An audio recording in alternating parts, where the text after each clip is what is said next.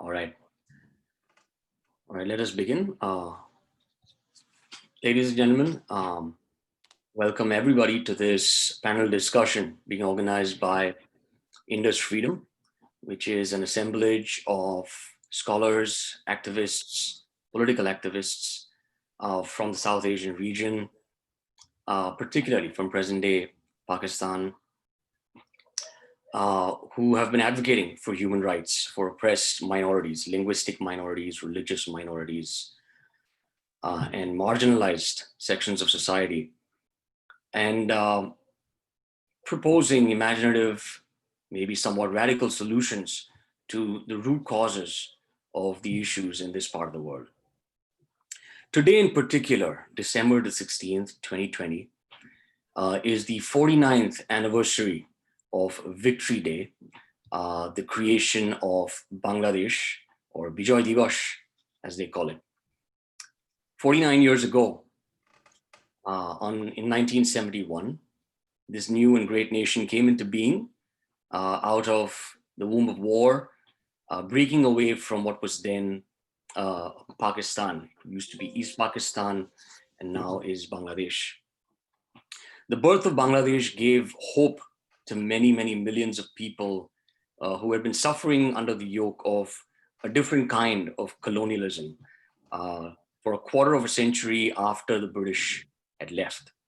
Colonialism imposed upon them by their own South Asian brothers in West Pakistan, particularly the Punjabi military Islamist state. The birth of Bangladesh gave hope not only to the people who were suffering under that yoke, but also to many people across the subcontinent who wanted to see a rollback of the two-nation theory, who thought that the birth of Bangladesh would upend this theory and prove that it is not a viable theory for such a diverse and ancient culture and civilization in this subcontinent. Today we gather to celebrate the successes that Bangladesh has had since its birth, the strides that it has made economically, socially, culturally, but also to question some of the things that have changed in a way that may be of concern to many, or perhaps some of the things that have refused to change, and to see what implications that has for future movements for human rights and freedom in other parts of South Asia, specifically Pakistan. This also has implications for Muslim minorities or Muslim enclaves or Muslim countries all across the world, including this country. So this is really a wide-ranging discussion. Our scholarly and very experienced panelists will share their thoughts, not only on these questions, but give us information about what is happening, because there is a sort of an information firewall in that part of the world. A lot of the news doesn't get out. So this is an opportunity to become familiar with what's happening in that corner of the world. I was born several years after Bangladesh was created, but my father has a personal story to tell. At that time, he was studying in Kolkata, and about a week after the surrender of Lieutenant General Niazi, he and along with several friends as volunteers, they went into the newly created Bangladesh. As we know, it was a very short and a blitz of a war once India got actively involved militarily. And before even America could come to the rescue of Pakistan, the surrender had been accomplished. So when my father went in, he had many stories to tell about what he saw there. Of course, he saw plenty of evidence of bodies of unarmed civilians littering the fields, littering the streets. He saw evidence of naked women's corpses lying around, their cholis found in the trenches, their blouses found in the trenches that the Pakistan Army used to inhabit. He saw evidence of stray Pakistan Army soldiers being chased down streets or into the fields by Mukti Bahini, only to hear their screams as they were bayoneted in the background. But apart from these horrendous effects of war and the war crimes that were committed, he said that the observation that stood out to him the most was the utter economic deprivation that he saw in Bangladesh. My father was no stranger to poverty, and he had also been through Indian, Bengal, and Bihar. But what he saw in East Pakistan shocked even him. For a quarter of a century of independence from British colonialism, there had been almost no infrastructure development. The land there is riven by tributaries of the Ganga in the delta, but not one bridge was available. One had to walk and get into a boat, walk, get into a boat. All the jute that was produced in Bangladesh, not one jute factory in Bangladesh, all the jute factories in Punjab, in Pakistan. And these were some of the things that made him think that we still have layers of colonialism in the subcontinent. And that's something that stayed with him a lot. Having said that, today we see that Bangladesh is an economically developing country. A few years back, it was in the news because the GDP of Bangladesh had surpassed their former colonizers, Pakistan, which has been lurching from one economic crisis to another. But also this week, there was news that the IMF's economic forecast report has just reported that the per capita income in Bangladesh has surpassed that in India. Of course, that is not likely to last once the effects of COVID on the Indian economy wear out, but it certainly highlighted that the growth rate of Bangladesh is at a very healthy clip.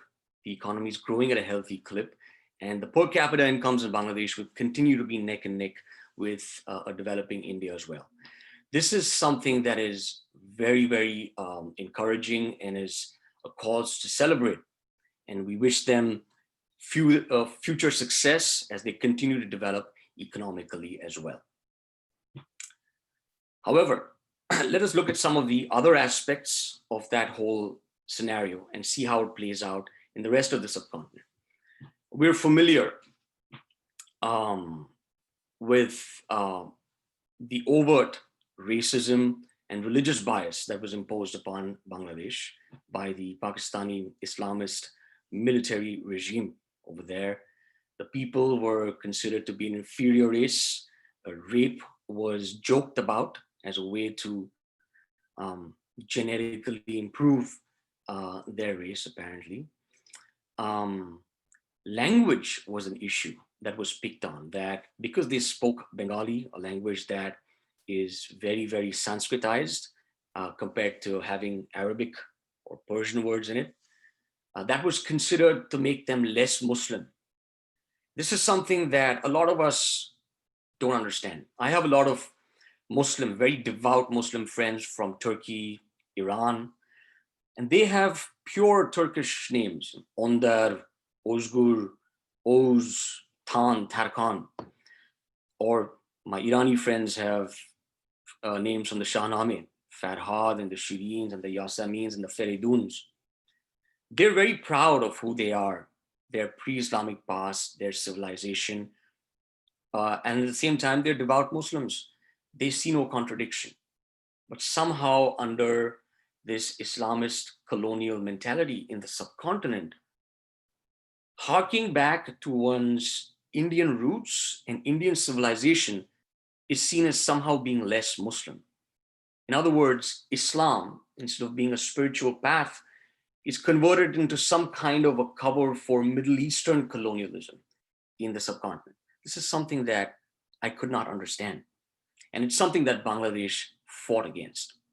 And yet, today we hear of sections in Bangladesh that want to Urduize Bengali, use words from Urdu and Arabic instead of Sanskrit. So it continues today in Bangladesh in a different form.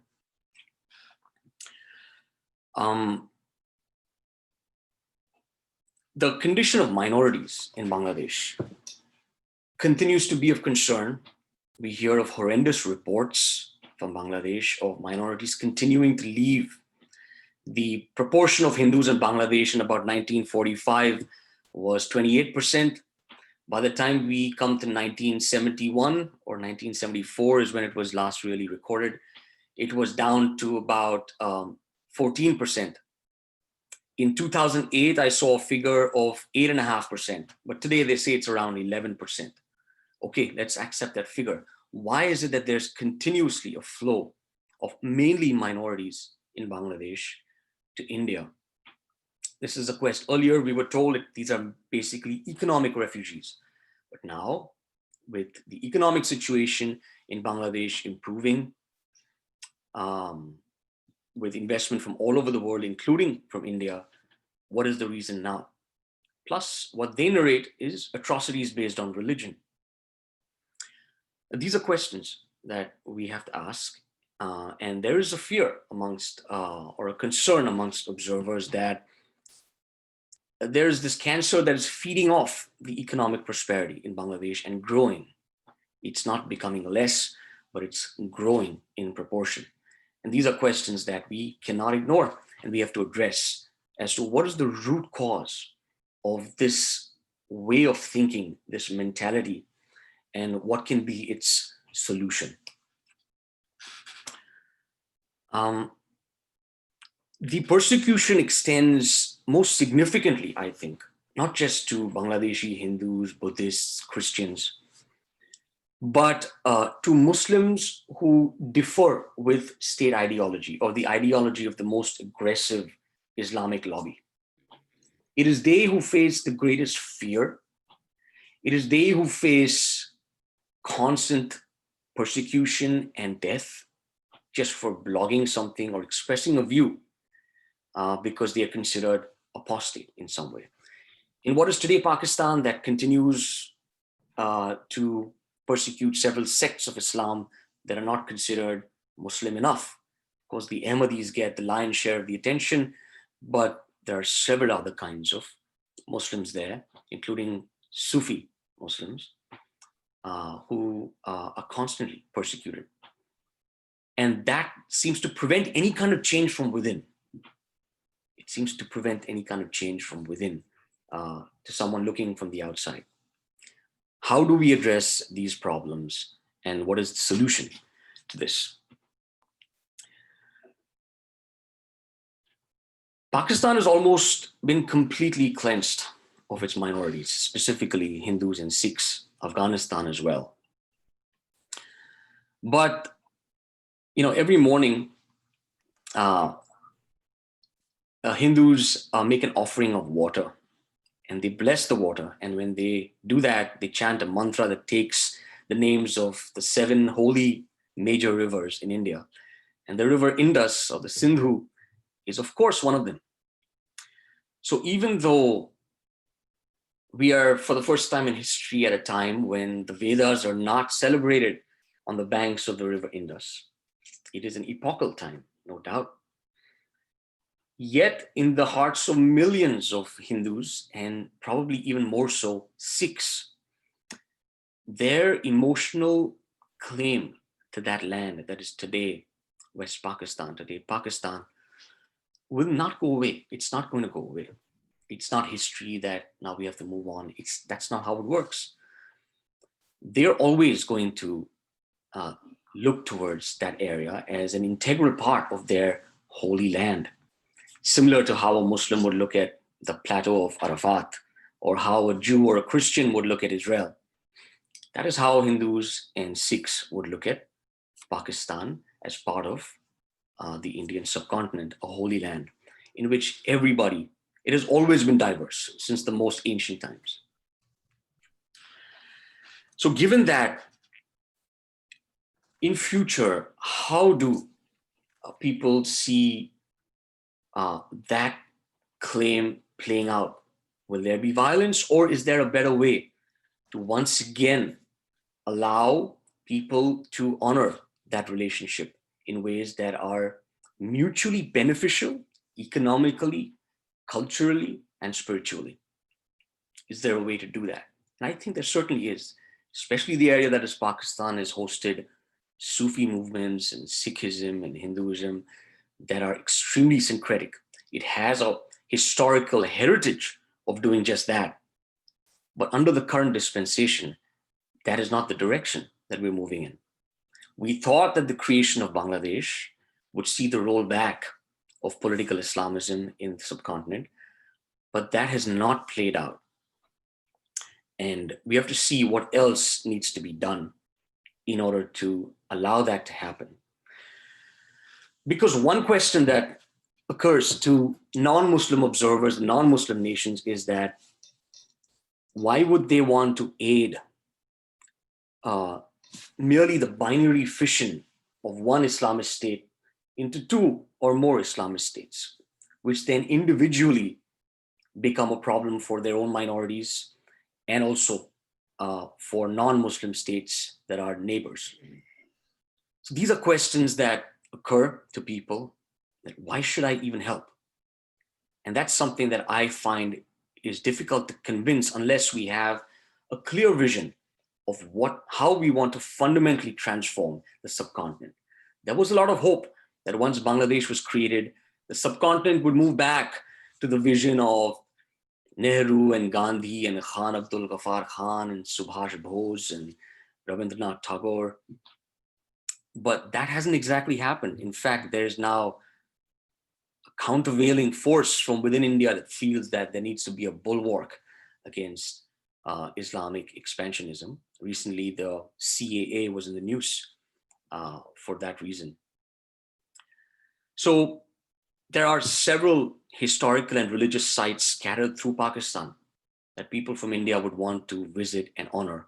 Would there be pilgrim corridors to those sites?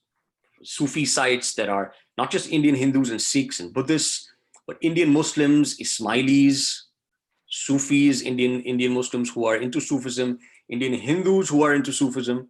80% of people who visit Sufi dargahs in India happen to be Hindu. Would they be able to visit those mazars in Pakistan?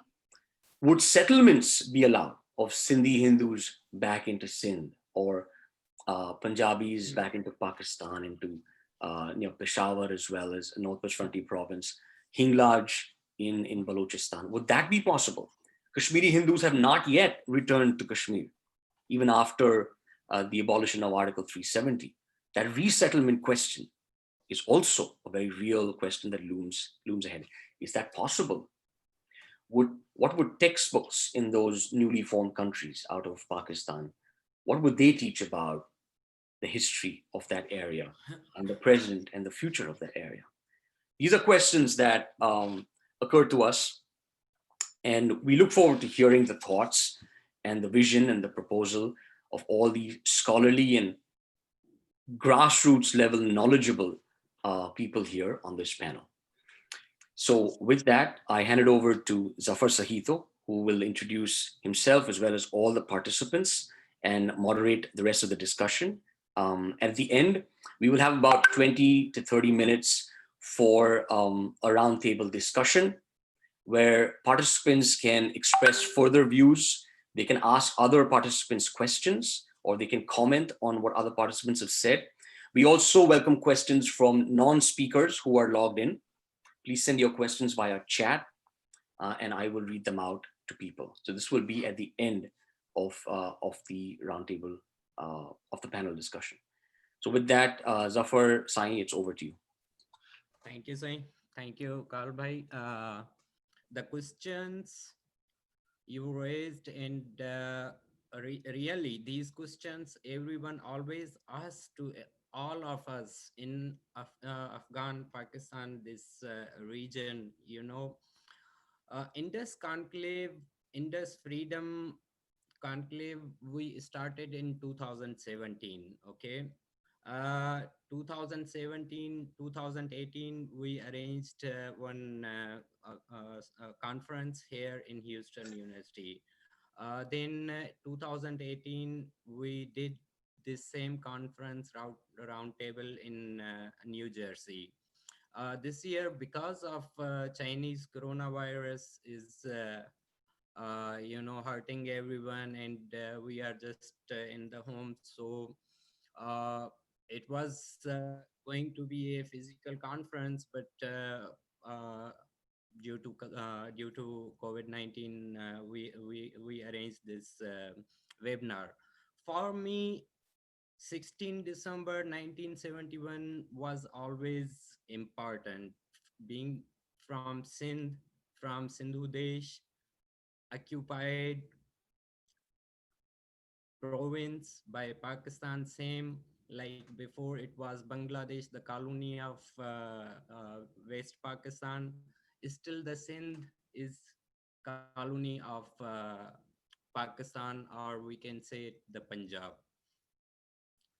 Uh, I wrote many times is in my articles also that before Bangladesh, now Pakistan. The reason was that these all similarities and connectivity of the atrocities and what is going on in the region now, not only with Sindh, but with Balochistan, with Pashtun brothers, with minorities, with everyone. So it seems like there is need of change in this region.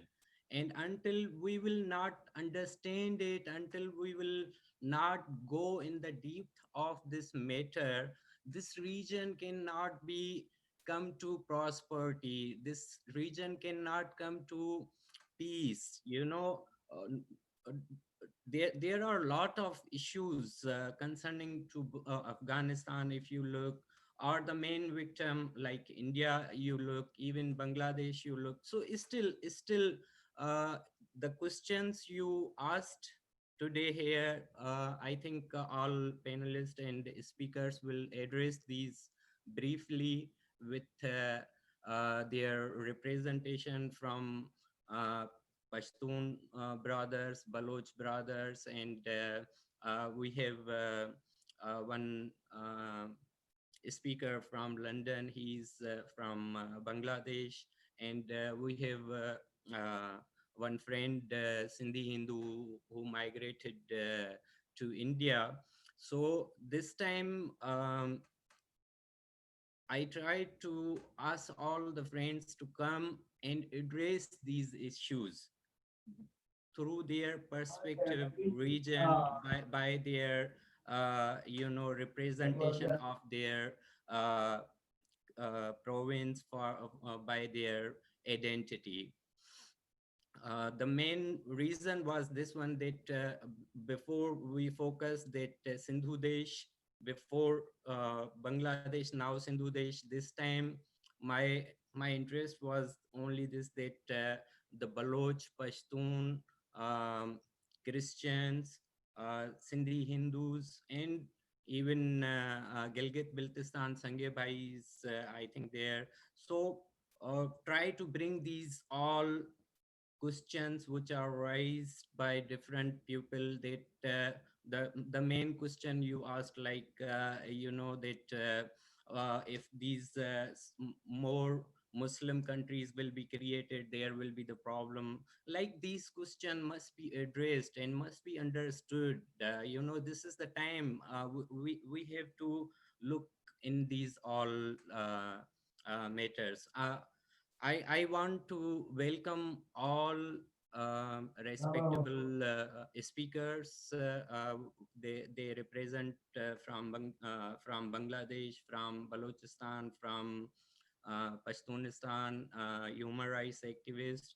So, as a Sindhi from Sindhu Desh, from occupied Sindh, I want to welcome everyone. And I am just family member with South Asia Liberty. So on that behalf also, I want to say welcome to everyone.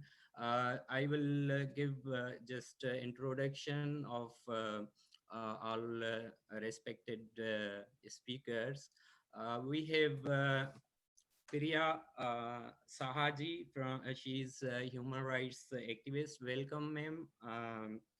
She's a non-profit founder, publisher, and editor of Bengali newspaper, columnist, and researcher. Then we have Priyajit Deep Sarkar from London. Actually, he will be joining us after 1 hour because he is on his job. So he is well-known author and human rights activist.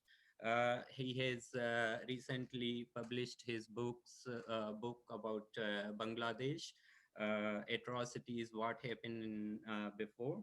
And then we have from Balochistan, Razak Baloch Bhai. He's a deputy organizer, Baloch American Congress, and he was a few days, I think, few months before he was in Geneva to attend the seminar, and also they protested over there for Balochistan, Free Balochistan movement. Then we have Sanjay Sering from Gilgit Baltistan Institute, very well known speaker and human rights activist. He always raised the issues, and we've been many times together in Washington, D.C., New York, everywhere for the activism. We have Sain Basir Naveed Sahab, Chairman International Human Rights Council. He is a prominent speaker on human rights violation, and always raise the voice about what is happening in South Asia region. Then we have Shakil Anjum. He's from Pakistan Christian Association, and also the victim family of blasphemy law in Pakistan. You know what is happening with Christians in Pakistan. It is very devastating, and they are carrying out the genocide of them. So Shakil Anjum Bhai, welcome, and he will address the issues and what is the persecution going with Christian community minorities in Pakistan. Uh, then we have from Pashtun Brothers, we have Dr. Fasil Afridi. He's PTM France president and very, you know, activist about Pashtun voice. He belongs to Khyber Institute. Then we have another Pashtun brother, Shahi Sadat, from Afghan International Community. He will address also the Pashtun Pashtun nation issues, what we are facing now. We have from Sindh, Germany, we have Mir Salim Sanai. He's a human rights activist and a nationalist, always bringing voice for Sindhis. He's president of International Friends of Sindh from Germany. Then we have our Zafar Baloch Bhai. Welcome. Zafar Baloch Bhai is in Canada, and he is a senior leader from Baloch National Movement, and presenting, he always presenting the case of Balochistan, Free Balochistan movement. We have Saeed Dilshad Bhutto from Sindh. He is well known, our senior Sindhi intellectual. So he will also going to address the Sindh, what is happening now in Sindh, and what was before, and how this case we are going to submit to the world, to the people, and to the questions and answers. So hopefully, what questions you raised up,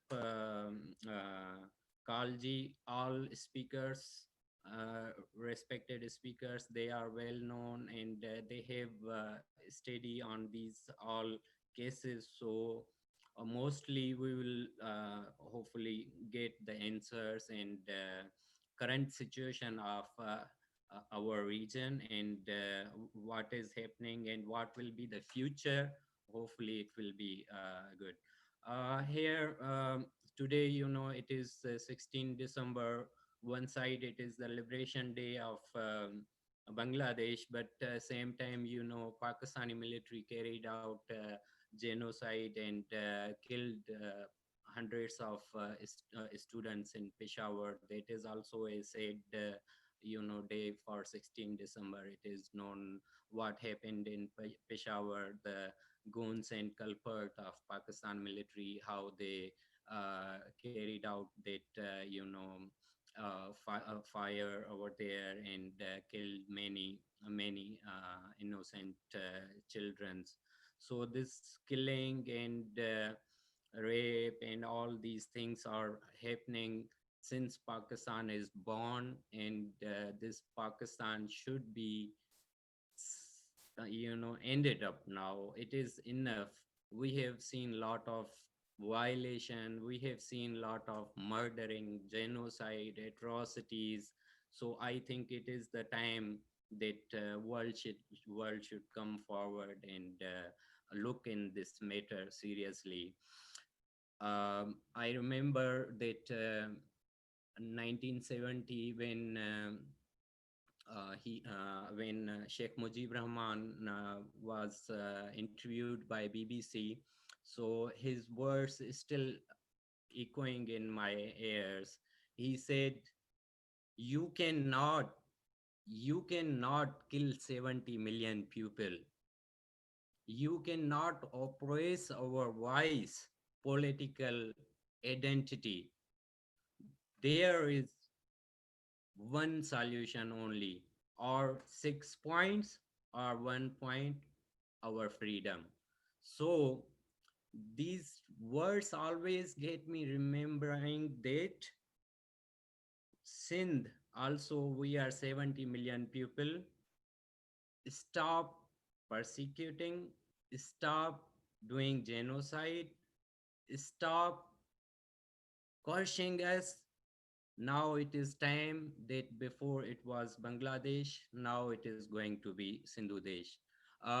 In the last, I will bring these all similarities and with Sindh case and Bangladesh. So how it is connected, and thank you very much. And I'm really glad to meet and see all our activists from their respective and from representation of their nations. Welcome everyone. Welcome everyone. Hand over to call. Zafar, you can go ahead and just call upon one after the other. I think we'll start with Priyajit Deb Sarkar. So if you can introduce him, and then we'll hand them. Priyajit will be joining us after 1 hour because he is at work. So Okay. Let's start with Shahi Sadat ji then. We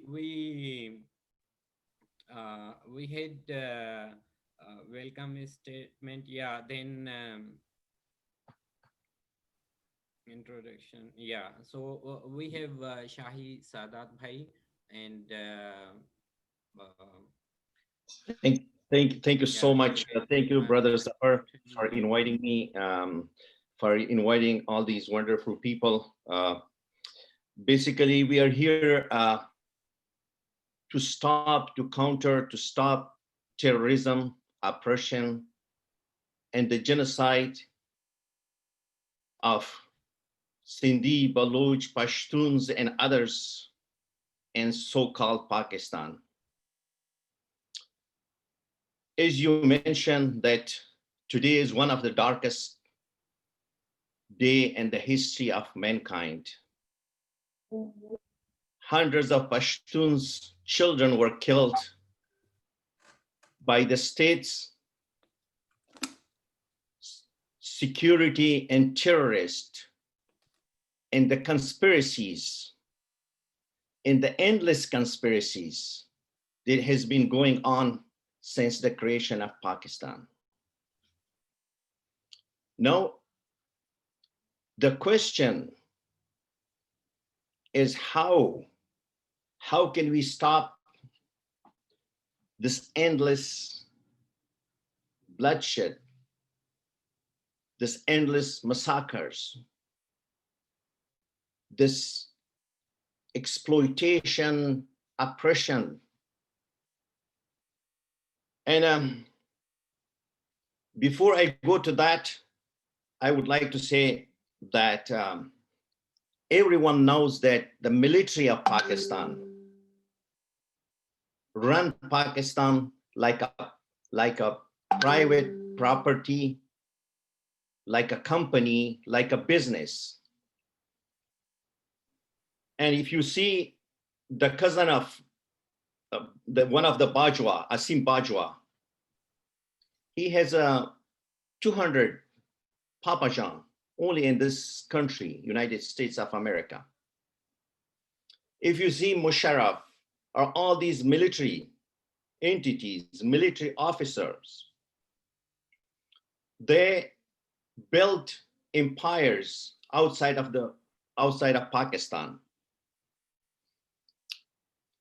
If you see the secret documents, every general after the retirements, they get hundreds of acres of land that are robbed from Sindhis, Pashtuns, Baloch, and others. The whole button of the whole system is laid with the Pakistani GHQ. In Pakistan, these political parties or these inside human rights, these are just a show. This is just, but the whole thing, a good example is the Bhutto family. Bhutto was a prime minister one time, and the entire parliament, mostly of these parliamentarians were Bhutto's party's member. But when the Pakistani military and the state of Punjab wanted to remove him,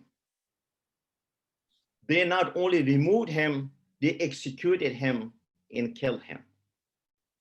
Today, if you see these terrorist networks, Haqqani networks, Taliban, different Taliban group, Daesh, all these groups, they have not only the leaders, they not only live there, they have offices there.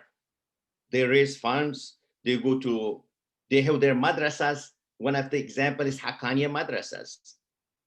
The Haqqani madrasas before yesterday, the whole Kola Khatek people raised against the madrasa. They said, we want to close this place. We don't want terrorists here.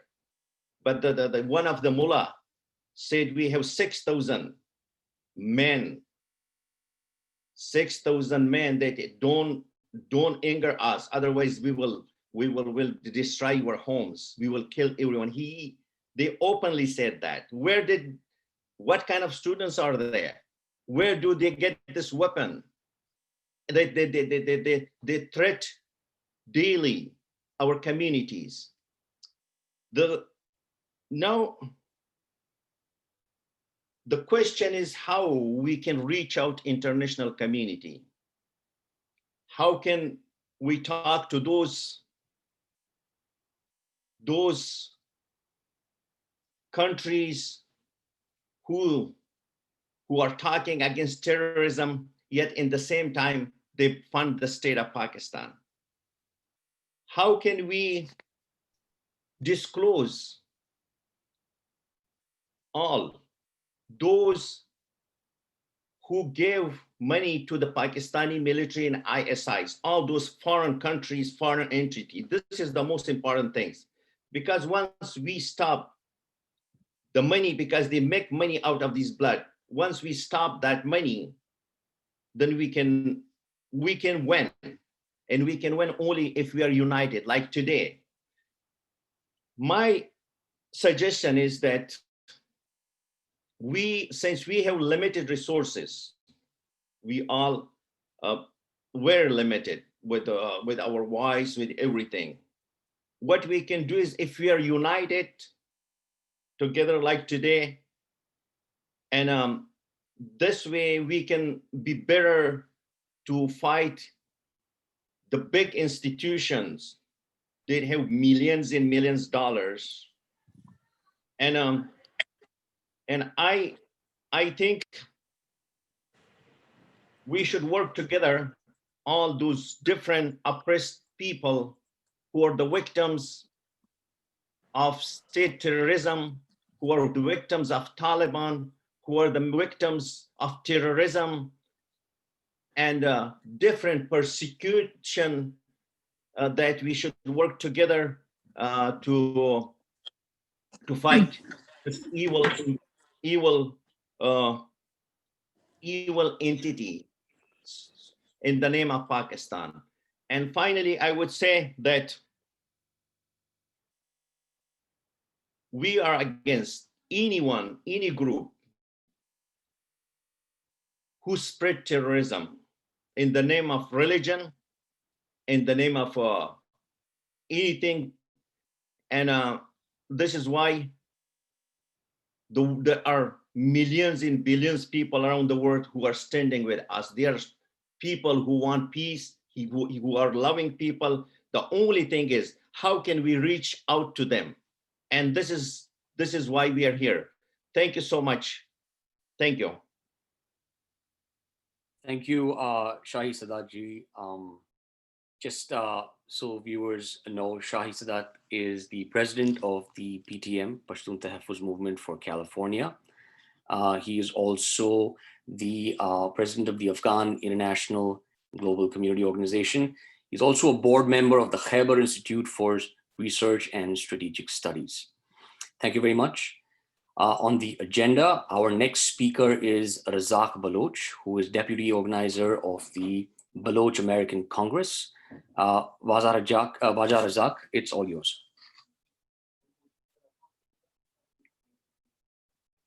Waja Razak, I think you need to unmute yourself. Yes. Thank you, Indus Freedom, for inviting Baloch American Congress, for the opportunity to address myself. See, we have to go to the root cause of the problem. The root cause of the problem. First, let me congratulate the unity of Bengalis who defeated such an big army and bring them to their toes and make them surrender in a stadium.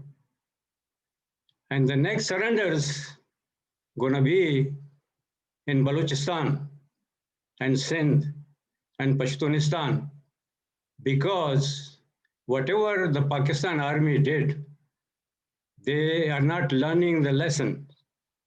Let me start with Muhammad Ali Jinnah.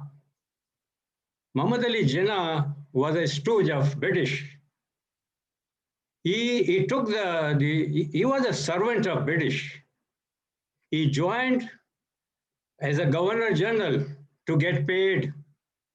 He did not take the oath of Pakistani people. He took the oath of British. And the same goes with the Pakistani army.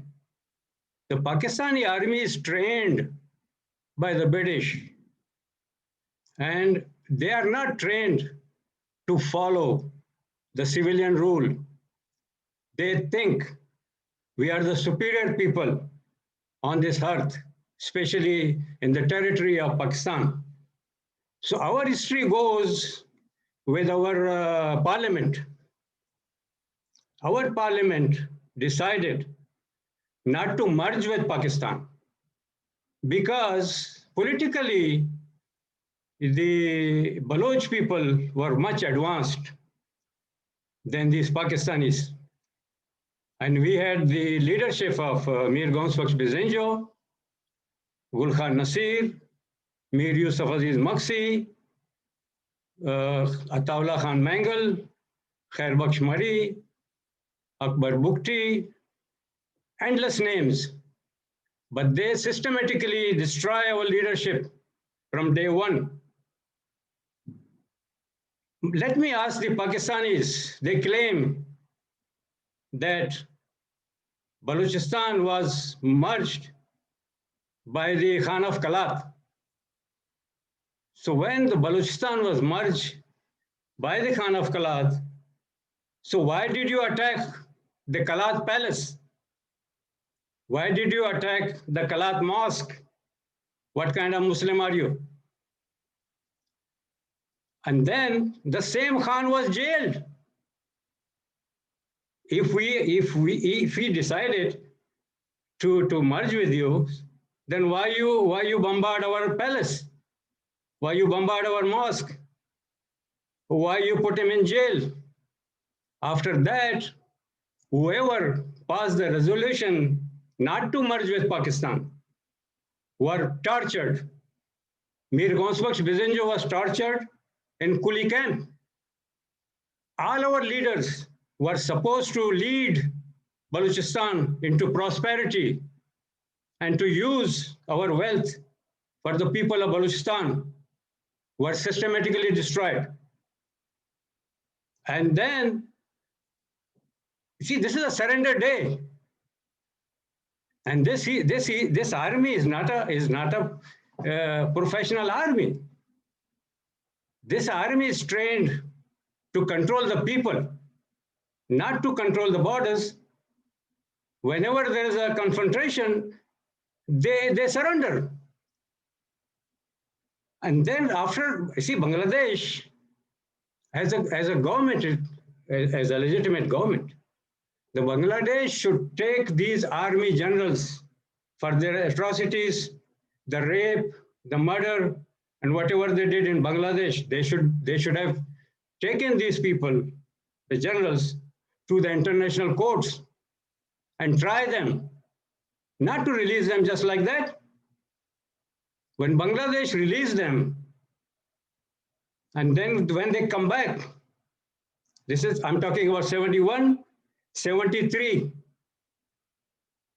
they attacked our elected Chief Minister Sardar Ataullah Khan Mangal.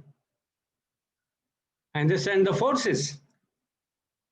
And they start their operation because they did not want any political government so that there's going to be prosperity for the Baloch people.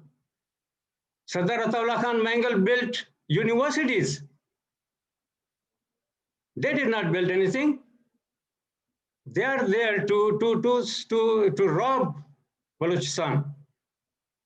And this army is trained to kill the civilians. And since 1947, just look at the history, what they did to Balochistan. They destroyed beautiful culture. Balochistan is a secular land. We have Christians, we have Sikhs, we have Indus, we have Ismailis. You name it, we have it. We never used to have this problem. So beautiful culture. We used to go to each other and eat on the table, on the same table. But today they destroyed everything. They are bringing fanatics to destroy my country. And whoever is raising their voice, look at the cream of my society. The intellectuals, the students, the teachers, the common people, and the tribal leaders, whoever say anything against this army is picked up and vanished. In 21st century, can you believe? I'm getting mutilated bodies all over the Balochistan, on the roadsides. This is not my fate. This is not my fate. This is just because the British make a blunder. The name of the blunder is Pakistan. And the biggest problem after Pakistan is the Pakistan army. Pakistan army did not learn the lesson in Bangladesh. They're shameless people. And then they bring their guns toward Balochistan. From that time, 1973, till today, thousands of Balochs are missing, mutilated bodies. And our society is like a jail. You cannot move around. They build the chownies, the cantonments, and they build the garrisons. And now another criminal partner is the China. The China is another partner in the crime to do. Okay, let me just give you an example of what Baloch is going to get and what is the fate of Baloch. The gold they're taking out from Balochistan, 50% goes to China, 48% goes to Pakistan army, and 2% is allocated for Balochistan. In Balochistan also, there is no real elected people. They are all stooge of the army. Those 2% also doesn't go to Balochistan and Baloch people. So this is our fate. If the Indian leadership was not weak, they would not accept this country. And we were living beautifully with India. We were neighbor of India. They pushed us. So it is a duty of India to fulfill its duty. And we outside the countries, like Sadat Bhai said, we have to unite. We have to be united so that we can tell the civilized world this 21st century. Okay, let me just give you, go back to Bangladesh. When their army surrendered, why they were treated so nicely? Because of the United Nations and the Geneva Agreement. If the Geneva Agreement was not there, whatever they did to Bengalis, not even single army man will go back. And they don't respect that today. Not in my country, in Balochistan. Balochistan was not a part of, you see, they got Pakistan in 1947. The Balochistan was not there. Balochistan was a separate country. Our Khan was ruling. Our problem is not to get the liberation. Our problem is to take this army out of Balochistan.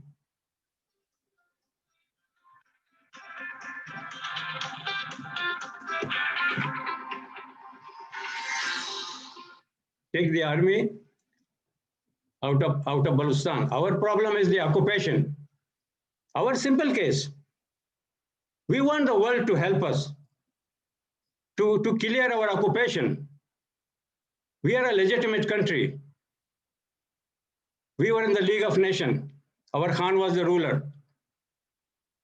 And whatever resources we have belongs to Baloch people. The ocean, the land, the minerals, they all belong to Baloch people.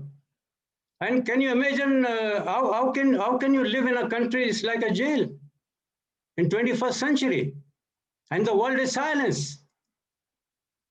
So we want to get together to let the world know under your big claims of democracy, human rights. Why after Second World War, the United Nations had only 51 members. And after that, the same United Nations allowed other countries to become a reality. Now you can see almost 193 countries. So it is my birthright to have my country back. And I'm giving the message to Pakistani army, get out of my land. You have no right to sell my land to China. China is another criminal partner. And the Gwadar is Balochistan, the Pakistan is selling. The Chabahar is Balochistan, the Iran is selling. This is not acceptable to us. We are the owner of that land. We're going to decide what to do with our land, with our resources, with our people. And Balochistan can run our country. The Baloch people can run their country. We are politically much more advanced. And we're going to assure the world the Balochistan is going to be a liberal, and secular country, and we want this army to be out. The root cause of the problem is the army. Then then all these, the secondary question, the Taliban, the Islamization and all this is all created by Pakistan army.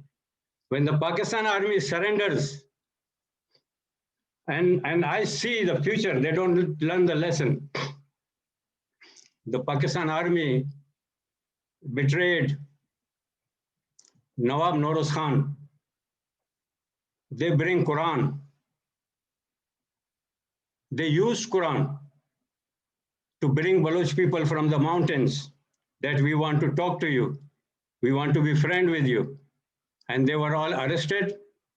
Nawab Noroz Khan died in the jail. All his sons were hanged in Hyderabad and Karachi jail and Sakkar jail. This kind of Muslim there. They don't even respect their own holy book.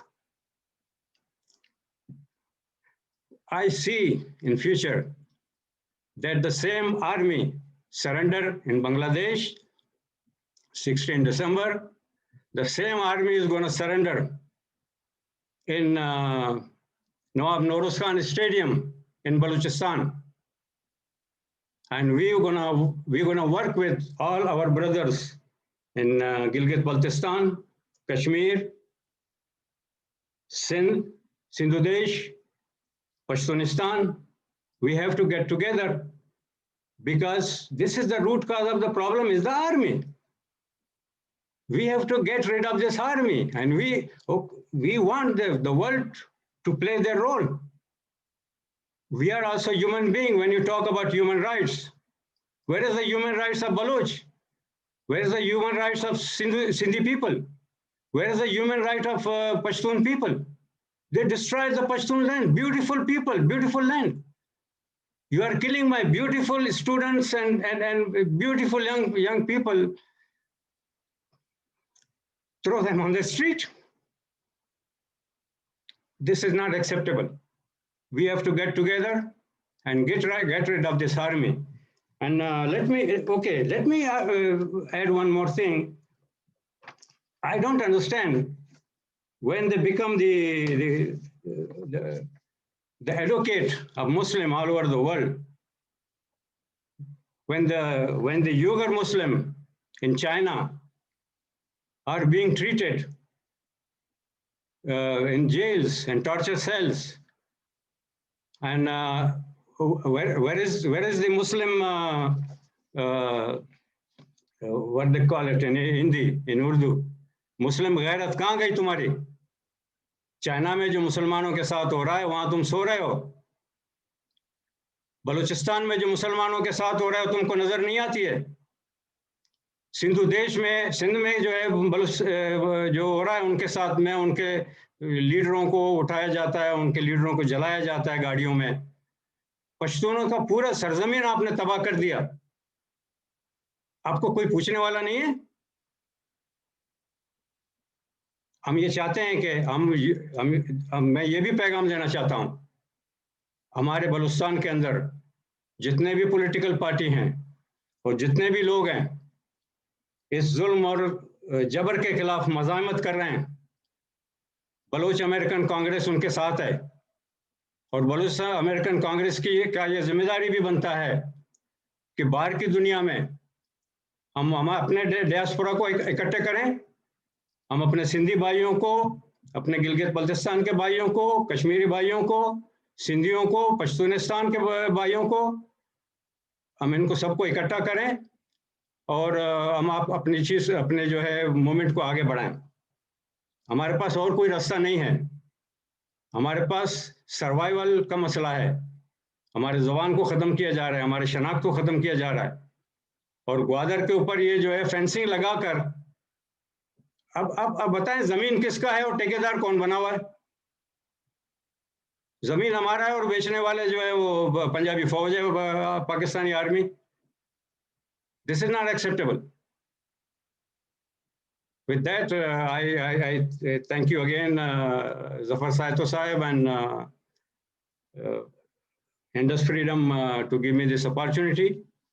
And hopefully we are all together in this. Thank you very much. Thank you, Waja Razak. So powerful words. When he mentioned that Baloch were very politically organized, I completely second that. I've been reading and translating a book by Waja Shah Muhammad Marri, that from the rise of the Soviet Union, the Baloch proletariat had started to politically organize.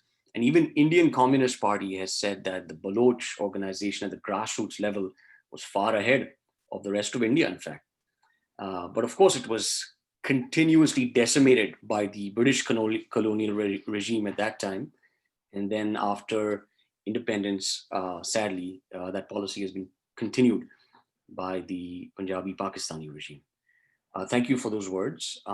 Our next speaker is Janab Shakil Anjum from New York City. Shakil Saab is the media coordinator for the Pakistan Christian Association. He's based in New York. He's also a coalition partner with Save the Persecuted Christians, STP. Carl, can you listen? This is more than 12. Yes. And my internet. Is this Shakil on the line? Yes. That is Basir Naveed Saab. Actually, it is 12 o'clock over there in Thailand. So if we can take it. Okay, should we go with Basir ji right now then? Yeah. Okay. So we'll put Shakil ji on hold. Pardon the change in agenda. Yeah. Okay, no problem. Okay, then please go ahead, Basir ji. Let me just quickly introduce. So Basir Naveed is the executive director of International Human Rights Council, based in Hong Kong. Let me unmute him. And Basir ji, it's all yours. Thank you for joining us. Thank you, and thank you to Zafar and his organization. Actually, my internet is disturbing time to time, and because of the strong winds that are running this time in the Hong Kong. So maybe you cannot hear me properly, or we can hear you fine. We can hear you. Okay. So there are so many speakers, so they will talk on that. But I will actually, in those days when Bengalis got their freedom, or they were struggling against the tyranny of our forces. So I was very young in those days, and I am witness to those things, what were happening to Bengalis in Pakistan, in this part of the Pakistan. And I was arrested also under the Defense of Pakistan rules, and then there was a case against us, we the NSF persons, some 4 persons, the case of sedition charges. But then these all were going, and what we have seen in those days, that there were very peaceful elections in those days, and people were happy. And the state-sponsored media was predicting that Jamaat-e-Islami and Muslim League Council, which was headed by Doltana, will win, and Mujibur Rahman party would be on the 5th of the list of winners, and then 6th one would be Bhutto. But the election result has suddenly shown something else that has disturbed the whole country. Actually, after just election, or maybe during the election, we saw in the Pakistan that suddenly so many stickers appeared on the walls, on the cars, on the buses, and pavements and underground areas and all those things. Those stickers were Crush India. The Pakistanis were surprised to see why crush India when we have elections and everything is going peacefully. But after 25th March 1971, when General Yahya Khan has announced that there would be no assembly session or inauguration of the assembly, then military operation is started in Bangladesh. We were in those days watching on the roads which were leading towards the towards the port, Kemadi port, that so many trucks were going loaded with the army personnel, and some typical persons were standing on the footpath, and we were among those people who were not clapping or making victory signs from our hands. So they were forcing us to do that. This was a pre-planned thing, and they have decided to have a strong military operation and kill the Bengalis and to punish. And time to time that the military personnel in the former East Pakistan, they were also saying that we will change the color of the Bengalis or the generation. So this was going on, and we saw that here in the West Pakistan, how Bengalis were persecuted. Literally, we were the witness that this lungi was being checked by the policemen on the streets, and they wanted to see that whether they are Muslims or not. The khatna or castigation they wanted to check. So this was the thing, and it was also being reported in the former East Pakistan. So a hatred was generated in Pakistan, and from West Pakistan, people were so happy to see that how Bengalis are being treated, harshly treated. Now the same thing we find in our some areas, particularly in the Sindh or interior Sindh, we can say, and even in Karachi, that they think that Sindhis are not the Muslims and they don't know the Islam. And the language, they also, I think are you listening to me? My voice is coming? Yes, sir, very clearly. Really? Okay. Great, because that this again signs are coming of disconnection. So I was asking. And Can you be a bit louder, sir? That will. okay, sorry for my voice. And actually, what we see that there is no change in the Pakistan, and again the military rulers are treating every nation that they are supposed to remain under the Punjabi domination or military domination, and we cannot expect any democracy in the country. Some speakers talked of the unity. Unity cannot be maintained like by saying that we unite, we unite. We have to create some understanding with different nations of the country, and we have to make why we want to be united. So we have to think, and we have to sort out those things, that why we should remain united, or why it is very much necessary to remain united. So this is not the thing that we can just say unity or unity. And some people also talk of freedom or liberation, and when they don't find anything, so they say why India is not supporting us. This is also something that we we don't know the process, because that wherever the freedom was achieved, it was because there was already a political party, a strong political party which has the roots inside. But here we don't find. And there is one PTM, Pashtun Tahaffuz movement of our KPK, but it claims itself that it is not the political party. So we have to see for that how can we achieve our goals. If we don't have, then we are actually working for the benefit of the rulers. So these are the lessons from the East Pakistan, and that again, are you listening to me, sir?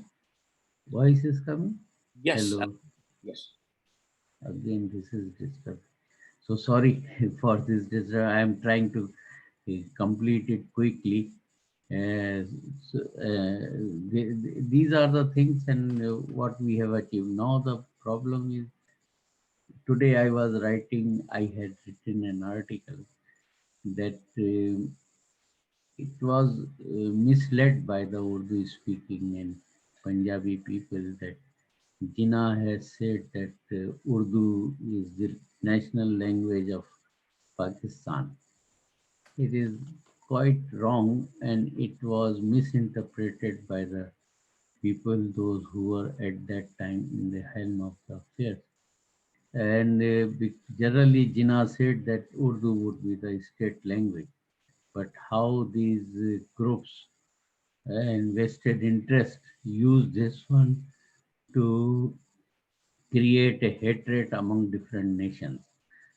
We have to now see all those things that I am completing that article, and I have seen that so many evidences I have about that. So now we have to think that how to work to for the recognition of different nations in the country. Till we get that recognition, not from the state, but from the people itself. If with that recognition we get, then we get, it would be easy to get the our freedom. So thank you, sir, and thank you, Zafar, for this, because it is too late. Thank you very much. Thank, Thank you thank you, so sir. much. Thank you so much, Basirji, for joining us. Welcome, welcome. We're having strong wind there, and we're having heavy snowfall here. Really? But here is some problem in this internet connection. I'm using mobile phone and laptop also both. That if this is disconnected, that other can be used. Fortunately, it went very smoothly. We could hear everything. Thank you. Thank you. We will move on to our next speaker, Priyojit Deb Sarkar. We wanted him to start, but he wasn't able to join us at the beginning. Very glad to have him here with us. He is based in the United Kingdom. He is the author of, he's from Bangladesh, and he is the author of The Last Raja of West Pakistan, as well as Pakistan's Atlantic Attack and Arbitration. Priyojit ji, it's all yours. Thank you very much, Zafar Saab, for giving me the opportunity. I would also like to thank the Indus Freedom Foundation Conclave for organizing things. Just to add to that, you said that you already have snow and wind. I'll also add in some rain from good old English rain from London today. So a very good afternoon to all you gentlemen and women present on the panel today. Just a very quick correction. I'm from India. I'm from Calcutta, but obviously I'm a Bengali, so I speak both languages. I'll keep it very short because I know that we've got a distinguished panel of speakers waiting to speak. I would like to start my deliberation on the foundation of the two-nation theory and the Muslim League itself. So, on contrast to very popular notion, the idea of Pakistan and the Muslim League, presenting this in the Lahore resolution, was actually led by the East Bengal Muslim League, which is the foundation of the entire, where it all started. So there's this politician who's also known as Shere Bangla, aka Fajrul Haq, who actually chaired this idea of a Pakistan. So probably I think this is the only case in memorable recorded history where the majority of a country or a nation had decided to break away from the minority. When I say that, prior to 1971, the population of East Pakistan was much more higher than the Western wing. However, when you transcribe that into per capita GDP, in the 1950s and 60s, it was probably around 30% less compared to their Western fellow citizens. And in the 70s, this gap dramatically shot up to around 60%. So there was quite a significant imbalance, and this was all institutionalized approach, how they exploited the jute, which was the cash crop at that point of time. And that foreign revenue was pumped into the so-called Great Decade, which Ayub Khan, built today's Islamabad and all the rest of what is there in West Pakistan.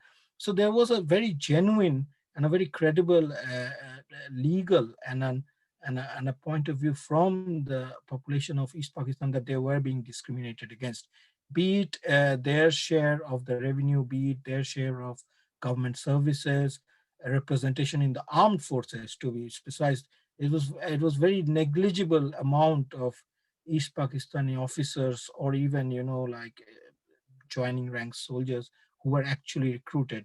And the recruitment process was made deliberately so incredibly hard that, let's say, for example, it's in recorded history, like anybody who wanted to join the Pakistan Air Force at that time had to go to Sargodha in West Pakistan, in Punjab, to give the exam and sit for it. So how can you imagine a chap from, let's say, Sylhet, all the way near the Assam border in India, to travel all the way to Sargodha to give that exam? So they had deliberately created obstacles in order to create a very difficult part for the people of East Pakistan to come up. And I think that is where the seed of the problem was. Now, if we scroll a bit further, I think we have already discussed the elections and the way Awami League and Sheikh Mujib won the elections. But prior to that, there was one event, I think, which is not mentioned, nobody has mentioned, highlighted here, was in 1970s. There was a terrible cyclone which hit East Pakistan. It was called Cyclone Bola. Cyclone Bola in today's date, till 2020, is the worst possible cyclone in terms of casualty numbers that has hit the face of the earth. Um, After that cyclone hit, this was, I'm talking December 1970, just prior to the elections. Um, in fact, there is some part of the elections were actually stalled due to the cyclone as well. That the West Pakistani response was of complete, utter ignorance, and they did not engage in the relief and the rehabilitation of the victims. So basically, the people of especially the coastal areas and the low-lying lands were left to fend for themselves, and this created a huge popularity surge for the Army League. And then they stormed the election, and they had a clear mandate to form their government. But obviously, as we know, there is a deep state in Rawalpindi which did not want the democratic process to go through, and hence they started the Operation Searchlight, which was mentioned here. And the same, and if I can draw a correlation to Balochistan, to our guest speaker who has spoken earlier on, there was this infamous General Tika Khan, who was actually labeled the butcher of Balochistan. He was then transferred to East Pakistan to take care of this operation, along with his other, collaborators like Rao Farman Ali and, Niazi. He came in at a later point, and then Yahya Khan himself. So the entire policy to subjugate population by the use of force, and to make the army, ever inclusive and the all mighty probably institution in a country, does not fit in the democratic model. So Bangladesh after liberation has grown dramatically, and they have come up very well. In fact, in some social indicators, they're even ahead of the Indian subcontinent, if you look at the current status. And if you compare that to the Pakistani angle now, I would argue, like, the five other provinces, the federating units of Pakistan, would be far better off, because you see, Balochistan is 52% of Pakistan is Balochistan. So if you talk ideally of Pakistan, then Balochistan has the majority, because it has the most of the land and the resources. Next, you come to a revenue, Karachi, which is Sindh, that contributes more to the national exchequer than the lands of Punjab. So I think all these different, ethnical, geo-ethnic locations inside Pakistan, they need to realize that this institution and this deep state will always try to enforce their way of life and living and impose it on to the free thinking people and the democratic values. And these people need to realize that unless we have a democratic system in line with the other countries, especially of the South Asian region, it will be very hard and difficult for Pakistan and the deep state to propagate. So I would like to end my deliberation here, and I would really like to thank you for the opportunity. And once again, we are celebrating the 49th Victory Day, which is really probably one of the defining moments in the history of the subcontinent. This is the day when the two nation theory was buried in the Bay of Bengal. Thank you very much. Namaskar. Jai Hind. Yeah. Thank you, Pejit, for that quick. Definitely, a statistical approach to the viability of any state is very important when we frame public policy, and we'll be looking to people like you more for data on that. So let's move on to our next speaker. Will be Shakil Anjum. I had begun to introduce him earlier. So Shakil ji is the media coordinator for the Pakistan Christian Association based in New York. He's a coalition partner with Save the Persecuted Christians. He was a participant in the International Religious Freedom Roundtable. It was held just last month with the State Department and USCIRF. And his brother, Nadeem Samson, was a blasphemy charge victim from Lahore, Pakistan. So something very personal over there as well. Shakil ji, it's yours. Hello, happy Victory to our Bengali sister and brothers. Can you hear me, Carl? Yes, loud and clear. Okay. So my name is Shakil Anjum from New York, United States.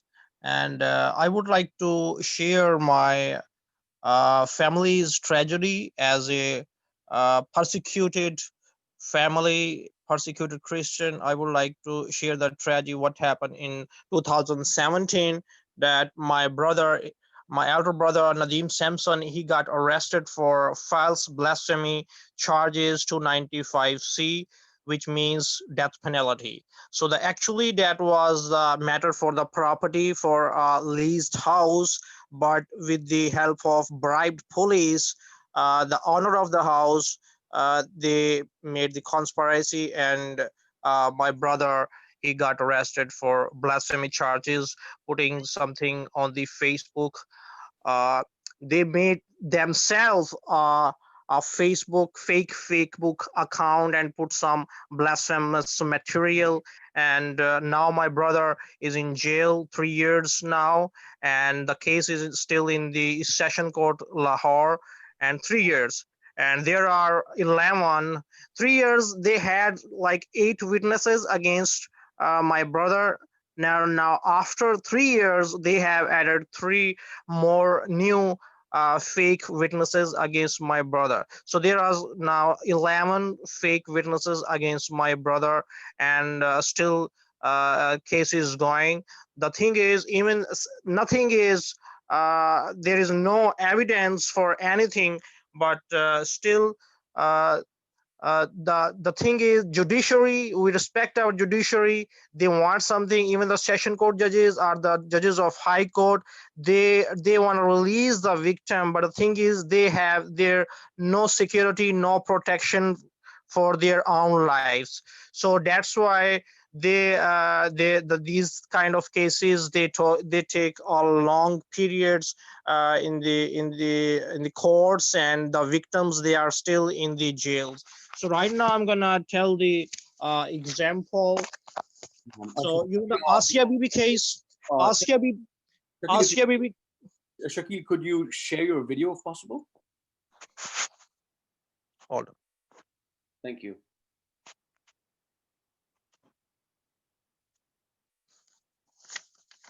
Much better, thank you. Okay. So Asia Bibi, she released after 9 years, while Sawan Masih, he released in this year 2020, October 2020. He released after 7 years. And just yesterday, another Christian victim, his name was Imran Ghafoor from Faisalabad, Punjab. So he released after 11 years. So this way, the government of Pakistan, they are ruining their lives, destroying their families. And I have a report that there is a total 23 blasphemy Christian victims in Pakistan, and there are almost 250 blasphemy victims in the jail of Pakistan. So those are including Christians, then Sunni themselves, then Shia, then Ahmadis as well. So the third issue is the issues right now is going on is kidnapping, raping, and forced conversion with Christian girls and Hindu underage girls. So this is also the issue is going on right now in Pakistan. So the thing is, there is a Child Protection Act in provincial level like Punjab and Sindh. Provincially, they have Child Protection Act, but there is no federal law to protect the minority girls, Hindu and Christian girls. They first they kidnap, they rape our girls, and then they force them to convert their religion. So these are the issues going on in Pakistan. Now, this is the breaking news. Yesterday, our the president of Pakistan, he has approved an anti-rape ordinance 2020, but still there is nothing about the forced conversion. So, and even for this anti-rape ordinance 2020, we do not have anything. There is no guarantee when and how they're gonna implement this law. So the other thing, Monday this month, Monday 7th December 2020, State Department, they have announced they have invested Pakistan in CPC countries. So like in other words, they have put Pakistan in the blacklist or the gray list. And on the other hand, the Congress institution, USERF, they have also enlisted Pakistan as a black in the blacklist.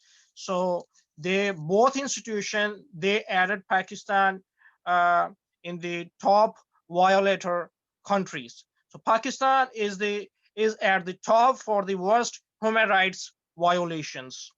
So bottom line is Pakistan is still the same extremist like in the past. So all religious minorities and provincially they are marginalized and persecuted in Pakistan every day. So we Pakistan Christians community in United States represent and show our solidarity with Bengali, with with other racial groups like Balochis, Sindhis, Hindus, and Sikh, and Afghan as well. So at the end, I urge to all activists, please maybe raise voice against forced conversion of minority girls, persecution, and especially kindly maybe stop the misuse of blasphemies in Pakistan. Thank you so much. Be safe. God bless all. Thank you. Thank you, Shakil. I hope you find justice. Our next speaker is Raghav Singh Sodha. Raghav ji is a member of the JSSF since the late 1970s, lived half his life in Sindh, Pakistan, and migrated India in 1993. He is a human rights activist for Sindh and mainly in the Sindhi diaspora in India as well as abroad. He has represented this cause in several seminars in London as well as in the United States, and he works for the cause of Sindhu Desh. Currently, he is working at the Indus Valley Research Institute in Delhi. Raghav Singh, it's all yours. Thank you, sir. Mr. Kal. Thank you, Zafar. Basir Saab, Zafar Baloch Saab. मैं इनको तो जानता हूँ, बाकी लोग मेरे लिए जरा वो हैं, सबको थैंक यू। मैं 3 पॉइंट्स पे करूँगा क्योंकि 71 वॉर पे काफी रोशनी डाली गई है। मैं उन 3 में से पहला मेरा पॉइंट जो है वो है कि 25th March operation search light میں یہ اس لیے اس پہ روشنی ڈالنا چاہ رہا ہوں کہ اس دن بنگالیوں کا جینوسائیڈ انہوں نے شروع کیا تھا، ٹکا خان کی کمانڈ میں، جنرل نیازی کی کمانڈ میں، جنرل نیازی شاید بعد میں آئے، ٹکا خان کی کمانڈ میں انہوں نے 25,000 ان کے اچھے پروفیسرز اور ان کے ڈاکٹرز، بڑے انجینئرز، ان سب لوگوں کو لے جا کے اسٹوڈنٹ لیڈرز اور جو لوکل لیڈرز ہوتے تھے ان سب کو لے جا کے 25,000 لوگوں کو رات کو انہوں نے قتل کیا ہے۔ یہ جو آرمی ہے جو اس طرح اپنے ہی بھائیوں کو قتل کرتی تھی، اس کو کیا ہم آج بلوچ، سندھی اور پختون، یہ بھائی ان کے جو انٹلیکچوئلس ہیں، ہمارے جو انٹلیکچوئلس ہیں، وہ کیا ابھی تک نہیں سمجھ پائے؟ جنہوں نے یہ قتل عام پاکستان کا نام یا ٹو نیشن تھیوری کے ساتھ شروع کیا تھا، وہ یہ آج بھی بنگالیوں کے بعد بلوچوں کے ساتھ بھی شروع کیے ہوئے ہیں، پختونوں کے ساتھ بھی کیے ہوئے ہیں، سندھی لوگوں کے ساتھ بھی اسی طرح ان کو مسنگ کرنا، ان کے اندر ہندو پاپولیشن کو مائگریٹ کروانا۔ آپ دیکھیے 70 سال سے ایک یہ دنیا کا واحد خطہ ہے جہاں 70 سال سے مائگریشن آج بھی چالو ہے۔ ہندو لوگ ٹرین جو چلتی تھی، اب تو خیر کورونا کی وجہ سے بند ہے، واگا کھلا ہوا تھا، یہاں سے آنے والے انڈیا میں جو پیسنجر ہیں ان کا 20% واپس نہیں جاتا، وہ یہاں رہتے ہیں۔ سی اے کا قانون جو اب بنایا ہے ہندوستان میں، یہ بھی انہی کی سہولت کے لیے ہے کہ جو پرسیکیوٹ ہوتے ہیں وہاں، ان لوگوں کو جو ہے وہ یہاں فیسیلیٹیٹ کیا جائے۔ یہ وہ مائگریشن آج بھی جاری ہے۔ دنیا کے اندر ہیومن رائٹس پر کام کرنے والے لوگوں کو اس طرف دھیان دینا چاہیے کہ بھئی یہ اتنی بڑی جو مائگریشن چالو ہے اتنے لمبے چوڑے عرصے سے، اس کا کچھ کیا جائے۔ دوسرا، میں پاکستانی فوج کی جو بریوری ہے اس کی ایک مثال دیتا ہوں۔ یہاں جنرل جیکب اس وقت ہوا کرتے تھے جو ڈھاکہ کو انہوں نے گھیر رکھا تھا، یہ 15 کی رات کی بات ہے، 15 دسمبر، کل کی یعنی کہ جنرل جیکب جو ہیں انہوں نے لکھا اپنے آرمی چیف کو کہ ہم نے گھیرا تو دے دیا ہے مگر ہمارے حساب سے اندر 30,000 کے قریب آرمی ہے، پاکستان آرمی، اور ہم لوگ ہیں 3,500۔ آپ نے ہمیں ابھی تک جواب نہیں دیا کہ ہم سرنڈر کا ان کو کہیں یا کیا کریں۔ تو انہوں نے کہا کہ جنرل مانک شاہ اس وقت آرمی چیف تھے، اور انہوں نے کہا کہ بھئی اب تمہیں پتا ہے کہ میں نے انہوں نے کہا، جیکب نے کہا کہ میں نے پرائم منسٹر آفس کو بھی لکھا ہے کہ مجھے زیادہ ٹائم نہیں لگنا چاہیے، کیونکہ اگر ان کو پتا چل گیا کہ ہم صرف 3,500 لوگ نے جو ڈھاکہ کو گھیرے ہوئے ہیں تو وہ لوگ ہمیں ختم کر دیں گے، اس لیے مجھے امیڈیٹلی جو ہے کچھ کرنا پڑے گا۔ تو جنرل نے کہا، جنرل مانک شاہ نے جو آرمی چیف تھے، انہوں نے کہا کہ یو نو بیٹر۔ تو انہوں نے جا کر اندر اسی رات کو، 15 کی رات کو، جنرل نیازی کو جا کر کہا کہ بھئی اگر آپ سرنڈر نہیں کر رہے تو پھر کل ہم جو ہے وہ اندر گھس جائیں گے، اور آدھے گھنٹے کا ٹائم دیا، اور آدھا گھنٹہ انہوں نے کہا کہ میں نے باہر جا کے ویٹ کیا، اور آدھے گھنٹے میں یہ تیار ہو گئے سائن کرنے کے لیے، اور نیکسٹ مارننگ انہوں نے سرنڈر کیا ہے۔ یہ ان کی بہادری ہے، جو اپنی ہی عوام کو بار بار فتح کرتے ہیں، ان کی باہر لڑنے کی بہادری ان کی یہ ہے۔ یہ آپ اس قصے کو دیکھیے، جنرل جیکب کے انٹرویو ہیں یوٹیوب پر، آپ جا کر ان کو بھی دیکھ سکتے ہیں اس پر۔ دوسرا، میں انٹلیکچوئل بھائی جو ہمارے پاکستان میں ہے ان کو یہ بتانا چاہیے، انٹلیکچوئلس جو اپنا جرنلسٹ ہیں، رائٹر ہیں، اور ایسی فیلڈز میں، انٹلیکچوئل فیلڈ میں جو کام کرنے والے لوگ ہیں، وہ پاکستان کا جب تک لوگوں کو یہ نہیں بتائیں گے کہ یہ کیا ہے، پاکستان کا مطلب کیا، لا الہ الا اللہ، تو کیا بنگالی لا الہ الا اللہ کہنے والے نہیں تھے؟ سندھی یہ کہنے والے نہیں ہیں؟ 97% آپ کی انہی لوگوں کی ہے جو لا الہ الا اللہ کہنے والے ہیں۔ آپ کس سے کہلوانا چاہ رہے ہیں لا الہ الا اللہ؟ پاکستان کا مطلب کیا، لا الہ الا اللہ؟ بلوچ یہ کہنے والے نہیں ہیں، پختون یہ کہنے والے نہیں ہیں، تو پھر آپ یہ سب کہنے کے بعد انہی سبھی لوگوں کو آپ نے پختونوں کو امریکہ کو بھیج دیا کچھ ڈالروں کے عوض میں، اور بلوچوں کو آپ مطلب ان کے جینوسائیڈ چالو ہے، سندھیوں کا جو ہے وہ مسنگ کرنا، ان کے کئی باڈیز جو ہیں ان کو روڈوں پہ پھینک دینا، جیسے انہوں نے یہ اکثر کہتے ہیں کہ بشیر خان قریشی کو ہم نے جو ہے وہ نہیں دیا ہے, پوائزن نہیں کیا ہے. اچھا چلیے تھوڑی دیر کے لیے اگر یہ مان بھی لیں تو یہ بتائیے کہ مقصود جو کہ بشیر خان کے چھوٹے بھائی تھے, 12 میں بشیر خان کو شہید کیا گیا اور مقصود کو 13 میں شہید کیا گیا, اسی دن 23 مارچ سے پہلے والے دن ان کو گولیاں مار کے ان کی گاڑی کو آگ لگا دی گئی. تو ان کو کس سلسلے میں ان کو کون سا ہارٹ اٹیک آیا تھا؟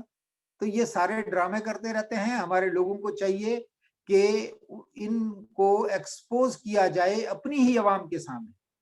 یہ فوج بالکل ختم ہے, اس کا دیوالیہ نکل چکا ہے, مگر ہمارے انٹلیکچوئلز ابھی تک ہمارے لوگوں کو یہ بتانے سے قاصر ہیں کہ اس کا یہ حال ہے. اپنا یعنی کہ سندھی, بلوچ, پختون اپنا حساب کتاب خود دیکھنا شروع کریں.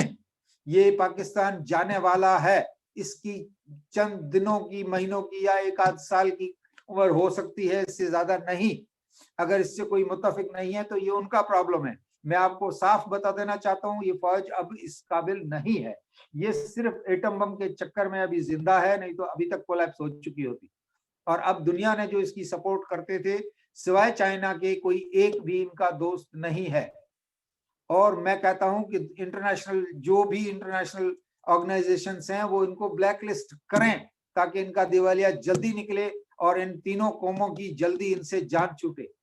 یہ کہہ کر میں اپنا بات یہاں ختم کروں گا, شاید ٹائم بھی کافی ہو گیا ہے. اور تھینک یو ویری مچ ظفر سیتو صاحب اور دوست جو بھی ہیں ان کا بہت بہت شکریہ.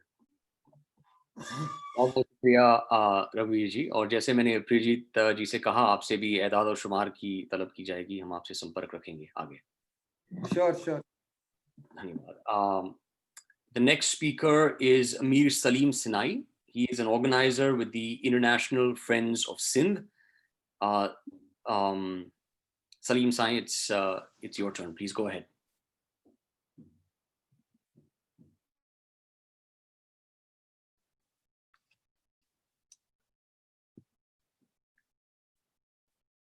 Salim ji, if you could unmute yourself G and turn on your camera. جی ابھی آواز آ رہی ہے؟ آواز آ رہی ہے لیکن ویڈیو نہیں دکھا. شکریہ. اچھا تھینک یو ویری مچ. اچھا ویڈیو کا شاید ممکن نہیں ہو پا رہا ہے. سب سے پہلے میں آج کے دن کا جو جشن پتلون اتارنے, 1 لاکھ پتلون اتارنے کا جشن ہے, اس پر خاص طور پہ بنگالی عوام کو مبارکباد دیتا ہوں کہ انہوں نے دنیا کی جدید تاریخ کے وحشی درندے جلادوں کو ڈھاکہ کے پلٹن میدان میں ان کی پتلونیں اتاری. اور اسی فوج کو, پاکستانی فوج کو انڈیا کا شکر گزار ہونا چاہیے. They should be thankful to India کہ انہوں نے ان کو بنگالی عوام کے غیظ و غضب سے بچایا اور ان کی ریکویسٹ قبول کر کے ہتھیار پھینکنے کے لیے ان کو تحفظ دیا. اور جیسے ہی ان کو تحفظ دیا اور کچھ عرصہ ان کو شاہی طور پہ انڈیا میں مہمان بنا کے رکھا, پھر ہمارے ہاں پنجاب کے سب سے بڑے دلال ذوالفقار علی بھٹو کے ڈراموں کی وجہ سے ان کو چھوڑا. ان کو جیسے ہی چھوڑا انہوں نے آ کر بلوچستان میں اپنی رہی صحیح کسر پوری کی. تو سب سے پہلے آج کے دن کی مبارکباد بنگالی عوام کو دیتے ہیں. اب ہمیں سوچنا چاہیے کہ یہ ملک کس نے بنایا. ہم یہ دعویٰ سے کہہ سکتے ہیں اور یہ آج تاریخ نے ثابت کیا ہے کہ یہ ملک پاکستان نہ جناح نے بنایا, نہ مسلم لیگ نے بنایا, نہ ہی مسلمانوں نے بنایا. یہ انگریزوں نے بنایا, انگریزوں نے بنایا اور انگریزوں نے بنایا. اور یہ ریاست پاکستان کے بنانے کا جو اہم سبب تھا وہ ایک سروسز اسٹیٹ کے لیے اس کو استعمال کرنا تھا, سوویت انقلاب کو روکنے کے لیے اور اس پورے خطے میں دلالی کرنے کے لیے. آپ نے سریلا صاحب کی کتاب پڑھی ہوگی the shadow of great games, کہ جب انگریز وہاں کے آزادی پسندوں کی مسلسل مزاحمت سے تنگ آ گیا اور اس نے دوسری جنگ عظیم میں شکست کے بعد اس پوزیشن میں نہیں رہے کہ وہ ہندوستان پر حکمرانی کریں، تو انہوں نے کانگریس اور ہندوستان کے زعماء کو، لیڈروں کو کہا کہ ہمیں نارتھ ایسٹ انڈیا میں ملٹری جو ہے اڈے دیے جائیں، پھر ہم چلے جائیں گے۔ لیکن ہندوستان کے کانگریس، چاہے گاندھی جی تھے، لیکن وہاں کے جو سبھاش چندر بوس اور جو لڑنے والے تھے، ان کے خوف کی وجہ سے کانگریس کو بھی ہمت نہیں ہوئی کہ وہ انڈیا کو، انگریزوں کو وہاں پر جگہ دے۔ تو اس کے بعد وہی نارتھ ایسٹ انڈیا جو آج کا پاکستان ہے، وہاں پر کس طرح انہوں نے ایک دلال جس کا نہ اسلام سے کوئی واسطہ تھا، جس کو نہ نماز پڑھنے آتی تھی، جو خود مسلمان بھی نہیں تھا، اس کو لا کر وہ کیا گیا۔ اور میں یہ سمجھتا ہوں کہ پاکستان بننے کی سب سے بڑی وجہ کراچی کا سندھی سمندر تھا، کیونکہ کلکتہ میں آزادی کی موومنٹ اس قدر اسٹرانگ تھی کہ وہاں پر انگریزوں کے لیے پاسبل نہیں تھا کہ کوئی اپنی ملٹری کی پریزنس رکھیں، تو اس لیے کراچی میں جو سندھی سمندر ہے اس کی وجہ سے پاکستان کو انہوں نے بنایا۔ اب پھر میں سب سے اہم بات جو ہے، جو اس خطے میں جو سندھ ہے، جس کے بغیر ہندوستان کا تصور نہیں، ہم ایک صدیوں سے آزاد خود مختار ملک تھے۔ اور بصیر نوی صاحب یہاں پر جو بات کر رہے تھے، مجھے یاد ہے کہ جب بنگال میں آپریشن شروع ہوا تو سندھ سے سب سے پہلے لیڈر جام ساکی تھے، جنہوں نے اس کی مذمت کی تھی، اور وہی بیان جو ہے وہ BBC پہ نشر ہوا تھا۔ پھر انہوں نے فوراً جو ہے یہاں پر ریڈیو پاکستان سے کہا کہ جام ساکی انڈیا چلے گئے ہیں۔ لیکن مجھے یاد ہے کہ اس وقت میں ان کے ساتھ تھا۔ روڑی سیمنٹ فیکٹری میں ٹریڈ یونین بہت بڑی تھی جو کمیونسٹوں کے زیر اثر تھی، اس میں جام ساکی انڈر گراؤنڈ تھے وہیں سے۔ تو پورے بنگال کے آپریشن کے دوران تمام وہ لوگ جو وہاں کے حقیقی قوم پرست اور پروگریسو لوگ تھے، انہوں نے احتجاج کیا۔ بنگال میں جو 30 لاکھ بے گناہ انسانوں کا انہوں نے قتل عام کیا، وہ جدید تاریخ کا ایک بھیانک قتل عام ہے۔ شکایت یہ ہے کہ ایسے درندوں کو بنگالی عوام سے بچایا گیا اور اندرا گاندھی صاحبہ نے ان کو واپس بھیجا۔ حالانکہ اس وقت اگر انڈیا چاہتا کہ جب بھی کوئی فوجیں شکست کھاتی ہیں تو ان سے کچھ کنڈیشنز، کچھ شرائط مانی جاتی ہے، جس طرح جنگ عظیم میں جرمنی نے شکست کھائی، آج تک ان کو ریگولر فوج رکھنے کی اجازت نہیں ہے، اور وہ کنڈیشنز ہیں۔ بغیر کنڈیشنز کے اس پاکستانی جلاد فوج کو واپس کیا گیا، جس نے بلوچستان میں قتل عام کیا۔ میں حیدرآباد سازش کیس میں جو نیشنل عوامی پارٹی کے لیڈروں پر، بلوچوں اور پشتونوں میں، ان میں حیدرآباد جیل میں رہا ہوں اسی وقت۔ اور میر غوث بس بزن جو جس کا ذکر کر رہے تھے، رزاق بلوچ صاحب، وہ میرے پاس یہاں جرمنی میں 10 دن میرے گھر میں میرے مہمان رہ چکے ہیں، ان سے میں نے بہت سارا سیکھا ہے۔ تو دکھ کی بات یہ ہے کہ آج بھی سندھ میں جس طرح یہی جلاد وہاں پر مظالم کر رہے ہیں، ہمارے قومی آزادی کے رہنماؤں کو زندہ جلا رہے ہیں، ان کو مسنگ کر رہے ہیں، اور کراچی کے جزیروں پہ قبضہ کر چکے ہیں، جہاں سے بمبے کی لائٹیں نظر آ رہی ہے، وہاں چینیوں کو لا کر آباد کیا گیا ہے۔ اور وہی چینی، تاریخ گواہ ہے کہ جب بھی ہندوستان پہ کسی بھی حملے آور نے قبضہ کیا ہے تو وہ سندھ کے ذریعے داخل ہوا ہے، اور یہی چینی یاجوج ماجوج جو پورے اس ایریا کو گھیر رہے ہیں، یہ سندھ پر مکمل قبضہ کر رہے ہیں۔ یہ بلوچستان میں گوادر کو جو ہے وہ باڑ لگا رہے ہیں، اور گوادر کو یہ انہوں نے بیچا ہے، بلوچوں کا بے دردی سے قتل عام کر رہے ہیں۔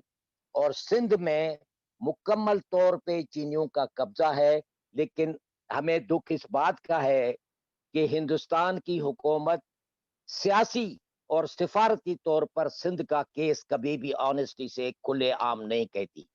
ये हमें अपने दोस्तों के, तारीखी दोस्तों के हैसियत से शिकायत है कि हिंदुस्तान को चाहिए, उसकी बका का सवाल है कि उसको भी चाइनीज घेर रहे हैं, लेकिन उसको चाहिए, उन्हें चाहिए हिंदुस्तान को कि सिंध, बलोचिस्तान और पश्तूनिस्तान की आज़ादी के लिए सियासी सिफारती तौर पर खुलकर आवाज उठाए। ये एक छोटी सी बात है, मैं ज्यादा बात नहीं करूंगा क्योंकि बहुत सारे हमारे दानिश्वर दोस्त भी हैं यहाँ पर, वो आपसे बात कहेंगे। तो जब तक पाकिस्तान का वजूद है तब तक इस दुनिया में कोई भी इंसान सुख का सांस नहीं ले सकता या सुख की नींद नहीं सो सकता। तो इसलिए आज जरूरत है इस नापाकिस्तान, इस अंग्रेजों की नाजायज तख्लीक को हर सूरत में खत्म किया जाए, सिर्फ हस्ती से मिटाया जाए पाकिस्तान के वजूद को, और पाकिस्तान को नीस्तो नाबूद किया जाए। जो पश्तून आज भी पेशावर में, जिस तरह जनरल असद दुरानी ने भी आज माना है कि वो जो है वो पाकिस्तानी फौज का वो था, पेशावर के एपीएस स्कूल में जिस तरह मासूम बच्चों को इसी वहशी फौज ने जलाया है और मारा है, आज के दिन अली वजीर को उस तकरीब में शरकत पीटीएम के अली वजीर को, जो असेंबली के मेंबर हैं, उनको पेशावर से गिरफ्तार किया है। तो ये जो है सिंध के लोग लड़ रहे हैं। आपने देखा होगा कि कल भी चीनियों के ऊपर हमले हुए हैं और रेंजर्स के ऊपर हमले। सिंध के लोग अपने तौर पे लड़ रहे हैं, लेकिन जब तक सिफारती तौर पर मतलब सियासी तौर पर उनकी, हमारा हक है हिंदुस्तान के ऊपर। हिंदुस्तान, सिंध हिंदुओं की कंट्री है, हिंदू का लैंड है। सारे ऋग्वेदा सिंध जो के दरियाए सिंध पर लिखे गए हैं। तो हिंदुस्तान कंप्लीट नहीं है जब तक आजाद सिंधु देश की खुलकर हिमायत नहीं करता। अगर इस तरह पाकिस्तानी जर्नलों और पाकिस्तानी बदमाश फौज की जो है ना उसमें धमकियों में कि 500 किलो और 2 किलो के बम हैं, इस तरह की धमकियों में या मुख्तलिफ अपने दूसरे मसाइल में अगर वो यहाँ की तारीखी और कदीमी कौमों की आज़ादी की हिमायत नहीं करता, मैं समझता हूँ सबसे ज्यादा हिंदुस्तान को उसका नुकसान होगा। अब मैं फिलहाल इतना ही कहता हूँ क्योंकि बहुत सारे दोस्त भी हैं और हमारे जो साईं दिलशाद भुट्टो हैं, साईं बसीर नवी थे और बहुत सारे हमारे प्यारे दोस्त हैं, या जफर बलोच साहब हैं, इन सबको, रज़ाक बलोच साहब को मेरी तरफ से सलाम। और मैं आपको आगे हैंड ओवर करता हूँ, आप प्लीज बात करें। बहुत बहुत शुक्रिया मीर सलीम साहब। अभी मीर सलीम साहब ने चीन का जिक्र किया और इससे पहले वाजा रज़ाक ने भी चाइना के बारे में कुछ बताया। I guess we'll see more references to the Chinese role in this colonization of Balochistan and Sindh as we go forward.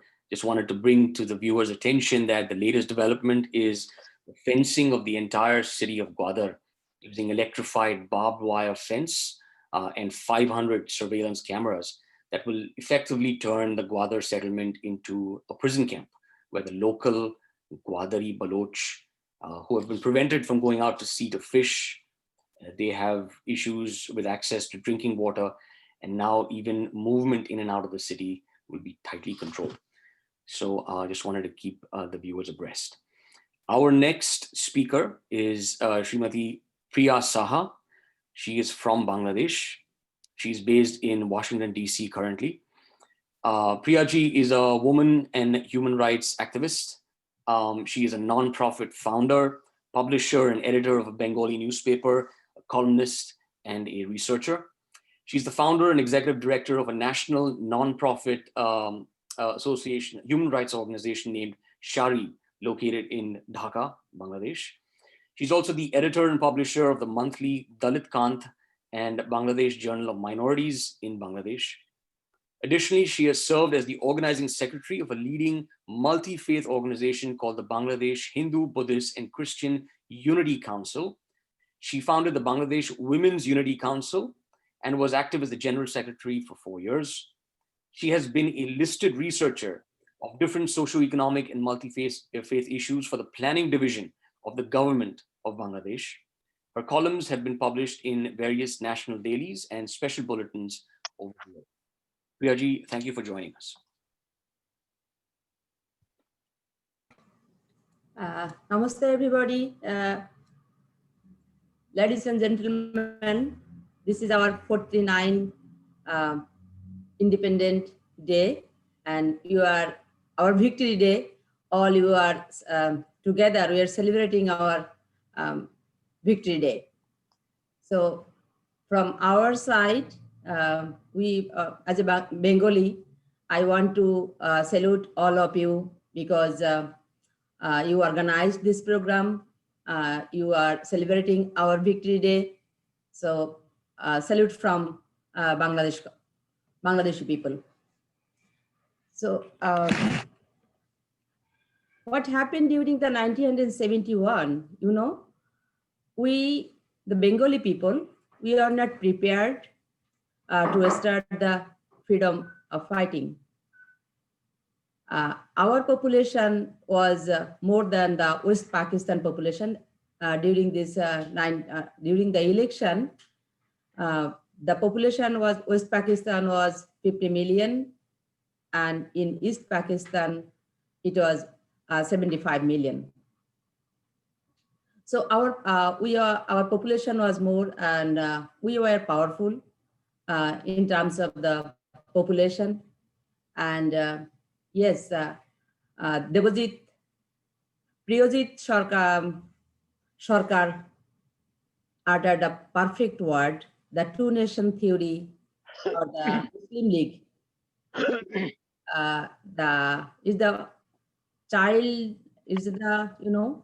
Is the brainchild of Bengali people. The Muslim League established in 1906 in Dhaka. And from then, at the same time, the college, in the Kolkata, the Aligarh education, the Aligarh University established. And through this Aligarh University, the people are organized, the same faith people are organized, and through this Aligarh University Education Institution, they went to the Dhaka and established this Muslim League. And through this Muslim League, the separation movement started. And at the same time, what the British ruler did, they established many education, the Islamic education institution, the madrasa. In Bangladesh part, the Sorsina, by the funding of the government of British government, they established Sorsina Madrasa. This madrasa was the leading communal force producer in Bangladesh. Most of the southern part of Bangladesh, the Borishal division, the southern part, the educated and the wealthy, the minority, the religious minority or the Hindu community, they face most communal atrocity because from the 1906, the separatist force are creating by this madrasa. And this education system, all the hate speech, all the separation, and all the culminated force, this education system, the separatist force are creating this madrasa. Not only in Bangladesh, we have a study like, in area where a madrasa is established within a 5-6 years, all non-Muslim had to flee this area. Maximum 10 years they can survive with the madrasa. After 10 years, you will not find the people surrounding the area of madrasa. So this way the British used this education system to make a difference between us. We were the oldest civilized community in the Indo-Pak subcontinent, and through this education system, British rulers were successful to split this country. And still now, this division and the separation and hate, the hate speech and looking others as a lower, this education system is the main force to make this separation. And I have, during the Liberation War, I have many stories. I have lost my father, two uncles, and from my village, people, all of them had to flee to India. Most of them were lived in a refugee camp in now the Salt Lake. It was called Laban Rod during that Liberation War. And 18 children were died in this camp, and no old people came back from this old camp. So we lost many our family members, and my village was a very culturally rich. It's a small village. We have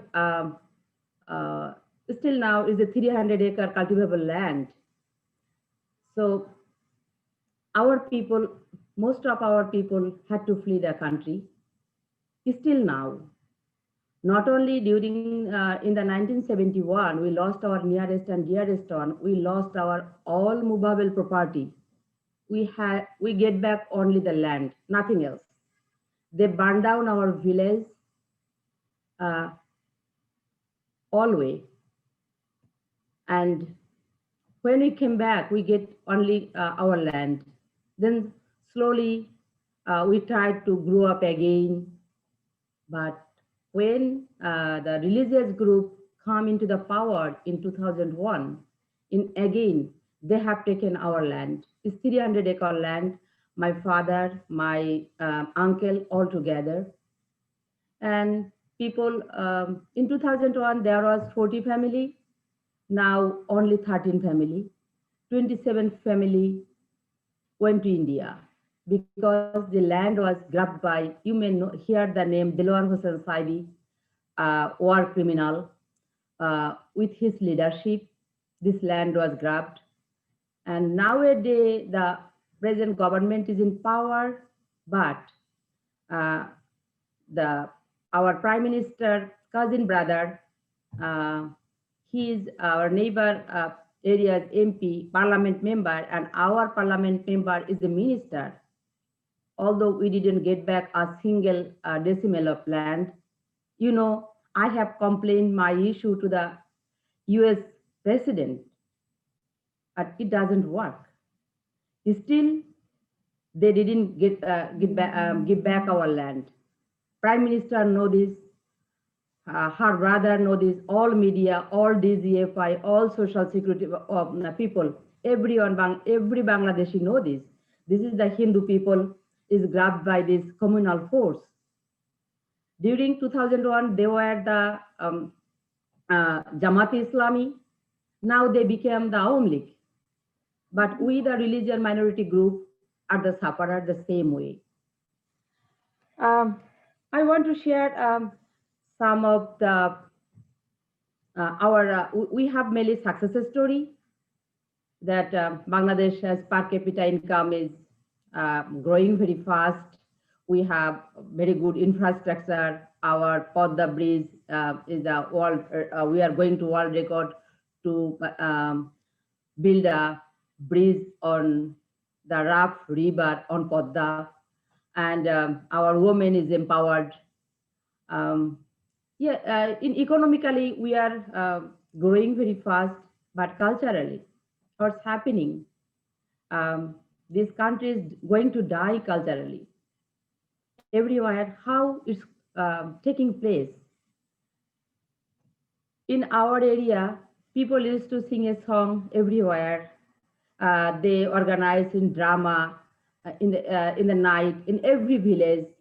There was many theater, many the dance program, many cultural program everywhere. You know, our land is a land of festival. We have 12 month, 13 festival. So every 12 month, 30 festival, I mean, every month we have one or two festival. This is a land of festival, but now it's going to die. Why and how? The government is increasing its budget for religious ministry. What they are doing this religious ministry? They are established mosque and madrasa. Most of the fund they are establishing or they are promoting own religion through our tax money.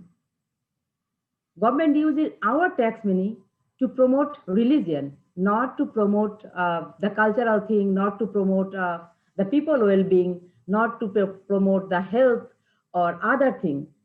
They are investing a huge amount, the promoting the own religion. That's why this country going to be fanatic every day. Today you can see on face, tomorrow you'll see another one. That's why last week you may hear that, you may be heard that our father of nation, Bangabandhu statue was vandalized by this fanatic group. So what we can do, we have in minority community of Bangladesh, they have, this is the land of this group. We are not violent, we are tolerant, we are educated, we are cultured. The agricultural thing, all knowledge, the weaving, you know, all the survival knowledge is everything from this religion minority community. If you talk about the blacksmith, they are from the Hindu community. If you talk the goldsmith, if you talk the weaver, if you talk the cultivator, in all aspect, all knowledge, you can say cultural knowledge or the production or survival knowledge. If all knowledge is owned by this community. But what's happening? Government doing discrimination. Yeah, in this Victory Day, I'm very sorry to share all of the discrimination. How the West Pakistani people discriminated us. This government discriminated same way to this son of the soil, the indigenous people and the Hindu community. How and what they are doing. The Hindu are not getting, Hindu are not recruiting in the military forces and the border security forces. And now they recruit some in police and now did answer. And foreign mission, you know, Bangladesh has 66 mission, the foreign mission. That is only on religion minority and 65 are not. We are not getting job in foreign mission. We are not getting job in the intelligence branch. We are not getting job in the DGFI, in the, you know, the military, like the intelligence branch, you can understand, on in the civil intelligence branch, and other is the military intelligence. So we do not know how to handle weapon. We never touch it. We don't know that. So we are afraid. And there is a leading newspaper published a news last year, 20,000 case filed by the religion minority group, not a single case tried. The fully culture of impunity. In the other country, I am very sympathized for Rohingya. What the Myanmar government did against the Rohingya, it's inhuman. But what Bangladesh government doing, what the Bangladeshi people doing, the world don't know that. Every day the torture going on with the government the ruler party alliance or the political leader. If the rule of law doesn't work, if the criminal are not arrested, if there is no trial, how the religion minority will survive?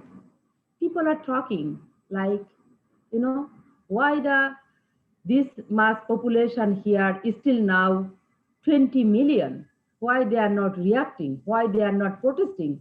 The world is not, world don't know. Yeah, we are very fine. Bangladesh is a very good country, is a non-violent country, like many things. But they have a long-term plan. Slowly, they are executing this plan. What is this? This plan is how the country is developed, how the country is divided. The same thing is going. This land will be like Afghanistan. This land will be like Pakistan. The land will be like, or Saudi Arabia, where on group believer will survive, other believer will not survive. So that's why when a criminal and government goes together, when criminal are getting shelter from the government or the political leader, how the other group will protest. Government need to take care is weaker group, the civilized group, the cultural group, the women, children, and all other. Those are the weaker group. They need government. Those people have muscle power or weapon or many other things. They don't need government. Because they can survive by themselves. But when the government are not helping its own citizen, when government are treating its citizen as a step son or a step daughter, how we will survive? We have many things. I need to share the first day when the Pak Army, what they did in 25th March. They start killing first the Hindu dormitory, Jagannath Hall. Most of the teacher and student were killed. In the on night Operation Searchlight, they killed 1,100 people. They attacked our BDR, they attacked the police station, they attacked the Ramna Kanil temple. In all temple, they killed more than 100 devotees. And then they attacked the old Dhaka, where all Hindu people live. Why they attack the Hindu people? There was a propaganda. Only the Hindu community want to make this country independent, or Muslim, they don't want. That's why they wanted to shut down the Hindus' voice. They killed all the intelligent, and just they make a fearful situation so people don't utter a word. They can't do anything. Basically, we are not prepared to be independent. We do not have any international communication. Our leader, you cannot find a history. Our leader went to any other country to get independence support. We do not have a single training, not with weapon. With a bamboo stick, we do not organize, we do not have any training. We are not organized to fight against the army, the Pakistani army criminal. We were not. Just is a one-way killing. It was just one-way killing. When they start killing, then people start slowly organize. The Mukti Bahini, our freedom fighter, when they went to India, it was in August.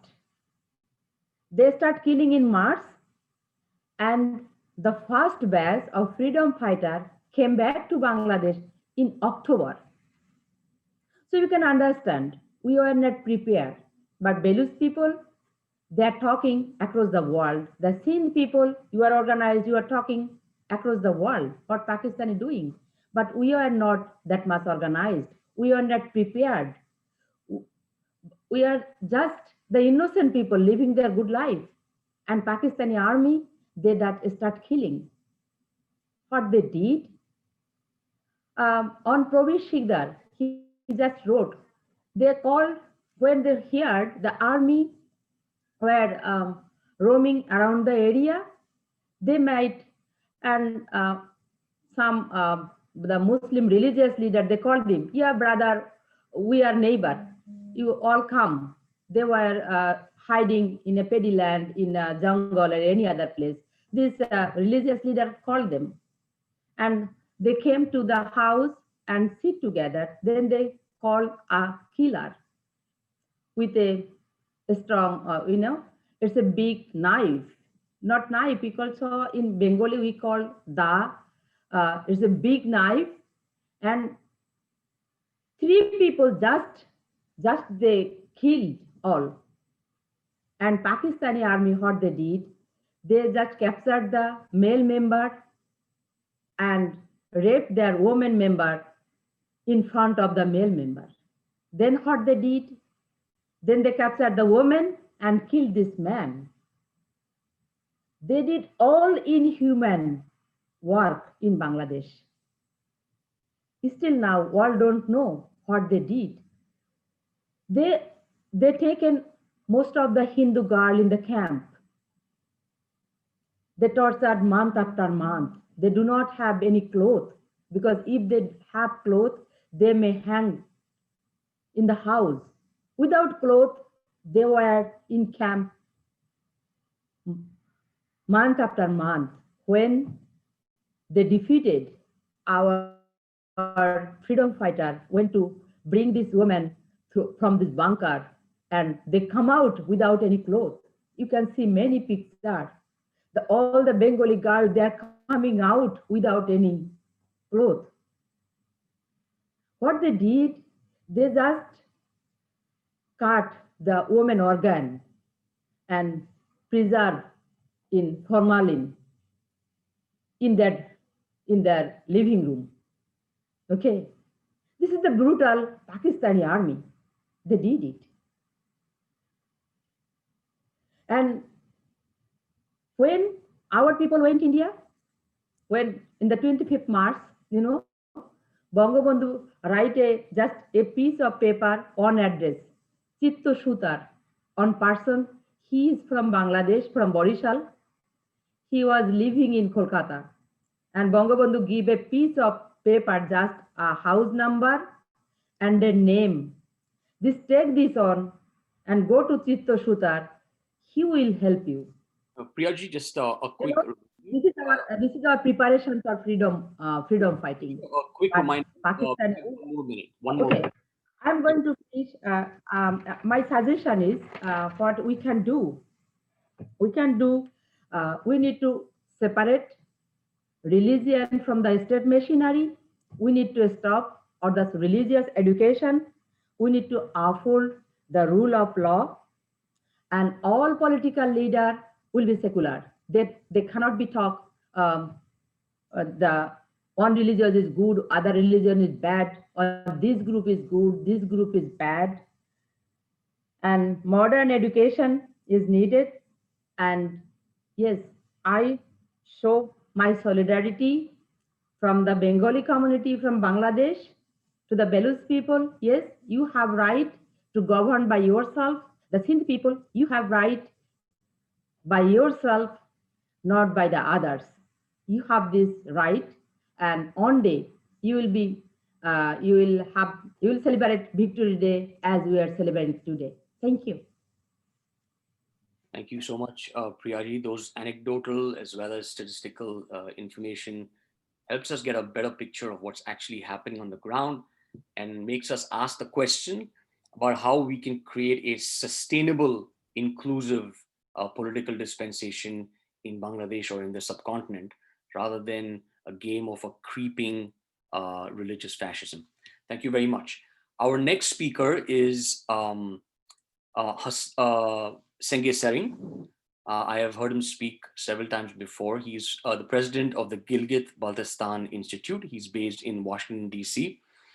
I've learned a lot from him. Gilgit Baltistan, apart from being breathtakingly beautiful, is also a crossroads of the ancient Silk Route. It is at the borders of the Turkic world, Tibetan, as well as, of course, the Indian subcontinent.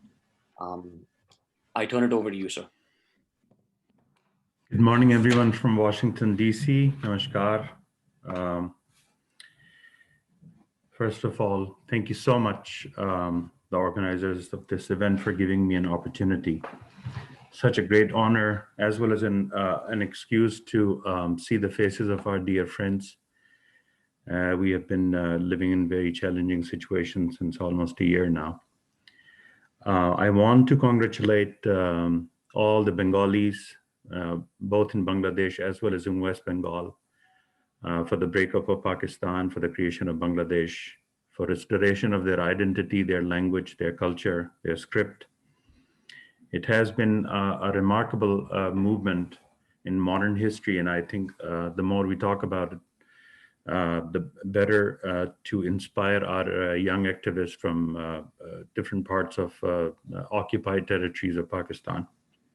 I also want to congratulate our friends from Balochistan, Razak Bhai, Zafar Bhai, for establishment of a Baloch Congress, a great step towards establishing closer links with the US government. And hopefully it will go a long ways. Along with Bangladesh, a lot of people probably do not know that Gilgit Baltistan is part of India and Pakistani occupation.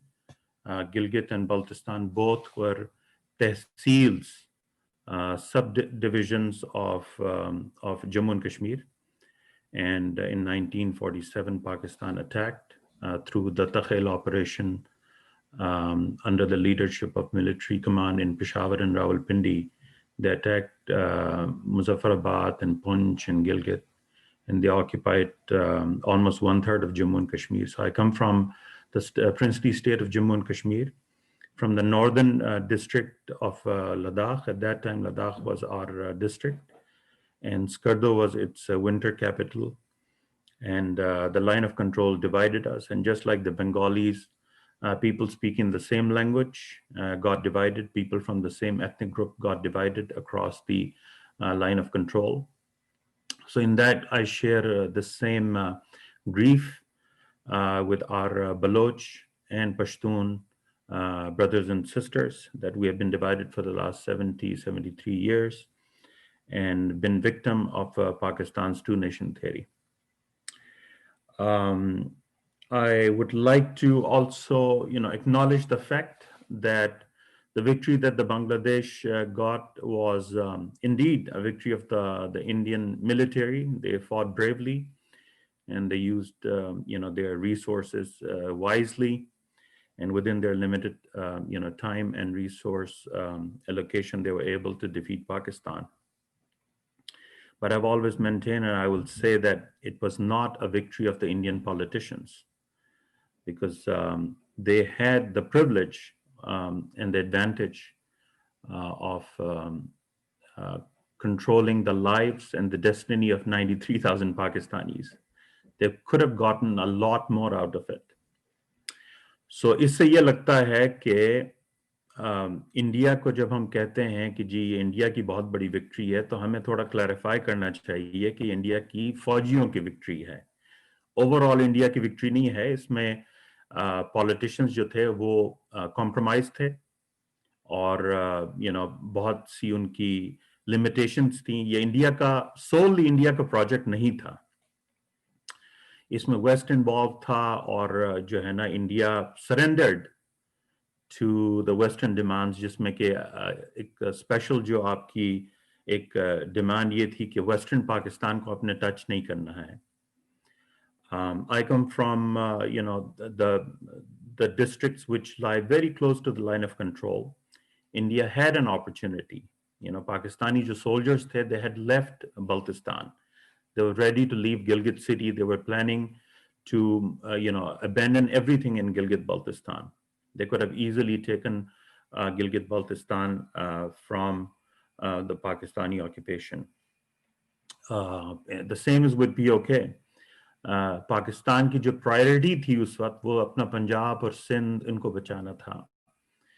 Kashmir में उनकी इतनी जो है they were spread pretty thin, and they did not have the resources to sustain the control if India had made an effort. So not making any move in POK eventually cost India dearly. Why? Because after that, Bhutto went back. He declared victory. He got his soldiers back. He did not have to give anything to India. And then he started the Kashmir operation. And then he, started Afghanistan operation, the jihad operation in the 1970s. And since then, Pakistani military has been using both Kashmir and Afghanistan to fill their coffers.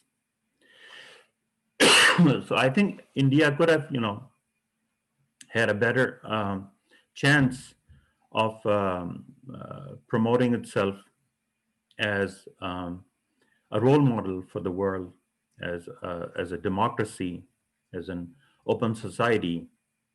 It would have influenced Middle East, Central Asia in a far more effective way if Pakistan had not created all these problems after the breakup. So I think, that is something that need to be mentioned. I also like to mention that Pakistan was created with the help of the Shias, the Ahmadis, the Sindhis, the Christians. We should not absolve ourselves of all those, collaborations and just blame Pakistani military for all the problems, or blame the West for all the problems, or blame, the British for all the problems. I mean, I just, had a chance to listen to this Christian brother from New York, whose brother is arrested right now because of blasphemy. And he would tell you that if those 2 or 3 Christian parliamentarians from Punjab Assembly had not, sided with Muhammad Ali Jinnah, then even Punjab would have, presented a huge challenge for creation of Pakistan. And Sindh is the same case. If the chief minister was not killed, if the local Muslim leadership had not sided with Jinnah, because we all know that when it came to, seeking support from different ethnic groups within the Muslim Indians, Jinnah was closer to the West Pakistanis compared to the Bengalis.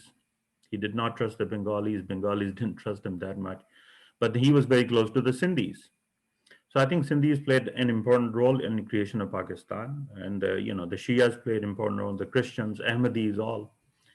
And what it shows today that we are sitting here talking about the mistakes that we made, how it has, cost us dearly, shows the fact that we are willing to accept and move on that it was a bad, experiment, it was a bad project, and now we seek international support to undo all the damages that have been done by our ancestors.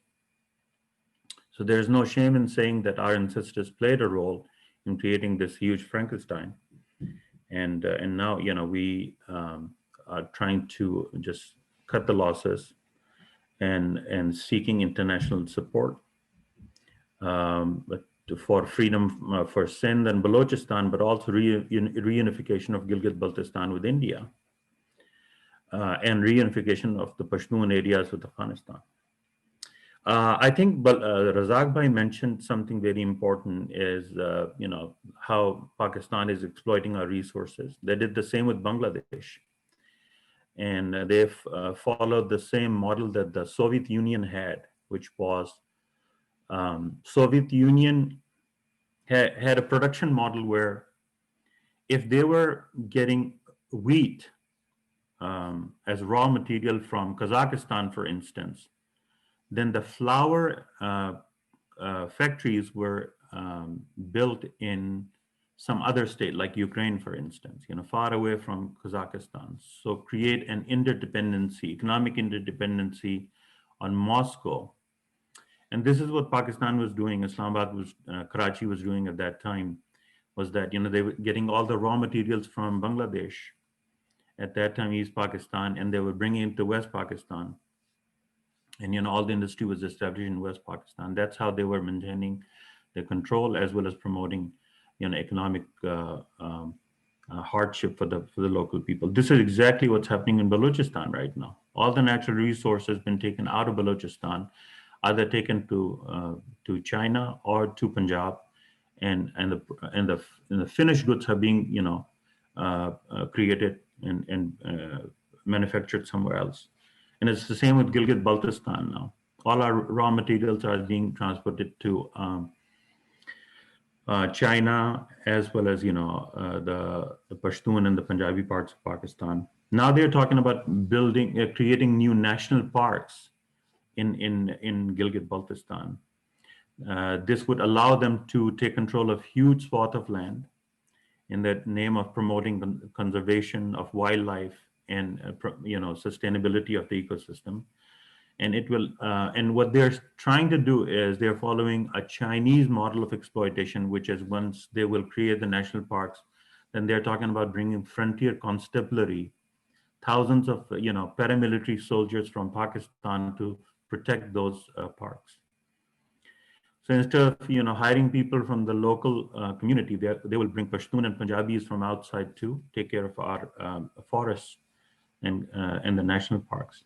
And once those lands are secure, then they will be handed over to the Pakistani ministers and other businessmen for further exploitation of natural resources. So I think this is something that Pakistan is doing right now that Razak Bhai mentioned. It's very important that international community should take notice of it, that both Pakistan and China, they have collaborated to abuse and exploit our natural resources. So for the last 60, 70, 73 years, they have been promising to create colleges in Gilgit Baltistan. We don't have any colleges, medical colleges, engineering colleges, polytechnic colleges, none whatsoever.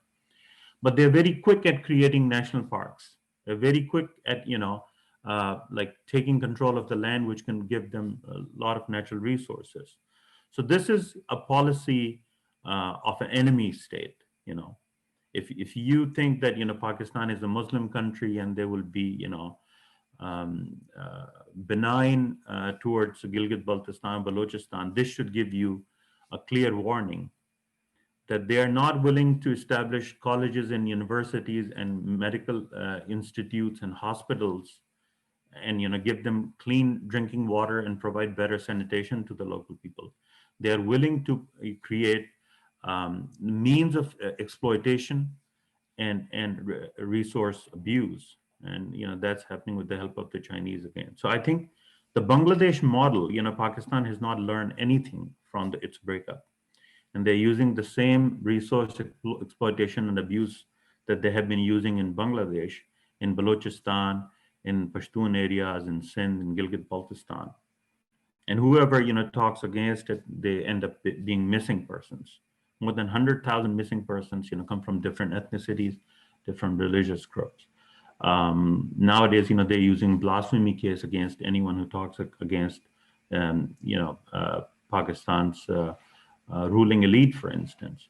They're using Schedule 4 from the Terrorism Act against people of Gilgit Baltistan when they talk against CPAC, or they talk against resource exploitation.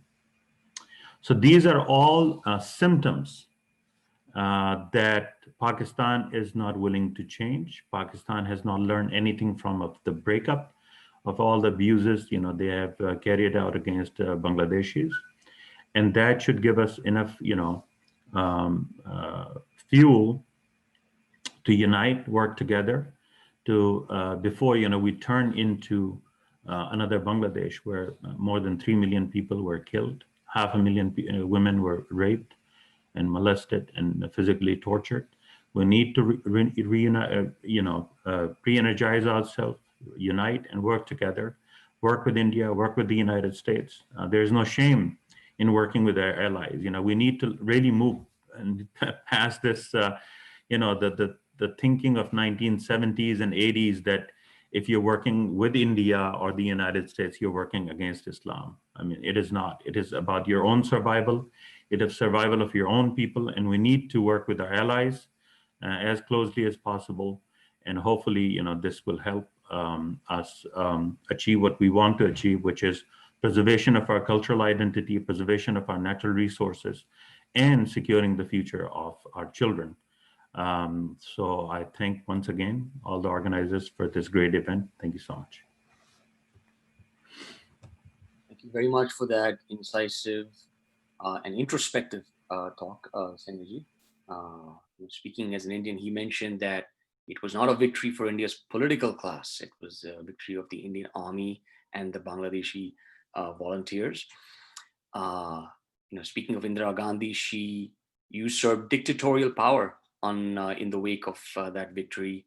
We had the blackest chapter in our democracy with the imposition of emergency. She topped it off with the 1984 attack on the Golden Temple, which created an insurgency that shook the foundations of the state. Her son, Prime Minister Rajiv Gandhi, did not help the Sri Lankan Tamil Hindus, but instead went in to help the Sinhala army subjugate them. And very soon after that whole dispensation started giving way to the BJP, Kashmir was up in flames. It was like the pin in the grenade, so to speak. So a lot can be said about the political dispensation in India as well, apart from Pakistan and Bangladesh. Thank you for throwing that slant on things, Sanjay. Our next speaker is Dr. Fasil Rahman Afridi. He is the president of the Khyber Institute for Research and Strategic Studies. We've already heard one speaker, Shahi Sadatji, speak earlier, who was a board member of the same institute. Fazl Afridi is also the president of the Pashtun Tahaffuz movement in France. Fazlji, please go ahead. Thank you very much, Kam. First of all, I would like to congratulate our Bengali brothers and sisters on their Independence Day. And the Pashtuns will also learn lessons from our Bengali brothers and unite themselves, not only among themselves, but the other oppressed nations also, like our Baloch and Sindhi brothers and our brothers from Gilgit and Baltistan and Kashmiri brothers. To recapitulate all the situation and to give you the idea of what's happening in Pakistan. Today I tweeted twice, and I'll read out both my tweets. It will give you an idea. My first tweet was about the surrender of Pakistani army in 1971. It read like that: Pakistan army involved in genocide and rape of more than 400,000 Bengali women surrendered to Indian army today in 1971. Since a long history of defeats and humiliations in Siachen, Kargil, Salala, and Abdabad, history is being repeated in Balochistan and Pakhtunkhwa. I'll add Sindh also to it, and it will result in more humiliation and exemplary defeat. The next tweet was about APS school children Peshawar massacre. The parents of more than 140 children of APS Peshawar massacre by the proxies of Pakistan army are waiting for justice, which couldn't be delivered by the kangaroo courts in the last 6 years. Pashtuns have lost confidence in the institutions of Pakistan. Actually, our other oppressed nations, our brothers, they think that the Pashtuns were accomplice in the oppression and in the tyranny. along with the Punjabis. To some extent, it's true, but I would like to tell you that actually Pashtuns were used by the Punjabis in this oppression. But right from the inception of Pakistan, actually Pashtuns were the victims. Just after 1 year of the creation of Pakistan, there was a big massacre in Charsadda, in which more than 600 people were killed and more than 800 were injured. And this oppression and tyranny, it continues till today. I can give you the example of the same APS massacre, which was a joint venture of the Taliban and Pakistan Army, and then the Khaisur incident, in which innocent people were killed by Pakistan Army directly for the first time. And then you can see the Chaman massacre and the target killings. You can see after these operations in different names in the so-called war on terror and form of FATA, now connected with Khyber Pakhtunkhwa, merged with Khyber Pakhtunkhwa, still the atrocities of the Pakistani army continue. The target killings continue still today. About 270 targeted killings have happened in the last few years. Besides these targeted killings, the Pakistani army planted thousands of landmines in these areas, which were not cleared after these so-called operations. And every day, our children, our women, and animals are the victims of these landmines. I would like to tell you that up till now, the people thought the Pashtuns are also oppressors, but the reality is completely different. About 32,000 Pashtuns have been disappeared in the so-called war on terrorism. As one of our friends said, that Pashtuns were sold to the Western countries like United States and other countries. About 5,000 Pashtuns were sold to these countries by President Musharraf government. And these enforced disappearances still continue. And it was due to only Pashtun Tahaffuz movement that the world came to know that the Pashtuns are actually the victims. They are not terrorists. Besides these 32,000 enforced disappearances, which we have started sending to the United Nations, actually we have given some 2,000 cases to them, but there is a particular procedure to be adopted. And we have now started sending these cases separately to the United Nations. And even in that sense, Balochs also claim that about 50,000 people have been disappeared. But there's one problem, that we are not documenting these cases. We are not submitting these cases through special procedures, which is very important. I was reading an article yesterday in The Guardian that only 1,400 cases were registered with the United Nations. So we need to be active in that front to submit these cases as required by the United Nations, because United Nations, they do not accept the news stories and the other reports and on the social media that we tweet on and write on the Facebook. They have a special procedure that has to be followed.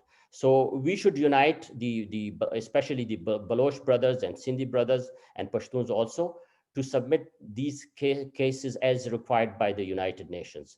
Besides that, we have 75,000 Pashtuns have been killed in the last 18 and 19 years by the Pakistani army. And that killing continues even today.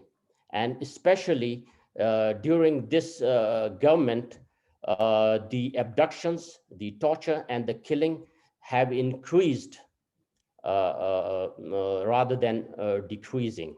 So this oppression and tyranny of the Pakistani army continue, and it's very important for all of us to be united, to make a united front against this oppressive and fascist army.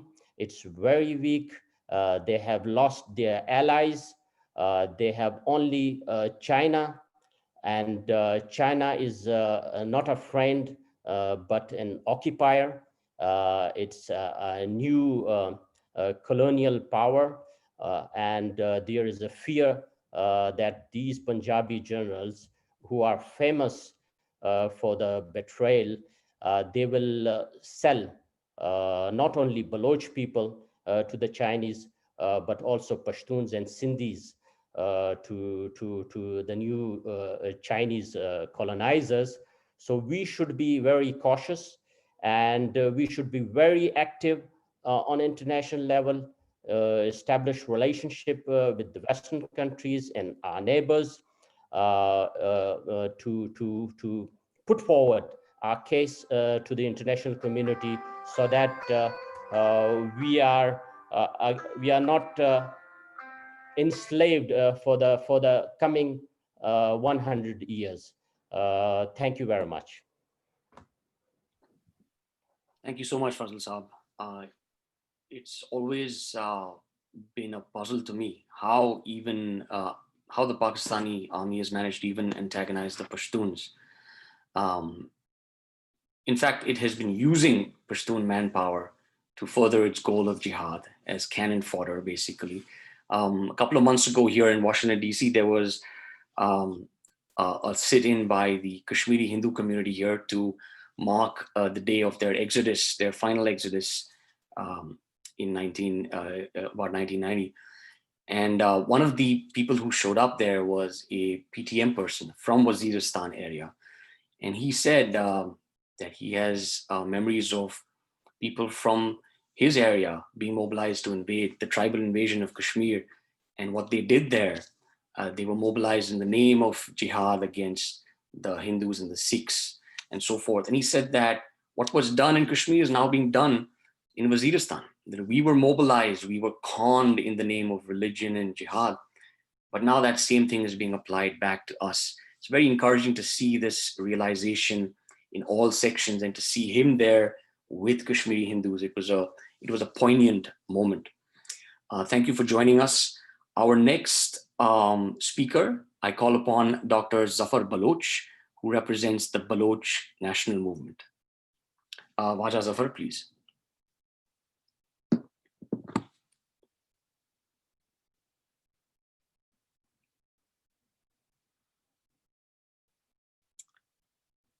Is Dr. Zafar Baloch there?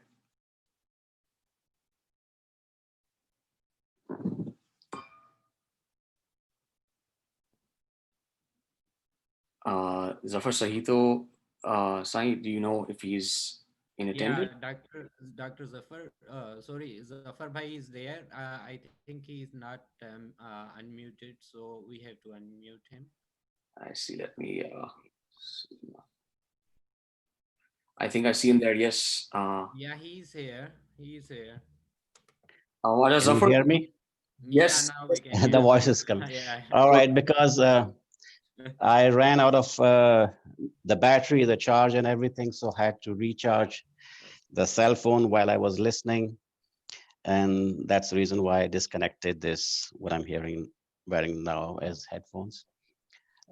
Thank you so much, Zafar Sai and the Indus Freedom Conclave for giving me this opportunity to represent what's happening in Balochistan, and also have to share my views with what happened like half a century ago in 1971. There are so many different aspects of all that took place, and a lot of things had been said, not only in this conference, but in many other events about Bangladesh, the genocide and everything, and the surrender of the Pakistani army and military. There are different various aspects to this. And I wanted to just touch upon whatever time I can have upon certain things that gave rise to what we know as the 1971 Bangladesh's War of Independence, the genocide of Bangladesh, and the Indo-Pakistan War of 1971. It's important to understand, to my thinking, that basically what happened was the decolonization process in 1947. Of course, it started before that, but it came to a conclusion in 1947. And what we see in 1947 is that India became an independent country, and Pakistan was created as a country. During this time, Balochistan was granted its freedom by the British, with whom the Khan of Kalat and the Kalat rulers at that time had their agreements and treaties. But we missed the point that the decolonization process in 1947 was basically breached. The process did not go further in decolonizing the nations, the nationalities, and the people who live in South Asia, in West Asia, and those people were recolonized by the creation of Pakistan. If we go back to understand this, the British policy, we have to look into what was called in 19th century the Great Game. The Anglo-Afghan wars. During that time, in 1839, again, Balochistan was occupied by the British. It was a sovereign state. And then the demarcations. In 1893, after the defeat of the British in the region by the Afghans, they built this artificial boundary, the Durand Line, in 1893, to demarcate what they had captured from Afghanistan. And then that same land of the Pashtuns was handed over to become a part of Pakistan, whether they wanted it or not. And Great Bacha Khan at that time really wanted this to be understood by the leaders of the Indian National Congress at that time, that without the freedom of the Pashtuns, without the freedom of the Baloch people from the Balochistan, and without the freedom of other nations like Sindh, whatever they wanted, whether they wanted to go with India or they must have a choice. That thing wasn't ordered. And Bacha Khan and many Baloch leaders, after many attempts of deliberation with Indian congressmen, leaders at that time, they came back empty-handed. And the whole, this episode of independence was just rushed into that British were leaving. And in that time, the British wanted to create a state that could serve their interests. So the decolonization process was stopped at that, and nations were pushed into another colonial setup, and that colonial setup was ruled by or given over, handed over to the remnants of the British Indian Army, which is the Punjab Army. And it became a security issue, just like during the Great Game period. It was the security problem from the Tsarist Russia. Then it became a communist threat from the USSR. And Pakistan was supposed to play the role of the frontline state. And the remnants of this colonial army, the Punjabi army, they wanted Balochistan and all the frontier regions and areas of which is now KPK to be the borders that can play the role of a buffer zone. And this was supported by the Europe, the British, and later the Americans. So this is how we missed a great opportunity at that time to become free, independent nations. Not only that, but to gain back our lands, which have been taken away by the colonial system, by the colonial powers of that time. So this is how Pakistan came into existence, and that was the regional and international role of Pakistan based on the two-nation theory. The two-nation theory, which clearly indicates that there are two nations based on religion, which is Hindu and Muslim. So the Muslim majority areas became and were pushed into Pakistan without whether they wanted or they liked it or not.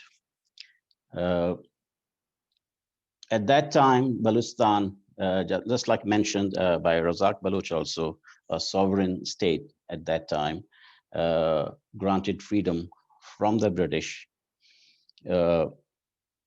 just had a short span of freedom, like 227 days probably, on 11th of August 1947, they became independent, and on 27th of March 1948, with the support of the British, with the knowledge of the British, Balochistan was occupied by the Pakistani army, and British are well aware of that. The treaties that were signed by the Khan of Kalat with the British, that whenever there is a foreign troop entering into Balochistan or invading Balochistan as a hostile force, as hostile power, the British will be there to support and help in every way to secure Balochistan and the Kalat state. But they did not honor that as well. In any case, this situation further developed into what we see in 1971, basically, was a kind of a challenge to this colonial setup, which was not acceptable. What I think is that the creation of Bangladesh happened in 1953 as a society, as a people, for their identity, when their language was denied and when they marched, the students of the Dhaka University, they marched, and all hell was like unleashed upon them. And that's where they got their first martyrs for the language movement. And that's when they realized that they had made a terrible mistake. Their identity, their language, their culture, everything will be compromised and has been compromised. So with that, they will also lose their land, their natural resources, and their political determination to rule their own people, which we see in 1970, that after winning the elections, Mujibur Rahman was not transferred peacefully the power. Instead of transferring the power, the whole of East Pakistan was under the boots of the Pakistani army. And that's how everything started. The Bangladesh liberation struggle, as we know it, probably went on for 8-9 months until it came to the point of the Indo-Pak War. And then Bangladesh got liberated at the cost, at a very high cost of a genocide of 3 million people. Now, one thing about this genocide is that it's not only after the World War II, the biggest ever until today, genocide known in history, in the modern history. But there's another aspect to it, that this genocide took place and was committed by Islamic Muslim army against its own people, Muslims again. Of course, there were minorities there who were crushed too in this war. But what I think is that probably the first in modern history, the first time when a Muslim army committed genocide against civilians was probably the Ottoman army in 1915 against the Armenians, which is known as the Armenian genocide. Even today, they deny that. But after that, and especially after World War II, Pakistani army is the first Muslim army that has committed this genocide of its own people. Along with this, we are also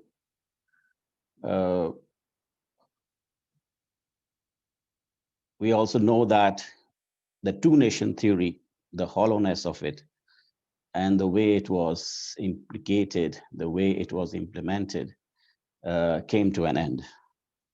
The idea and the concept of two-nation theory, a very bogus idea, was, like one of our friends from Bengal said, was sunk into the Bay of Bengal by the heroic struggle of the people of Bangladesh. So, and that at that time also, there were some missed opportunities. Probably that decolonization process should have gone further. It should not have stopped at the Bay of Bengal or with Bangladesh. It should have sparked a new liberation struggle within the nationalities, the nations who are captive of Pakistan.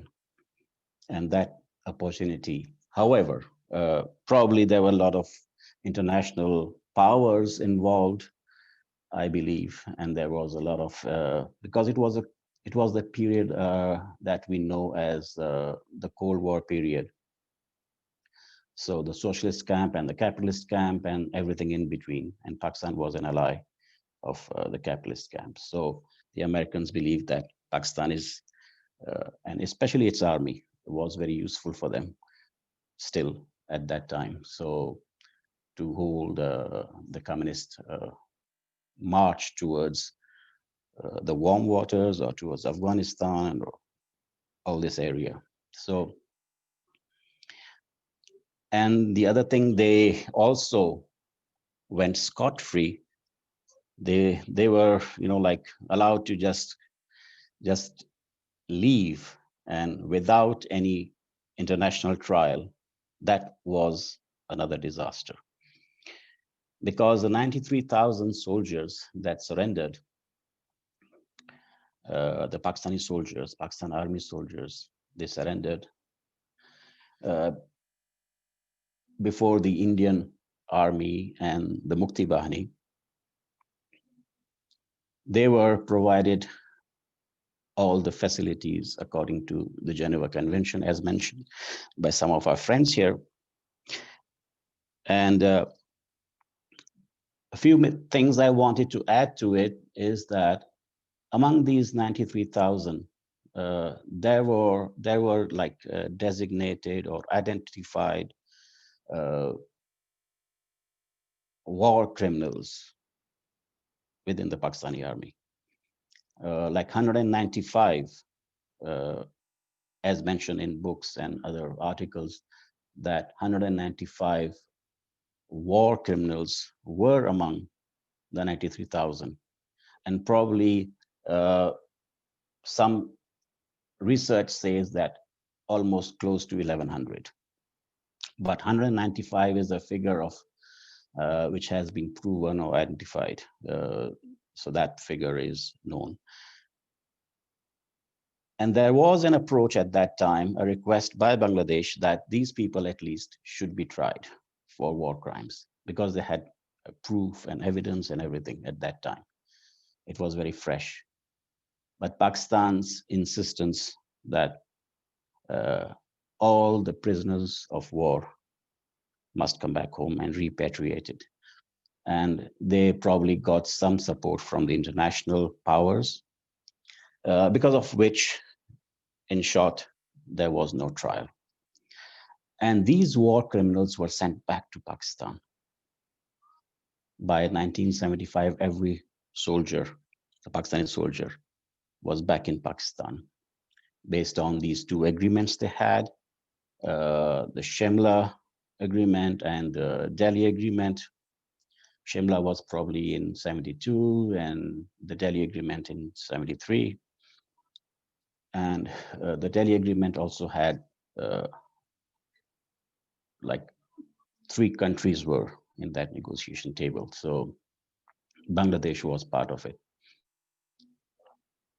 So when these war criminals came back to Pakistan, they were not sitting there idle. They were promoted to higher ranks. They were promoted in Pakistan's ISI, intelligence services. They were promoted to, they were from the Navy, the Air Force, the Army, and some of them stayed at very high ranks until 2005, until 1988. Like we know the case of Siddiq Saleh, who also wrote his memoirs, Witness to Surrender. He was in General Ziaul's period. He was the ISPR and also his speechwriter. He died actually in that crash, the plane crash in Bawalpur. And there were others like Rao, let me get the names here so that I don't make a mistake. Major General Rao Farman Ali, he was a military advisor and chairman of Fauji Foundation in the 70s, which is Fauji Foundation by itself is known to be having an asset of at least $50 billion. That is the known. Probably if you add up to a lot of unknown military assets, and the figure might rise to 100 billion. So there are several others who rose to the ranks and they were treated as war heroes rather than war criminals. So this whole bunch of war criminals, within 2 years, plotted a new genocide, a new military operation in Balochistan at that time, which was the 4th military operation since 1948 after the occupation. And this was a really bloody genocidal military operation in which more than 5,000 to 10,000 people lost their lives in Balochistan. And the patterns were same. Like if you look at the pattern, how they attacked the former East Pakistan or Bangladesh, we see similar patterns here within 2 years. And over there, the political power of the winning prime minister, the winning political party, was not transferred by the army to Mujibur Rahman. In Balochistan, what they did was they dismissed a democratically elected parliament, its chief minister, its governor. Governor was Bizinjo at that time, Chief Minister Sardar Ataullah Mengal. The whole parliament was dismissed. And the winning party, the National Awami Party, was banned. After that, they started sending in the troops, and the military operation began that lasted 4 years. So the people took to the mountains, and that was the only way at that time to resist the kind of resistance they gave to the Pakistani army. And the genocide continued. Like whatever they did in former East Pakistan, they repeated the same pattern here in Balochistan for 4 years. And the other thing is that like in East Pakistan, former East Pakistan or Bangladesh, they at the same time organized Islamist jihadist groups, funded them, supported them, trained them at that time. And that process and that training, whatever they had at that time, now has grown into a huge corporation in Balochistan. We know that by the name of death squads. The death squad is partly a mafia gang, mafia group that during the 80s was supported by the military to traffic the drugs through the Balochistan coast. And that same mafia group worked under the military, has grown huge in Balochistan. And plus the Islamic jihadists who were trained and sent to Afghanistan, they had their camps in Balochistan. And today we have several such madrasas and camps in Balochistan. Several groups are operating as death squads directly controlled by the Pakistani army and the ISI. And they are targeting the nationalist movement. Exactly the same story that we hear about the Al-Shams al-Badr in Bangladesh and how they were targeting the Mukti Bahani. So with that said,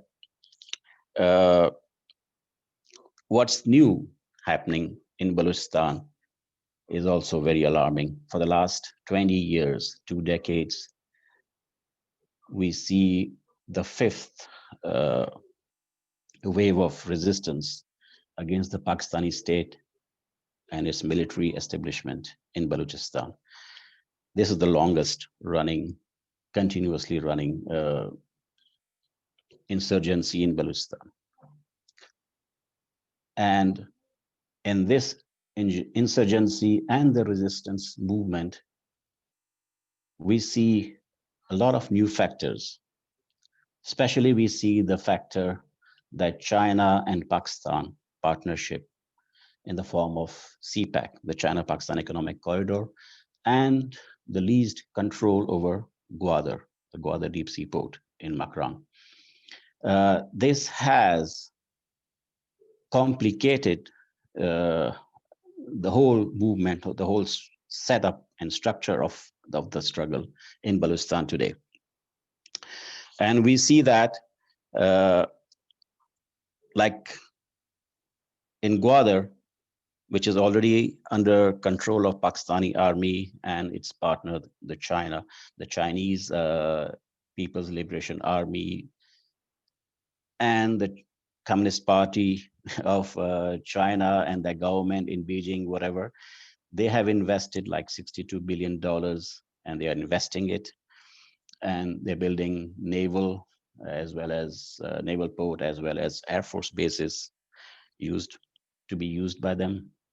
It is an expansionist design of China to get more and more closer to the oil routes the Arabian Sea and the Gulf. Now they have decided further, because the more this partnership between China and Pakistan is coming into picture, the more we see the patterns of Pakistan following Chinese examples of repression. Pakistan itself is one of the champions of repression, there is no doubt, but the Chinese model of repression is even more subtle in that way.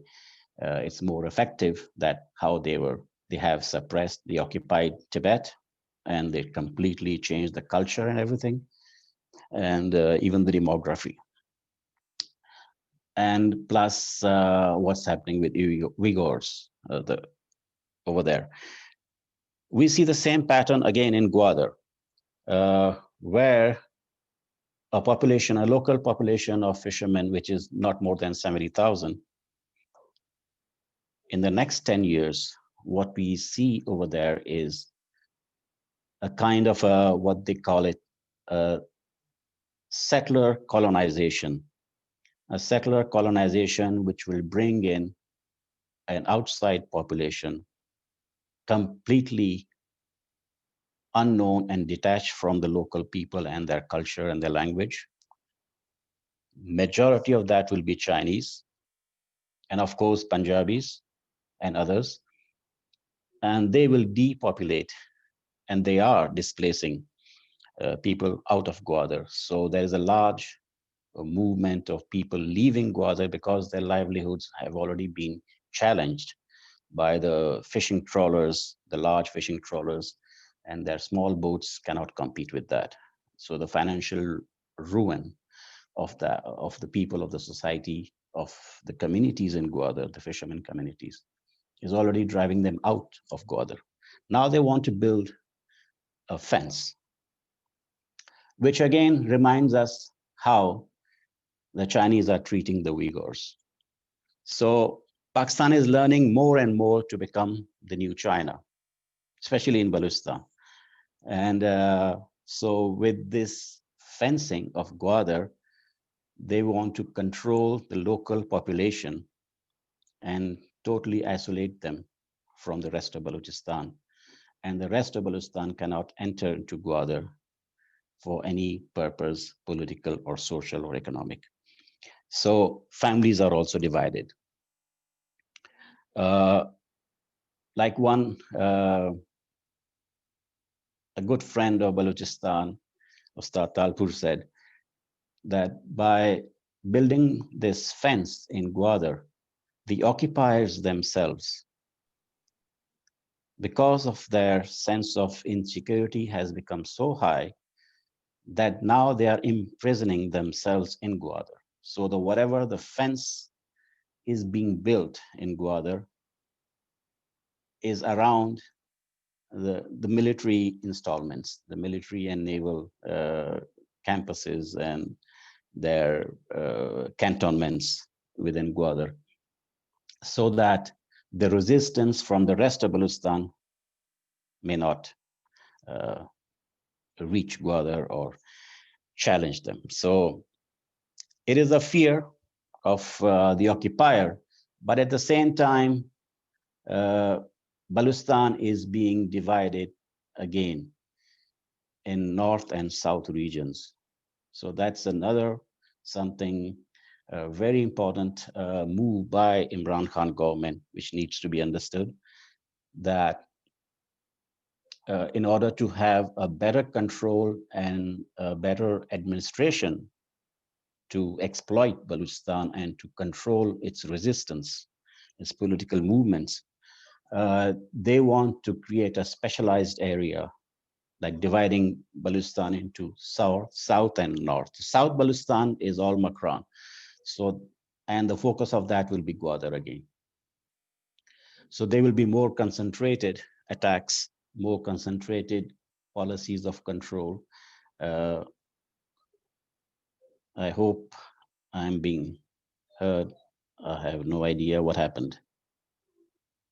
Okay, so Sohail, all right. So Stop It's sharing. okay. Is it good? Yeah, it's good. Please continue to talk.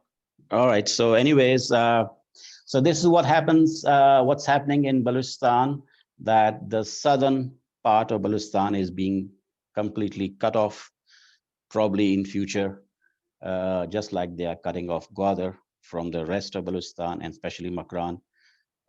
They will cut off southern Balochistan, which is again Makran and these areas of the coastal belt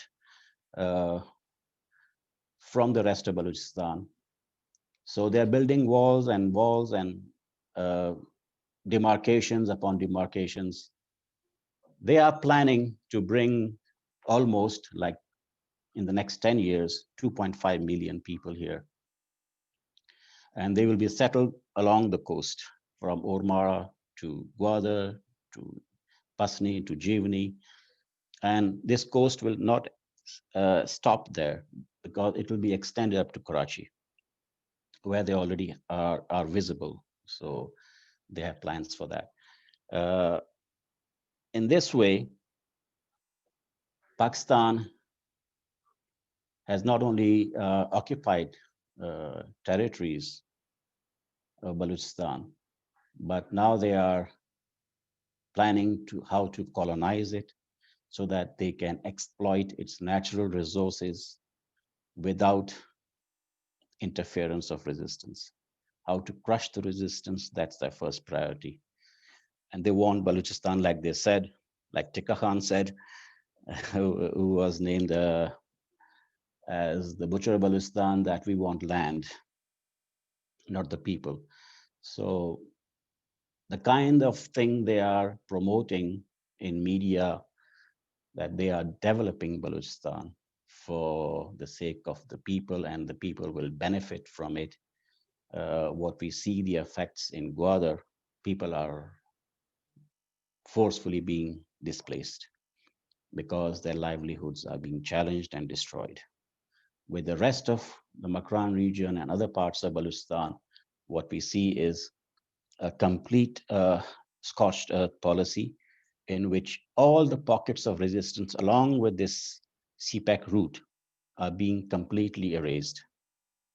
Villages and hamlets, houses are being burnt, villages are being destroyed, people's farms are being burnt. There is terror everywhere over there. Now, this terror is being conducted not only by Pakistan Army, but by their sponsored jihadi groups, the death squads, who are having their base camps in Balochistan and being protected in Balochistan. This terror is a result of that very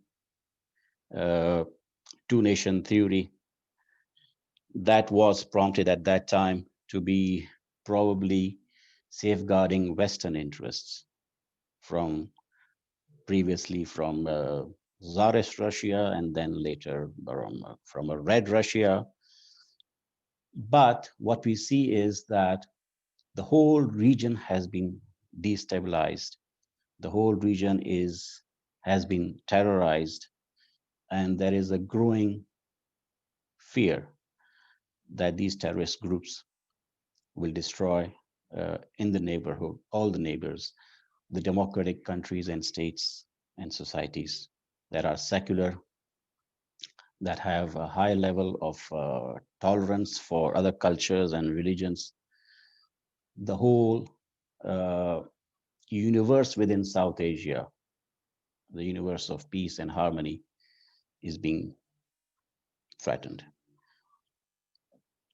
I hope the West realizes what happened in 1947 when the real process of decolonization was breached and stopped. And in its place, whatever was planted in South Asia is showing all forms of threat and violence, not only to the region, from Afghanistan to India, all parts of Pakistan, in Balochistan, in Khyber Pakhtunkhwa, in Sindh. But these militancies and these outfits of terror, the organized and supported by the state, which is now being, to some extent, is being accepted and acknowledged by the West. What we see as a result of the FATF, that Pakistan is a state sponsor of terrorism. This is going to be established. This is one thing that will destroy the state, because the state is now running on not only support from China, which by itself is a promoter of intolerance and anti-democratic measures, whether it's Hong Kong or Tibet or other places. We are seeing that effect in Pakistan as well, in many parts of the world, in the region.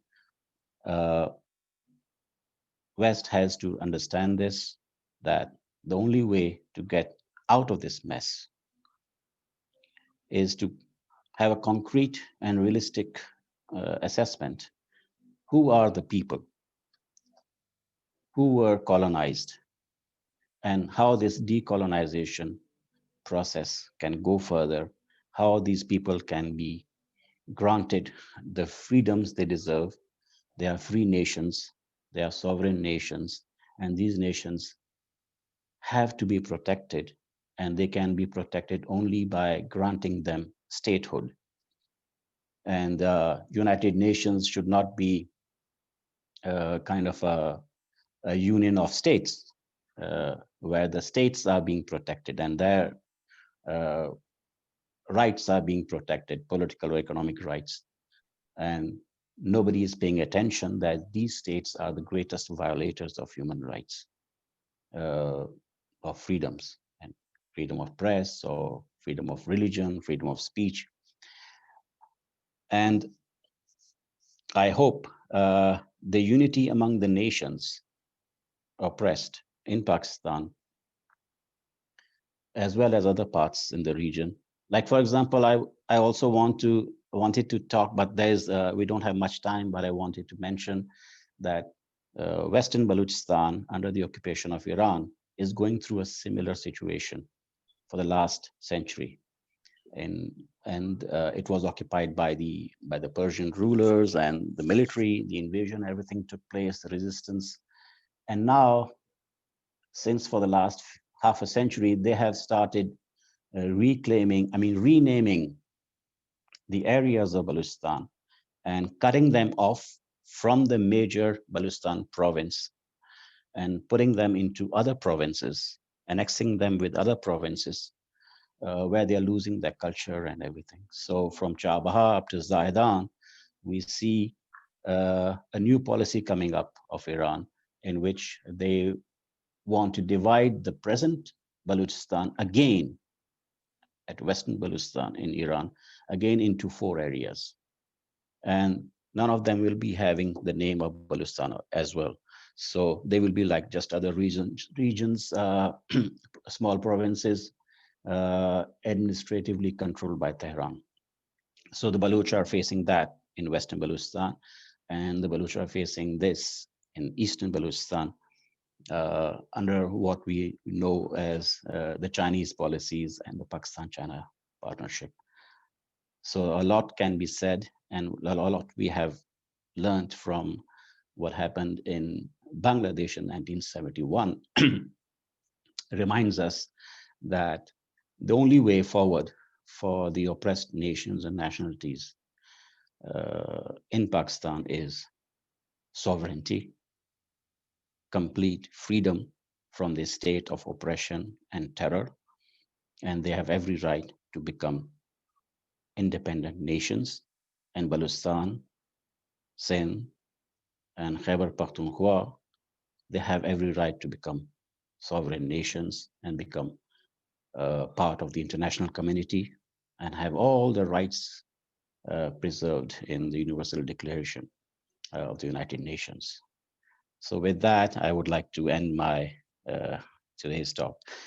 Thank you so much. Raja Zafar, thank you very much. I'm glad you ended on that note that the problem of Balochistan really crosses political boundaries between Pakistan, Iran, and so forth. And truly, it is the base of the pillar of that colonial dispensation in that region as a whole. Thank you for that. The Western media here is happy to point out the genocide under Pol Pot, under communist regimes, but won't talk about what happened in Bangladesh. Even in present time, we talk about the Uyghur situation or the Rohingyas, as we should, but no one talks about Balochistan, and hopefully this can be corrected over time. Our second last speaker is Dilshad Bhutto Singh. He is a senior Sindhi intellectual. So I hand the discussion over to him right now. Dilshad Saab, please go ahead.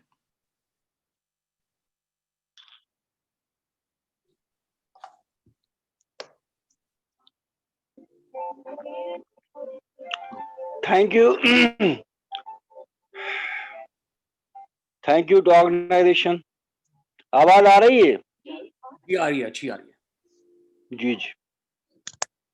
Thank you to organization. Thank you to Mir Salim, and a special thanks to Zafar Sato, who invited me in this conference. Welcome.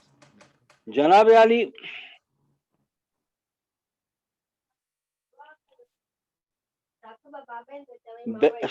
सोलह दिसंबर को 1971 में 16 दिसंबर को general Niazi साहब ने जब surrender किया तो बांग्लादेश वजूद में आया था. Creation of Bangladesh was death of two nation theory. Bangladesh का वजूद में आना दो कौमी नजरिए का मौत था, और दो कौमी नजरिया वो नजरिया था जिसे पाकिस्तान का बैकबोन कहा जा सकता है. आइडियोलॉजिकल बुनियाद था पाकिस्तान का, और 16 दिसंबर 1971 को पाकिस्तान का वो आइडियोलॉजिकल बुनियाद टूट गया जिस पर पाकिस्तान की बुनियादें रखी गई थी. अब उसके पास कोई आइडियोलॉजिकल बुनियाद नहीं है,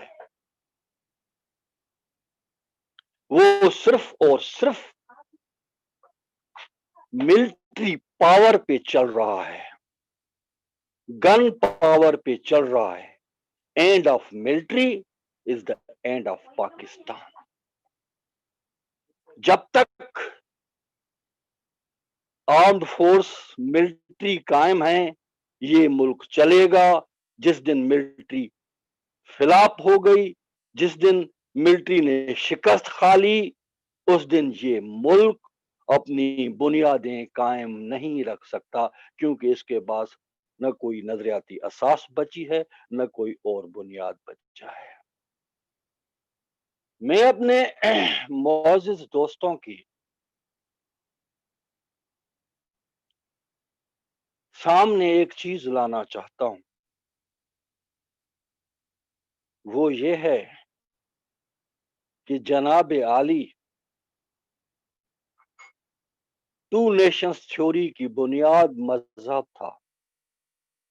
सर सैयद अहमद खान ने ये थ्योरी सबसे पहले पेश की थी,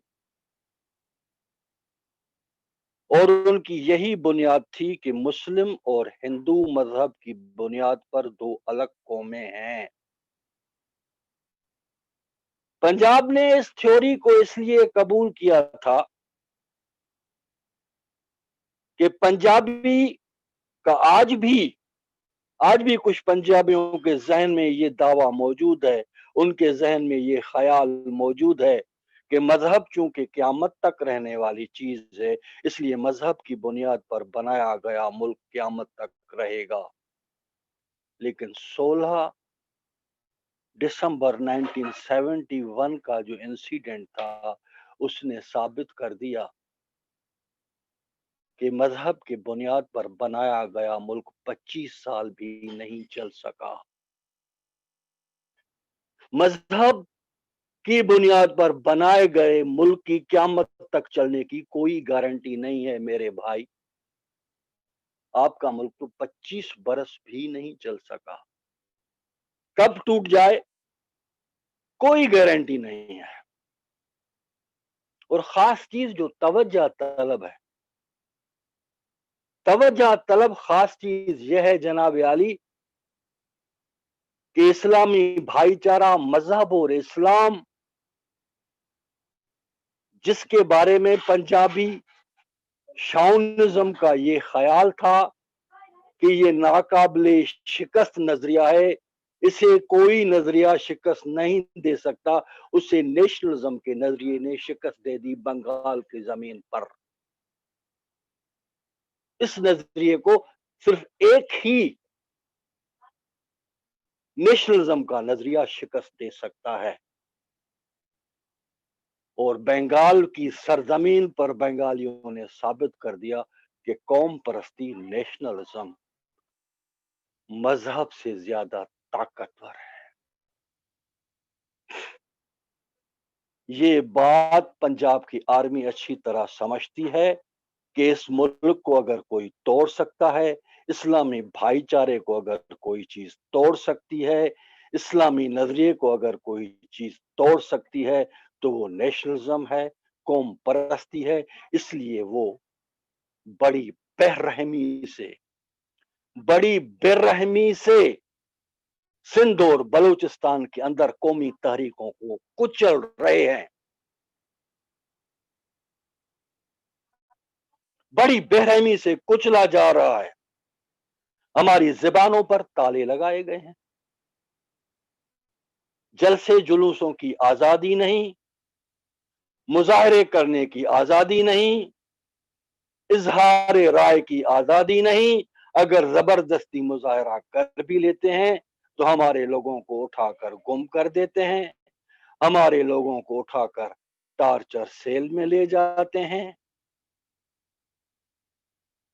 और वहशियाना सलूक करते हैं उनके साथ। बरसों के बरस हमारे लोगों को गायब कर देते हैं, उनका पता नहीं चलता कि कहां है। ये जुल्म, ये तशद्दुद सिर्फ और सिर्फ इसलिए हो रहा है ताकि नेशनलिज्म को उभरने का मौका न मिले। जिस दिन नेशनलिज्म मजबूत हो गई उस दिन इस मुल्क की मौत वाक़े हो जाएगी, क्योंकि नेशनलिज्म इनके लिए डेथ वारंट है। यही वो नजरिया है जो इस्लामी भाईचारे को, टू नेशंस थ्योरी को और नजरिया इस्लामाइजेशन को तोड़ सकता है, उसकी बुनियादें हिला सकता है। यही है जो तकसीम कर सकता है सिंध को अलग, पंजाब को अलग, बलूचिस्तान को अलग।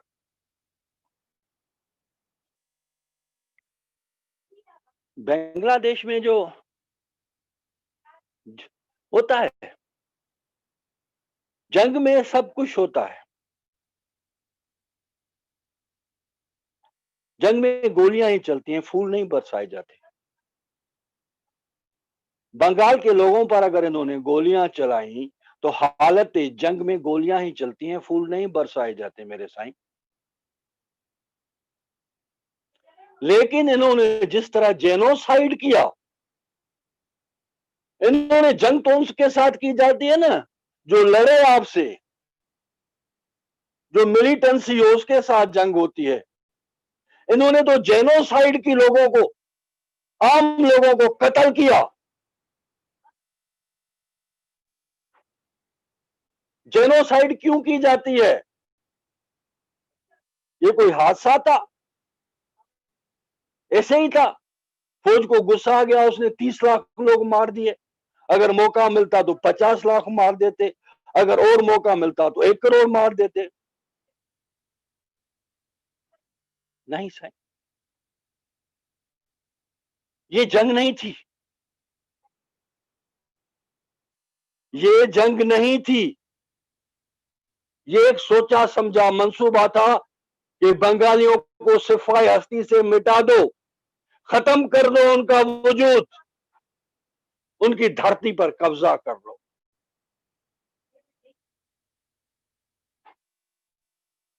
हमारे यहाँ बहुत मोहतरम दोस्त बैठे हैं, बहुत पढ़े, मैंने बहुत गेन किया आज आप लोगों की बातों से, बहुत सारी इंफॉर्मेशन मिली मुझे।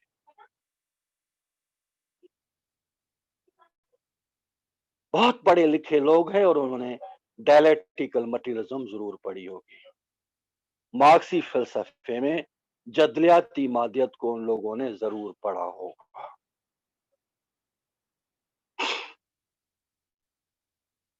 और जदलियाती मादियत जिन दोस्तों ने भी पढ़ी है उन्होंने तजाद की साइंस भी जरूर पढ़ी होगी।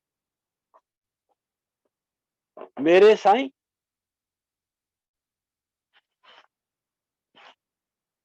तजाद की साइंस में दो किस्म के तजाद होते हैं, एक होता है दोस्त तजाद और एक होता है दुश्मन तजाद। दोस्त तजाद तो वो होता है कि झगड़ा हो गया, गोलियां भी चल गई, कबायली झगड़े हो जाते हैं, गोलियां भी चल जाती हैं, लेकिन एंड रिजल्ट क्या होता है? एंड रिजल्ट ये होता है कि उनको उसी जमीन पर रहना है, उसी इलाके में रहना है, एक साथ रहना है, कहीं ना कहीं आकर सुलह हो जाती है, कहीं ना कहीं आकर सुलह हो जाती है, कोई ना कोई बीच में आकर सुलह करवा देता है। तो ये जो दोस्त तजाद होते हैं ना, ये इफाम और तफहीम से हल हो जाते हैं, फिर एक साथ रहना शुरू कर देते हैं लोग, फिर वही जिंदगी की गहमा गहमी शुरू हो जाती है। लेकिन दूसरा तजाद जो दुश्मन तजाद होता है साईं, वो दुश्मन तजाद सुलह से, इफाम और तफहीम से, टेबल टॉक से, एक साथ बैठने से हल नहीं होता। उसका हल मार्क्स ने सिर्फ यही बताया है कि तबकात के दरमियान जो दुश्मन तजाद है वो सिर्फ उस वक्त हल होगा जब दोनों तबकात में से कोई एक तबका खत्म हो जाए।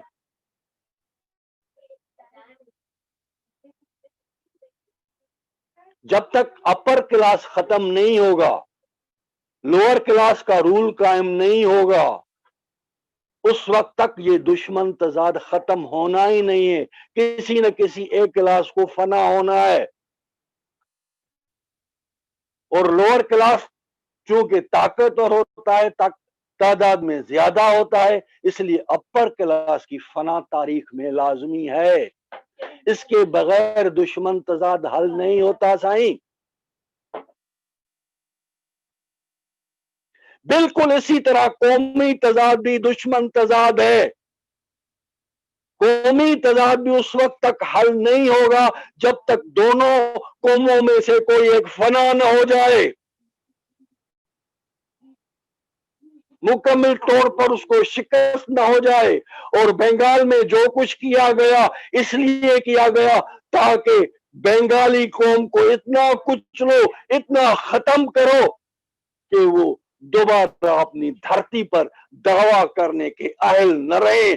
जब तक ये अपनी धरती पर दावा करने के अहल रहेंगे, ये तजाद बार बार उभरेगा, बार बार उभरेगा और बार बार हथियारबंद जंग के नतीजे में जाहिर होगा।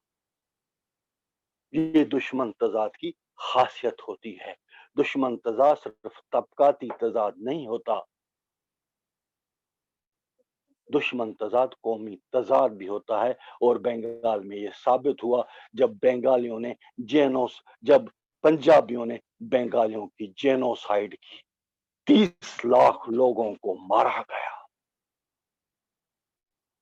मैंने कहा ना, अगर मौका मिलता तो 50 लाख लोगों को भी मार देते, 1 करोड़ लोगों को भी मार देते, क्योंकि उनको पता था कि बंगाली कौम की फना में ही हमारी बका है। अगर ये लोग बच गए तो अपनी धरती पर बार बार दावा करेंगे। कौमी तजाद का दूसरा हल ये होता है, दुश्मन तजाद का दूसरा हल ये होता है कि उसे वहदत से निकाल दो, क्योंकि मार्क्स ने हमको ये बताया है कि तजाद हमेशा वहदत के अंदर होता है। जब दो कौमें, दो तबके, दो लोग आपस में मिलकर रहते हैं तो उनके दरमियान झगड़ा होगा। जो एक दूसरे को पहचानते ही नहीं उनके दरमियान क्या झगड़ा होगा? झगड़ा तो उनके दरमियान होगा ना जो आपस में एक साथ रहते हैं। इसलिए तजाद हमेशा वहदत में होता है। जब तबकात वहदत में हो, एक समाज के अंदर हो, जब कौमें वहदत में हो, एक वफा के अंदर हो, एक मुल्क के अंदर हो, उनके अंदर तजाद होगा। उस तजाद का हल ये है कि उन्हें वहदत से निकाल दो, अलग कर दो, हर एक कौम को आजाद कर दो। और आजादी के लिए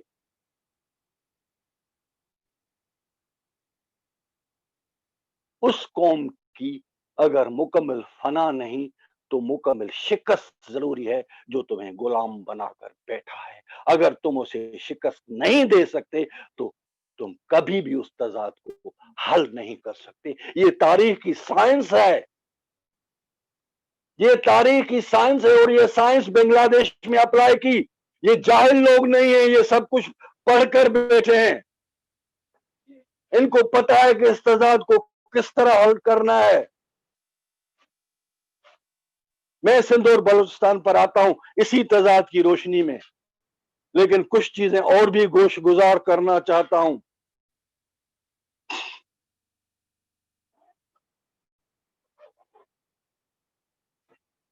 जनाब अली, एरियन को आपने सुना होगा। एरियन यूनानी हिस्टोरियन था। उसने अलेक्जेंडर दी ग्रेट, सिकंदर आजम के फतूहात पर एक किताब लिखी थी, history of the conquest of Alexander the great. उसमें एरियन लिखता है, जरा गौर से सुनिएगा, उसमें एरियन लिखता है कि जब सिकंदर ने ईरान को फतेह किया तो ईरान बहुत बड़ी शहंशाह थी। सिकंदर बौखला गया कि मैंने फतह तो कर लिया ईरान, लेकिन मैं ईरान पर अपना तसल्लुत कैसे कायम रख सकूंगा? ज्यादा देर तक तो मैं इस पर हुकूमत नहीं कर सकता, ये लोग किसी वक्त भी जो है ना मुझे उल्टा करके फेंक देंगे। पता है सर, एरियन लिखता है, सिकंदर ने अपने सिपाहियों से कहा था कि ईरानी लड़कियों से शादी करो और बच्चे पैदा करो, क्योंकि जो बच्चे तुम्हारी नस्ल से पैदा होंगे वही ईरान पर तुम्हारी हुकूमत को बरकरार रखने में मददगार साबित हो सकते हैं, वरना ईरान तुम लोगों के कंट्रोल में नहीं रहेगा। जाहिल समझते हैं आप इन लोगों को? सारी तारीख पढ़ी हुई है, वही चीज दोहराई इन्होंने बंगाल में कि बंगाल आबादी में हमसे ज्यादा है, हम उस पर तसल्लुत नहीं रख सकते, इसलिए रेप करो बंगाली औरतों की, अपना नस्ल उनके अंदर मुंतकिल करो, क्योंकि यही नस्ल तुम्हारी हुकूमत की जमानत बनेगा बंगाल पर। ये तारीख से सब कुछ लेकर हाथ से नहीं करते, सोची समझी साजिश के तहत सब कुछ इनका इस्लाम से क्या जाए? मुसलमान बच्चियों के साथ रेप करने वाले लोगों का इस्लाम के साथ क्या ताल्लुक है?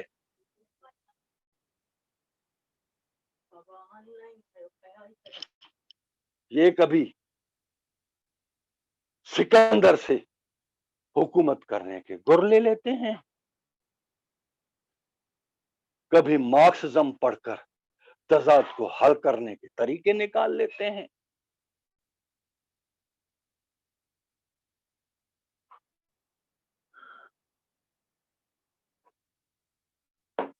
और ये जो सब कुछ हुआ ये आपको कई जगहों पर मिल जाएगा कि उन्होंने बंगाली लड़कियों के साथ क्या किया और उनका मकसद क्या था। बहुत सी किताबें इसकी गवाही देंगे कि वो अपना नस्ल वहां मुंतकिल कर रहे थे ताकि वो हमारी बका की जमानत बन जाए। 2 लाख 4 लाख, कोई कहता है 2 लाख बंगाली लड़कियों का रेप हुआ, कोई कहता है 4 लाख हुआ।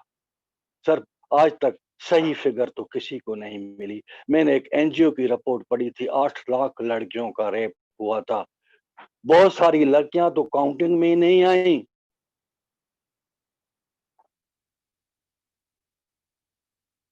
खुदकुशी कर ली बेचारियों ने, बदनामी के डर से खुदकुशी कर ली। उनको वो काउंटिंग में ही नहीं आई, अपने घरों में खुदकुशियां कर ली, घर वालों ने जाहिर ही नहीं किया। बहुत सी बॉर्डर क्रॉस करके वेस्ट बंगाल चली गई, वहां बाजार रोशन में जाकर बैठ गई, किसी ने काउंट ही नहीं किया उसको। कितनी लड़कियों का रेप हुआ है, आज तक उसका सही तादाद किसी ने तस्वर भी नहीं किया होगा। और ये सब कुछ प्लान था, हादसाती नहीं था। बस न्याजी को चढ़ गई, उसने कह दिया रेप करो।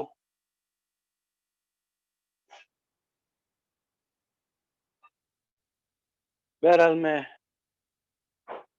सिर्फ इतना अर्ज करना चाहता हूं, इतना अर्ज करना चाहता हूं कि इनको पता है कि तजाद को किस तरह हल किया जाता है। इनको पता है कि जेनोसाइड किए बगैर, कौमों को फना किए बगैर उनकी जमीन पर कब्जा नहीं किया जा सकता। अगर बलोचों का जेनोसाइड कर रहे हैं, दोस्तों ने, बहुत से दोस्तों ने कहा बलोचों का जेनोसाइड हो रहा है, शायद अगर बलोचों का जेनोसाइड कर रहे हैं ना, तो उसी फिलॉसफी के तहत कर रहे हैं कि इनको फना करो, जब तक ये रहेंगे झगड़ा करेंगे। इनको फना करो, इनकी जमीन पर कब्जा करो। उनको ग्वादर चाहिए, आपकी जमीन चाहिए, आपका सोना चाहिए। इन्होंने सिर्फ एरियन को नहीं पढ़ा, सिकंदर को नहीं पढ़ा, तजाद किस तरह हल होते हैं ये नहीं पढ़ा। इन्होंने मैकावली को भी पढ़ा है।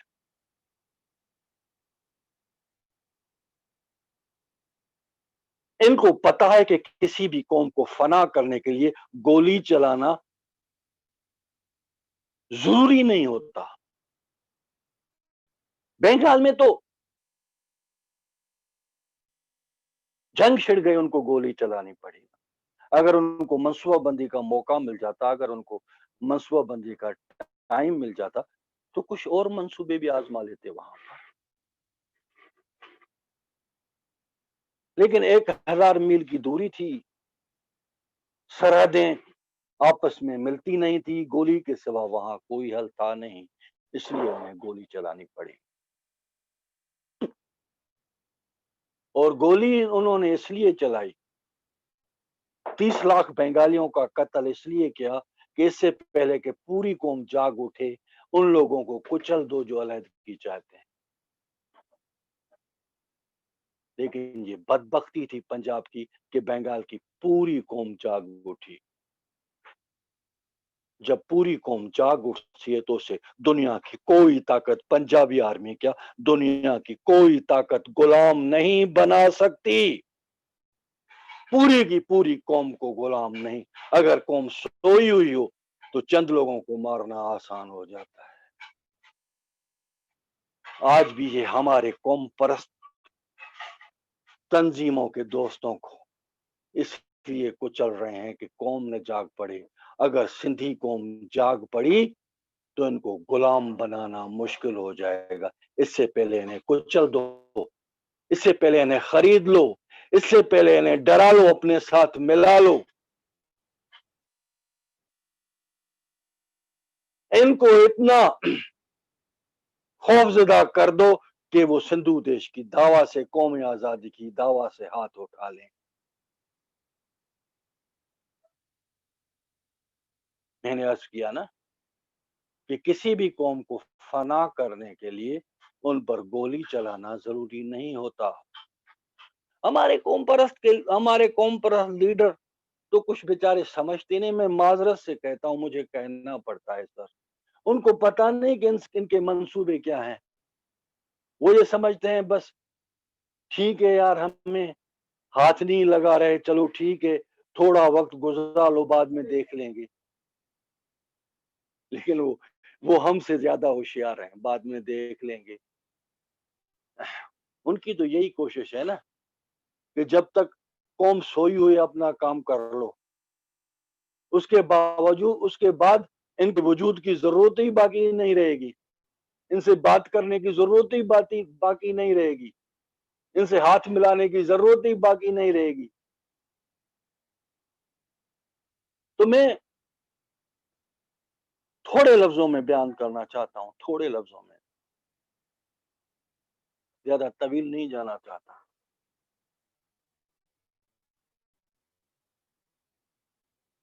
कि सर किसी भी कौम को फना करने के लिए गोली चलाने से बेहतर तरीका मेकावली का है कि अपने लोगों को वहां शिफ्ट करो, उनको अकलियत में तब्दील कर दो, फना हो जाएंगे, मर जाएंगे खुद ब खुद, इस अहल ही नहीं रहेंगे कि अपनी धरती पर दावा कर सकें। अगर जाग भी गए तो इतने थोड़े हो जाएंगे, हमारी आबादी इतनी ज्यादा होगी कि वही आबादी उन्हें मार के खत्म कर देगी, हमें गोली चलाने की जरूरत नहीं पड़ेगी। इसलिए वो कॉलोनाइजेशन कर रहे हैं। अभी नॉर्दर्न और साउदर्न बलूचिस्तान का प्लान सुना आपने, 2.5 मिलियन की माइग्रेशन वहां करनी है, कॉलोनाइजेशन करनी है। 2.5 मिलियन नहीं है, बलोचों की आबादी तो मुश्किल से 70-80 लाख होगी इस वक्त। वो अगर 1 करोड़ लोग वहां आबाद कर लें आहिस्ता आहिस्ता, तो बलोचों की तो अपनी जमीन पर दावा ही खत्म हो जाएगी। वो बहरिया टाउन बना रहे हैं, वो डीएसए सिटी बना रहे हैं, वो करोड़ों लोगों की आबादी मुंतकिल करने के प्लान्स बना रहे हैं। बहरिया टाउन, डीएसए सिटी, फजाया सिटी, पता नहीं सुपर हाईवे पे कितने प्रोजेक्ट हैं जो नूरी आबाद तक जाएंगे। जब करोड़ों लोग यहां आ गए पंजाब से, जब करोड़ों लोग यहां आ गए चाइना से, तो हम अपनी धरती पर हमारी तो कोई दावा भी नहीं रहेगी, कुछ नहीं रहेगा, हर चीज फना हो जाएगी, गोली चलाने की जरूरत ही नहीं है। डिंगी और भंडार जो जजायर हैं, उन पर जदीद शहर की तामीर हो रही है। 30 लाख की आबादी है, लेकिन ये सिर्फ 2 जजीरे नहीं हैं, 300 जजीरे हैं, जहां करोड़ों लोग आबाद होंगे। 20 साल के अंदर हमारी जमीन पर हमारा वजूद बेमाना हो जाएगा। उन्हें सिर्फ इतना मौका चाहिए कि इससे पहले कि कौम जाग जाए, इससे पहले कि पूरे सिंध के लोग उठ खड़े हों, हम अपना काम कर लें, वरना बंगाल की तरह मुश्किल हो जाएगी। इससे पहले कि पूरे बलोच कौम उठकर खड़ी हो जाए, हम अपना काम कर लें, वरना मुश्किल हो जाएगी। सर, जेनोसाइड के बहुत सारे तरीके होते हैं, एक तरीका सिर्फ गोली चलाना जेनोसाइड का तरीका नहीं है। सीपे के लिए इन्हें सिंध की धरती भी चाहिए, सीपे के लिए इन्हें बलूचिस्तान की धरती भी चाहिए, क्योंकि यहाँ इंडियन ओशन है, यहाँ बंदरगाहें हैं। और सीपे के लिए इन्हें गिलगित बल्तिस्तान की धरती भी चाहिए, क्योंकि चीन की सरहदें गिलगित बल्तिस्तान से ही मिलती हैं और किसी जगह से नहीं मिलती। ये 3 खित्ते तो इनके लिए अहम हैं।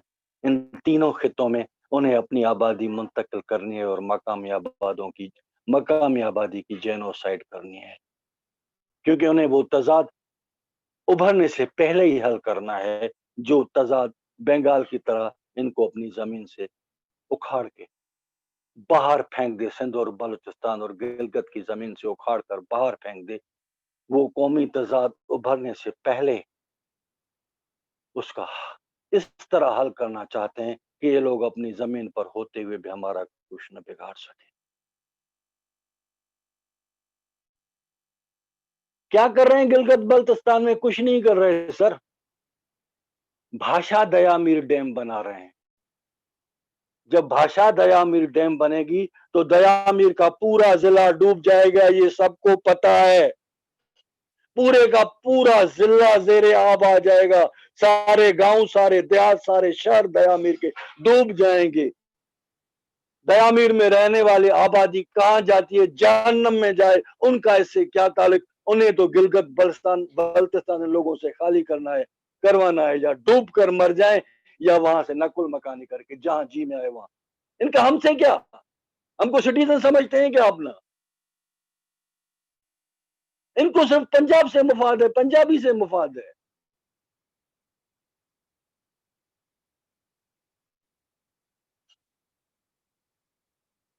जब मुजीबुर रहमान को गिरफ्तार करने जा रहे थे 26 मार्च की रात, हजारों लोगों ने इनका रास्ता रोका था।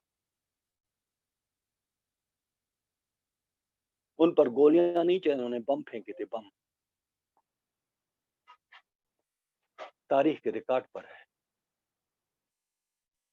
लेकिन जब इस्लामाबाद में जलसा होता है और 5000 पंजाबी खीमा लगाते हैं, तो वो खीमे नहीं उखाड़ते, कहते हैं अपने लोगों यार, इनसे थोड़ी लड़ना है।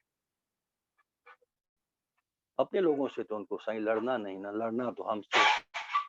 हम लाखों की तादाद में सामने आएंगे, फिर भी गोलियां भी चलाएंगे, क्योंकि हमें अपना आवाम ही नहीं समझते। पंजाब के 5000 लोग भी आ जाएंगे तो उनके बंदूकों के रुख नीचे हो जाएंगे कि अपने बंदे हैं, बैठे रहे, हम क्या करें।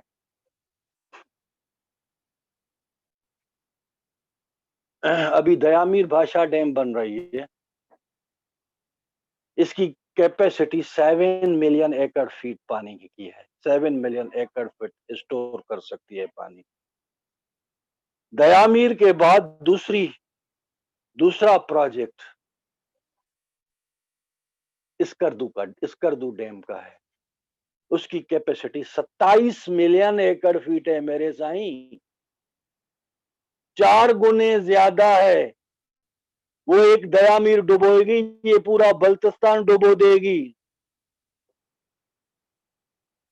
आप क्या समझते हैं दयामीर भाषा डैम के बाद और कोई डैम नहीं? 2024-2025 तक इस प्लान को पोस्टपोन किया है उन्होंने, खत्म नहीं किया।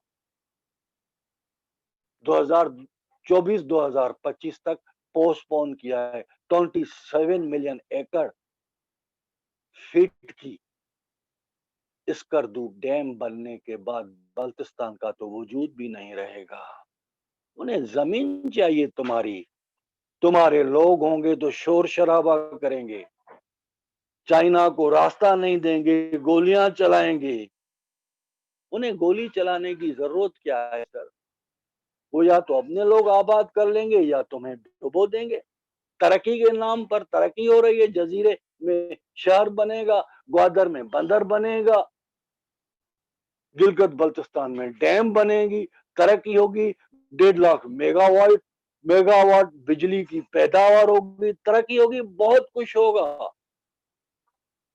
गिलगित बल्तिस्तान डूब जाएगा, सिंध सूख जाएगी, कतरा पानी का नहीं होगा।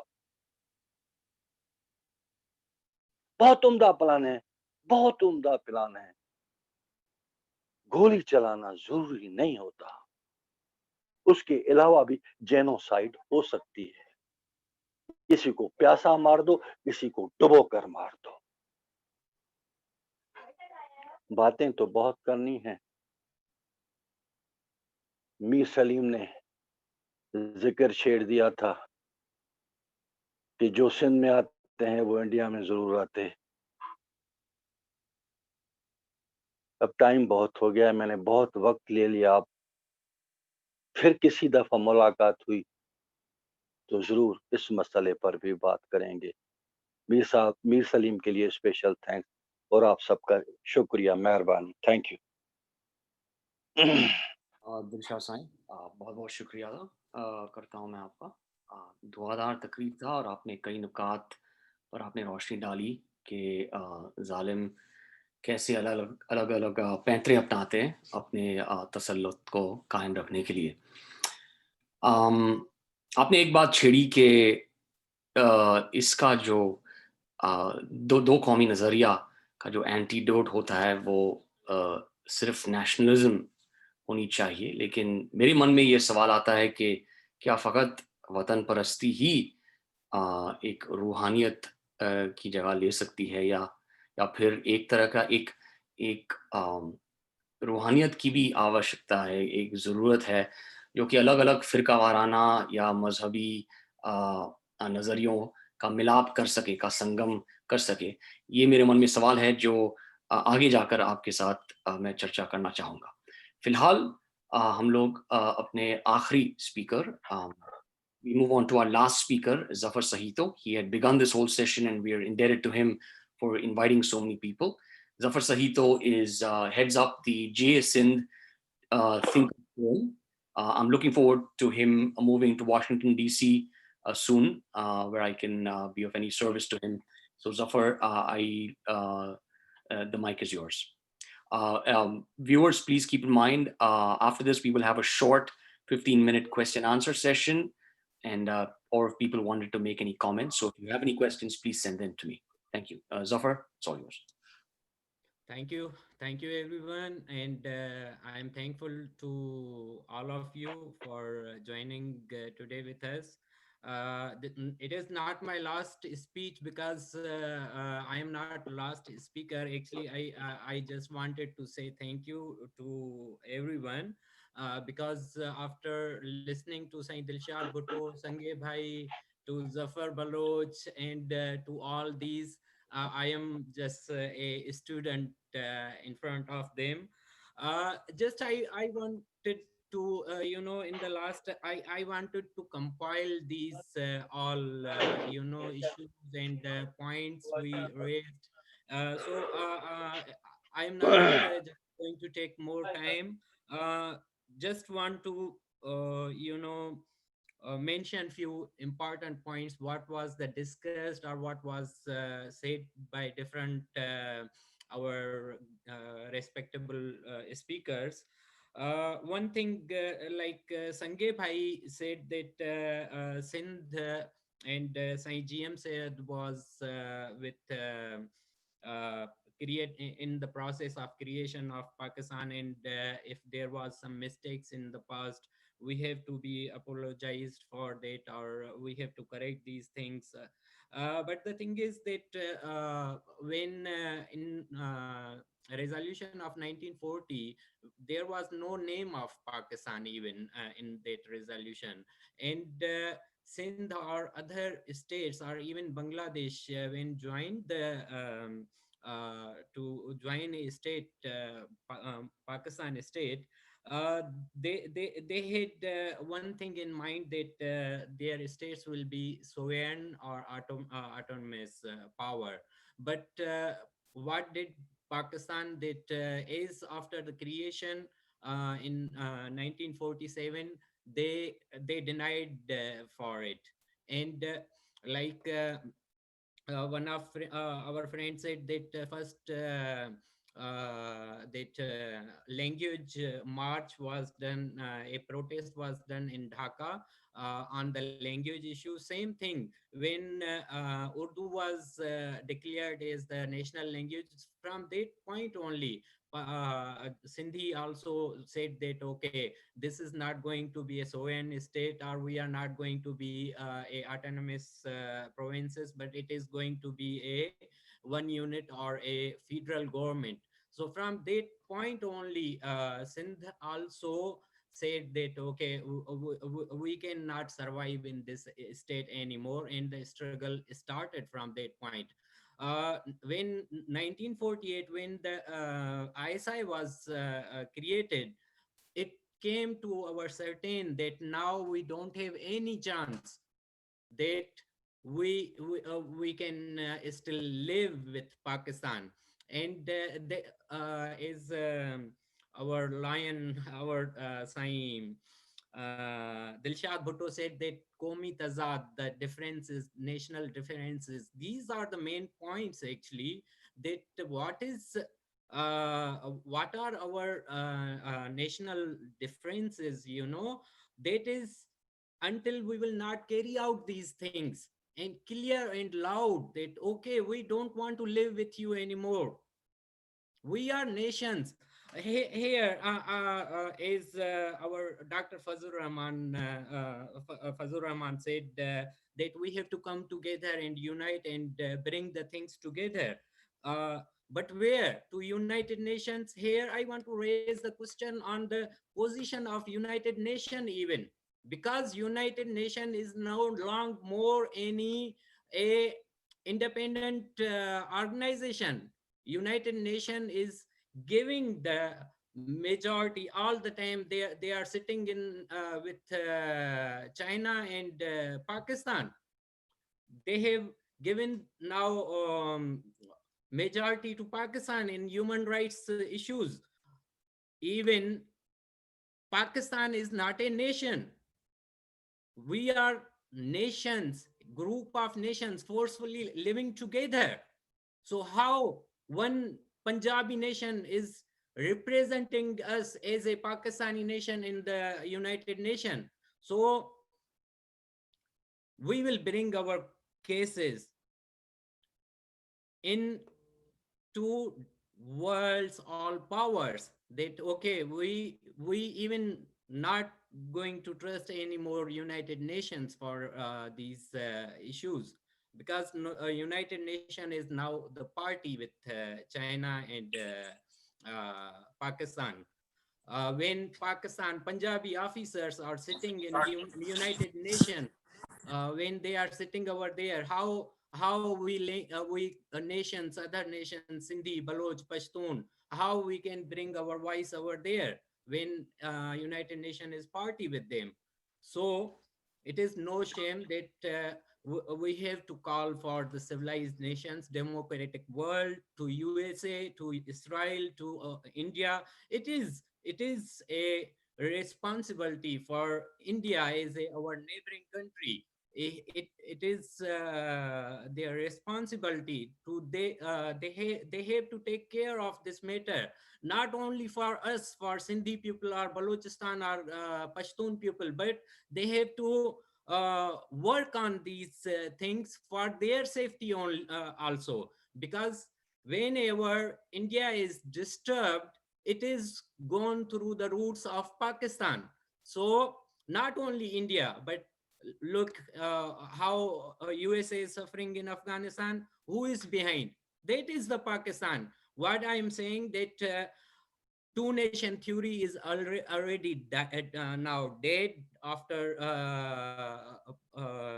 liberation of Bangladesh. So the Pakistani army and Punjabi nation should morally surrender now and give freedom to Sindhi people, to Pashtun people, to and that is also the theory of modern world, that more nations, more countries, and that same demand for new world order, for the expansion of economy, for the betterment and prosperity of humanity. Now these things should come forward, and US has a responsibility for this dream that new world order should be carried out now. So I want to request not only not only India, but I want to request United States of America also, and to Europe also, and a responsibility to British also, because they created that mess. So they have to realize now that what blunder they made in 1947 or before that, to do these all things, they have to undo this whole process. And Sindhi, Baloch, Pashtun nations should be given respect, should be given that same level into world organizations. These was the few points, and more than this, my coming article, which was before Sindhu, before Bangladesh, now Sindhu Desh. You know why these points I was writing, because our case is almost now on the same similar points. There is a lot of similarity in our case. If you look civil and military rule, that time when East and West Bengal was there, that same thing. East Bengal was denied for their civil and military. There was no journal. There was no civil bureaucrat in central government in Punjab. But this same thing is happening with Sindh now. There is no journal in Sindh. There is no journal from Baloch. These things are the similar. Not only that one. Look, in before 1971, Bangladesh was having 25 industrial units, big industries. But when after 1971, Bangladesh had only 4 units of industrial zones, while all other units was shifted to Punjab. Same thing is happening with us, with the Sindh. Mostly the units and our natural resources, when they are looting our natural resources for refining, as Zafar Bhai said, for refining, they are taking to Punjab. Why they can not refine these all resources in Sindh? So the thing is that what West Pakistan, means Punjab, did with Bangladesh, the same is happening with Sindh, with Balochistan, with Pashtun people, with Gilgit Baltistan. Now they have bring on us already. We all are suffering, and we are the colony of Pakistan now. But now they want to sell us. They want to sell our land. They want to sell our islands. The coastal belt of 913 kilometer from Balochistan till border of India, Sindh. This whole coastal belt they are selling to China, and they are saying that they will bring 3 million people. No, they will not bring 3 million people, but they will bring 30 million people, and they will get settled in Balochistan and Sindh and on that our coastal belt. So it is true that it is not always like that. When you shoot someone, there is genocide. There are different ways of genocide. Genocide of your culture, genocide of your secular way of living, genocide of your language, genocide of your people.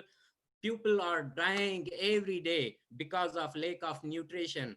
If you read the 2018 report of United Nations Health Authority, they declare that Sindh is worse than Africa in the food and water crisis. So all these things are happening. It is also a genocide. This is also genocide. They are killing us. We have hepatitis C, we have hepatitis B, lot of congested disease. That is also our genocide.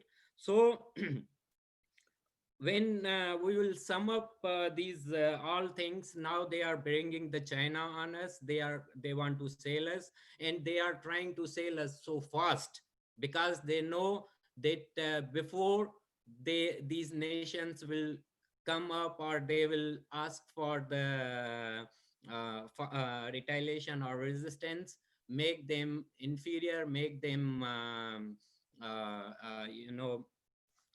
bring the settlers over there, and there will be no nation theory, or there will be no nationalism, or there will be no identity for the people of Sindh or Balochistan, and make them minority. So when they will be in minority, means they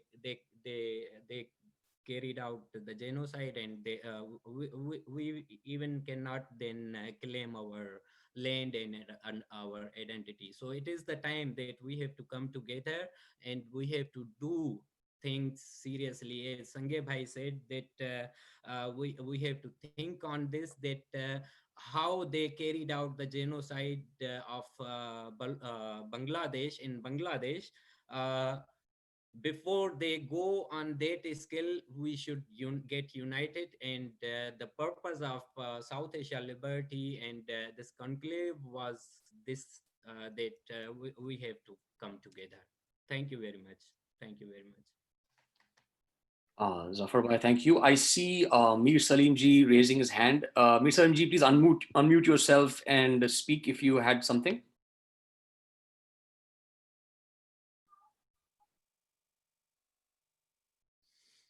Salim Sain? Maybe he just made Maybe some comment or something. Okay, okay. Yeah. Vandana Mangalik, one of the viewers, I think she had a question. Vandana, can you unmute yourself and just ask your question clearly? Thank you. Yes, hi. Thank you so much. This was a very, very illuminating, educative conversation. I really applaud, and I am very inspired by the bravery and courage and the clarity. I had a question that there are so many cities coming out with CAA resolutions against India. And in the popular narrative in the Washington Post and in New York Times and other places, India is constantly hammered on Kashmir genocide, on the CAA bill, which is a very, very humanistic bill. People are not aware of the Hindu Rohingya genocide and all the Hindu genocide that has happened, in addition to all the regional Muslim minorities that have been going through this persecution. And I was wondering, why has there not been, is there a reason why we are not given this much space for people to speak against, this Pakistani narrative? And why not show solidarity towards India? So if India feels less battered on the international scene, maybe it will have the gumption to speak and get direct intervention in all the problems that are happening to the conversation that was brought out today. Thank you. Thank you, Vandana. Anybody who would like to answer that question, just unmute yourself, please. Thank you.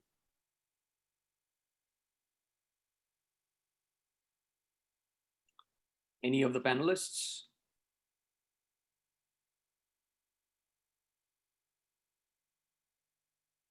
Okay, well, we can maybe just treat that as an idea or a comment.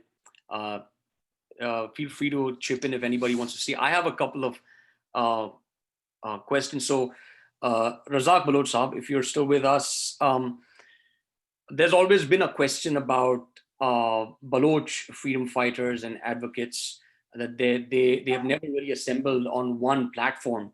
But now we see the Baloch American Congress coming into being. Do you think that fills that void? And if so, what would be the next steps? What would you want America to do, for instance, or India to do going forward? Oh, thank you for this question. It's a very good question. We created Baloch American Congress to bring our plight to America and India and all the civilized nations to get the support. And it's very much clear that whatever organization, political parties or groups resisting Pakistani atrocities committed by Pakistan Army, and the loot and plunder is going on. So we're gonna first of all, we're gonna bring our plight to the civilized world, that what Pakistan is doing, like disappearances, kill and dump, loot and plunder. And plus, what we're going to do is we're going to send a clear message to those also, those groups and the death squad who are supporting the Pakistan Army and killing their own brothers. So we want to send a message to them. Their time is coming. And we are very much hopeful that we're going to get enough support to bring this cancer to an end, because the Pakistan itself is a cancer for the whole world, and the Pakistan army is the bigger cancer within the cancer. So hopefully we're gonna come together and bring other nationalities with us, and we're gonna work, and we're gonna strive for freedom. We're gonna strive for the equality of other nationalities, and we like to be. You see, the Balochistan was a neighboring country to India. How can you forget that? And after we struggled against British, and we got freedom in 1947, and we became slave again. How can we accept that? So we have to, our nationalities, all these nationalities, we have to come together to get rid of this cancer army. There's no other way. Otherwise, like I said, our people are gonna live with 2%. Yes. 50% to China, 48% to Pakistan, and we're gonna live with 2%. This is not acceptable to us. Thank you. Thank you very much. Another question, it was for Dr. Fasil Afridi, but I know that he's left. He had to leave early. So I'll direct this at Agha Shahi Sadat. What is the role, or what role can Afghanistan play in the Pashtun struggle for rights? What is the legality of the Durand Line right now? And to that, I'll add a question of my own. Typically, I find that PTM activists, at least here on the East Coast in the United States, they tend to be very shy of coming close to any kind of Indian support for their cause. Is there a reason for that? And if so, what can India do, if anything? First of all, if you see the Durand Line, it's never recognized by Afghans. And it divided not just only Pashtuns, but it divided our Baloch brothers, our Hazara brothers, and other Afghans and Baloch brothers too. It's never recognized, and it's one of the issues that even the Afghan government cannot compromise with the Pakistan. The other thing is, if you see, Afghanistan is in a turmoil, like kind of the Pakistan harbor terrorism. In each time, even if Afghan raise a slight voice, a little bit, even if they raise their voice to support their Pashtun brothers or Baloch brothers on this side, other side of the Durand Line, you see a rain of rockets, attack, bombs, and all these explosions in Afghanistan. It turned Afghanistan to like a hell. So I want to add one more thing with that, is that to us Pashtuns, we believe that these Taliban or other extremists are special force of Pakistan military, because any forces that are controlled by the intelligence agencies, mostly those special forces are other countries in this. This is the same thing that they're controlling totally, these extremists, and they are all in Afghanistan. They created a kind of zombies out of, I would say, unfortunately, more Afghan people, Pashtun people who went to Pakistan and become refugees. They create these madrasas. In the name of madrasas, they brainwash them, they turn them to zombies. And these people are attacking us. And I would say this, Afghanistan is all, Afghan wish, the government Afghan wish to support the cause. But here's the big problem. These guys are sitting there, they have like so powerful people who are, for the past, how many years since the invasion, after the invasion of Russian, they put these places, these people were there, and then Taliban and all these things. So Afghanistan want. I talk even in many cases. I will give you the case of Tahir Dawar, who was a police officer who exposed, who was in Waziristan, from Waziristan, exposed Pakistani military link with extremists who were sending target killers to different area of Pashtun in Waziristan, another part of, and even in Afghanistan. So once he exposed that, he was killed inside in Islamabad. He was brought to Islamabad, tortured, killed, and took back, drop it in between in the Duran line. So I contacted, this was a very good case to take it to International Criminal Court. When I talked to some people, some Afghan government officials to take this case, they were worried, they were scared. So this is the problem. And I think the second question you said it, how can, even if we talk to ordinary Indian person, if we talk, they label us being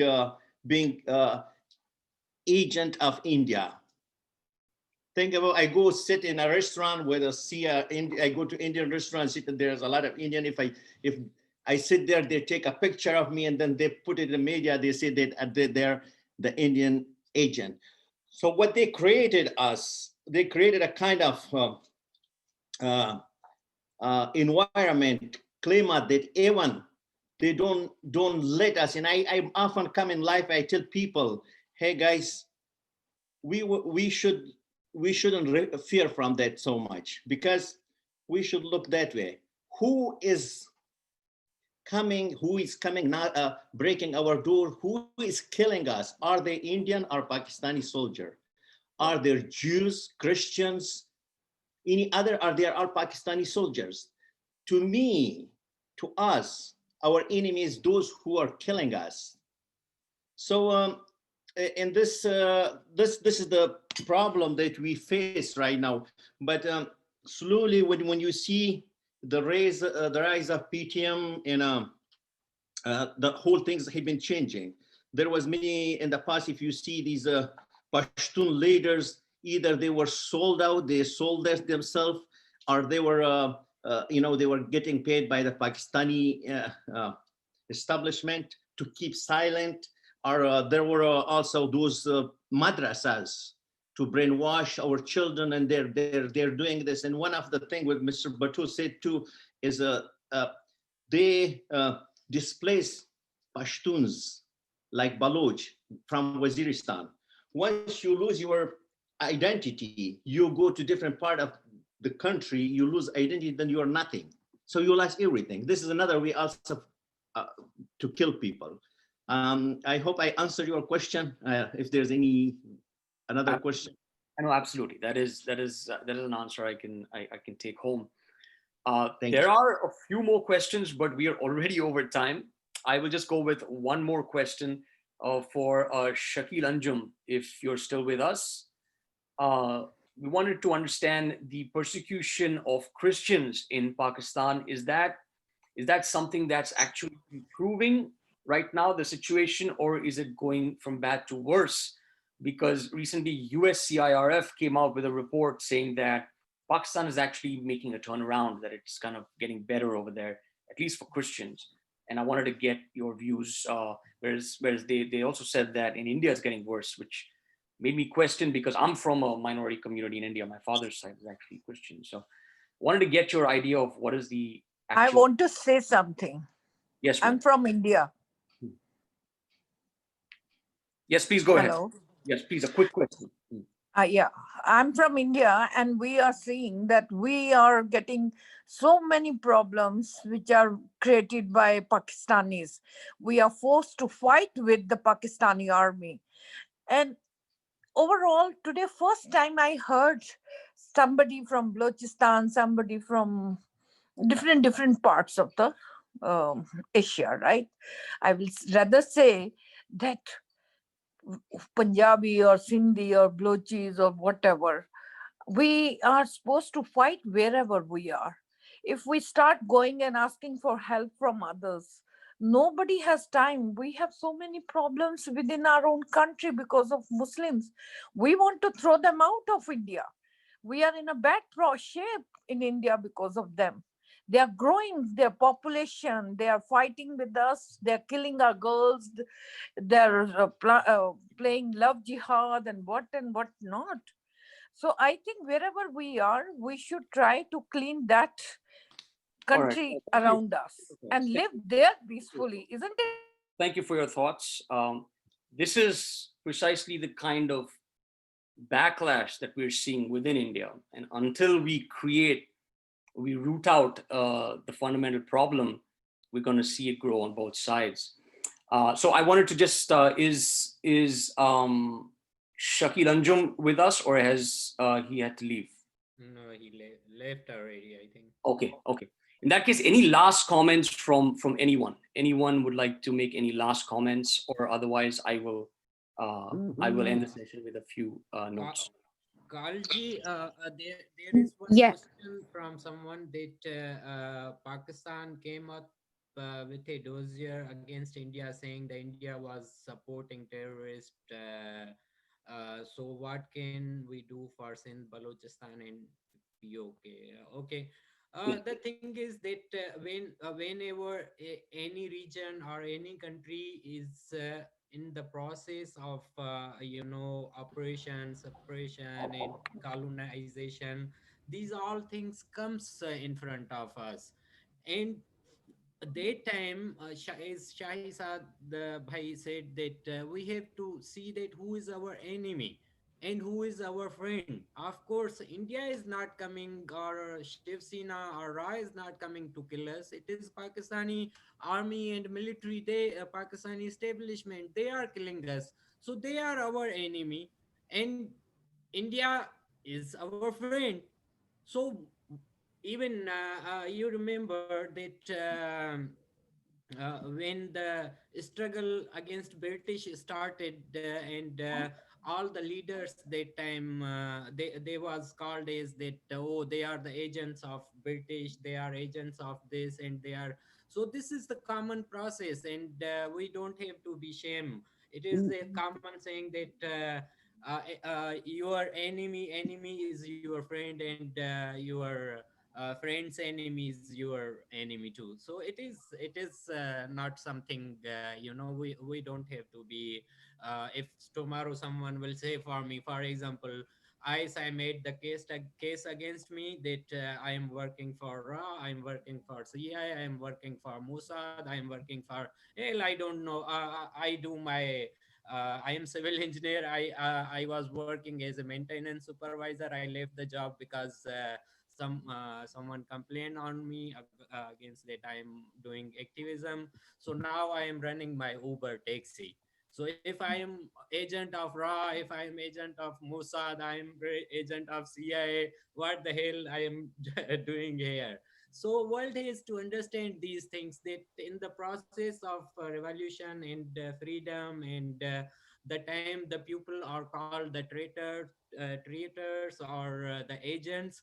After the even for Sheikh Mujib, they said that he's the agent of Ra, and he is getting the support from India. He is taking the money from them, but now he is the hero of their nation. So I think that when our countries will be liberated, we will get our freedom. We will be the heroes of our country, not the agent or traitor or anything. Thank you. Thank you, Zafar. So to end, we have two very quick comments, not more than a minute. Sachin Tripathi, you go first. Thank you. So thanks for this wonderful conference. I get to know a lot of things, a lot of emotions and information like I came to know. Just one request. I mean, do you get chance to talk to the congressmen in US or UK and explain all these things? Because there are so many information, they doesn't come out in public domain. They actually don't get any kind of representation. So asking for a meeting, probably a Zoom meeting, and explain your point of view, so that at least somebody from the like American Congress or Senate can listen to all your points, because the other side is doing that.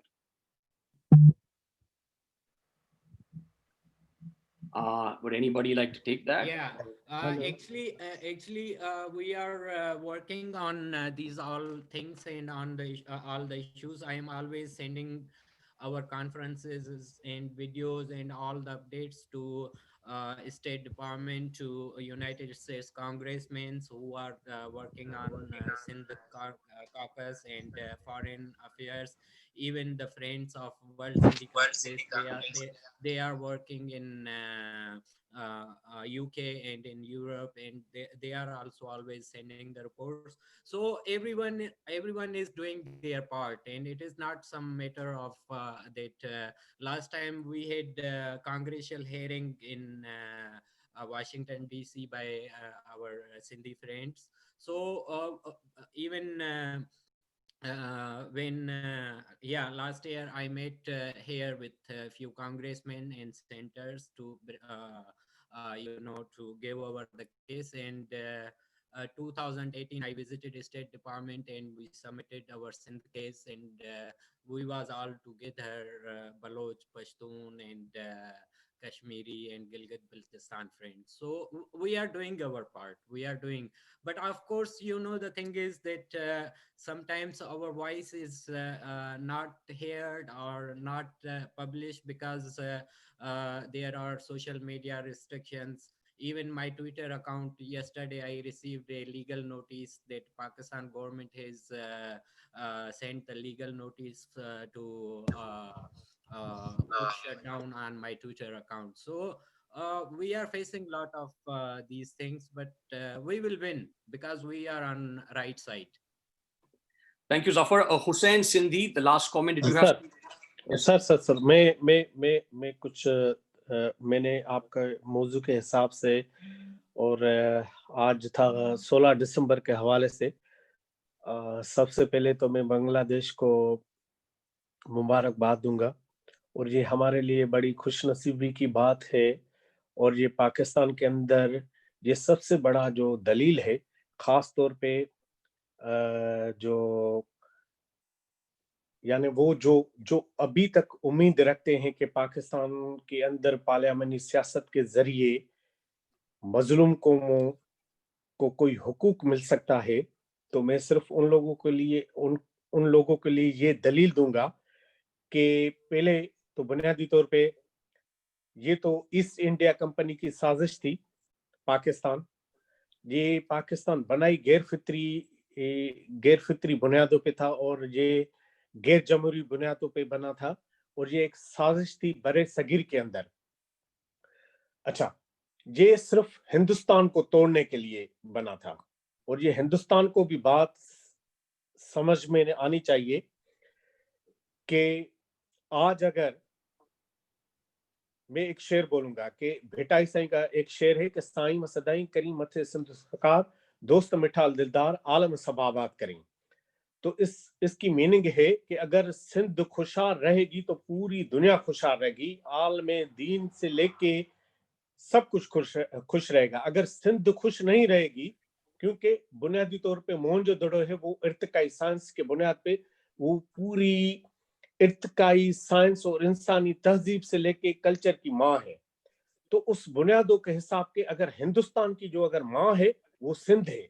अगर आज सिंध मुसीबत में है तो हिंदुस्तान को ये बात समझनी चाहिए कि अगर माँ खुशहाल नहीं होगी तो हिंदुस्तान भी खुशहाल नहीं रह गया, क्योंकि आज सिंध पाकिस्तान के कब्जे के नीचे है, उसके पांव तले है।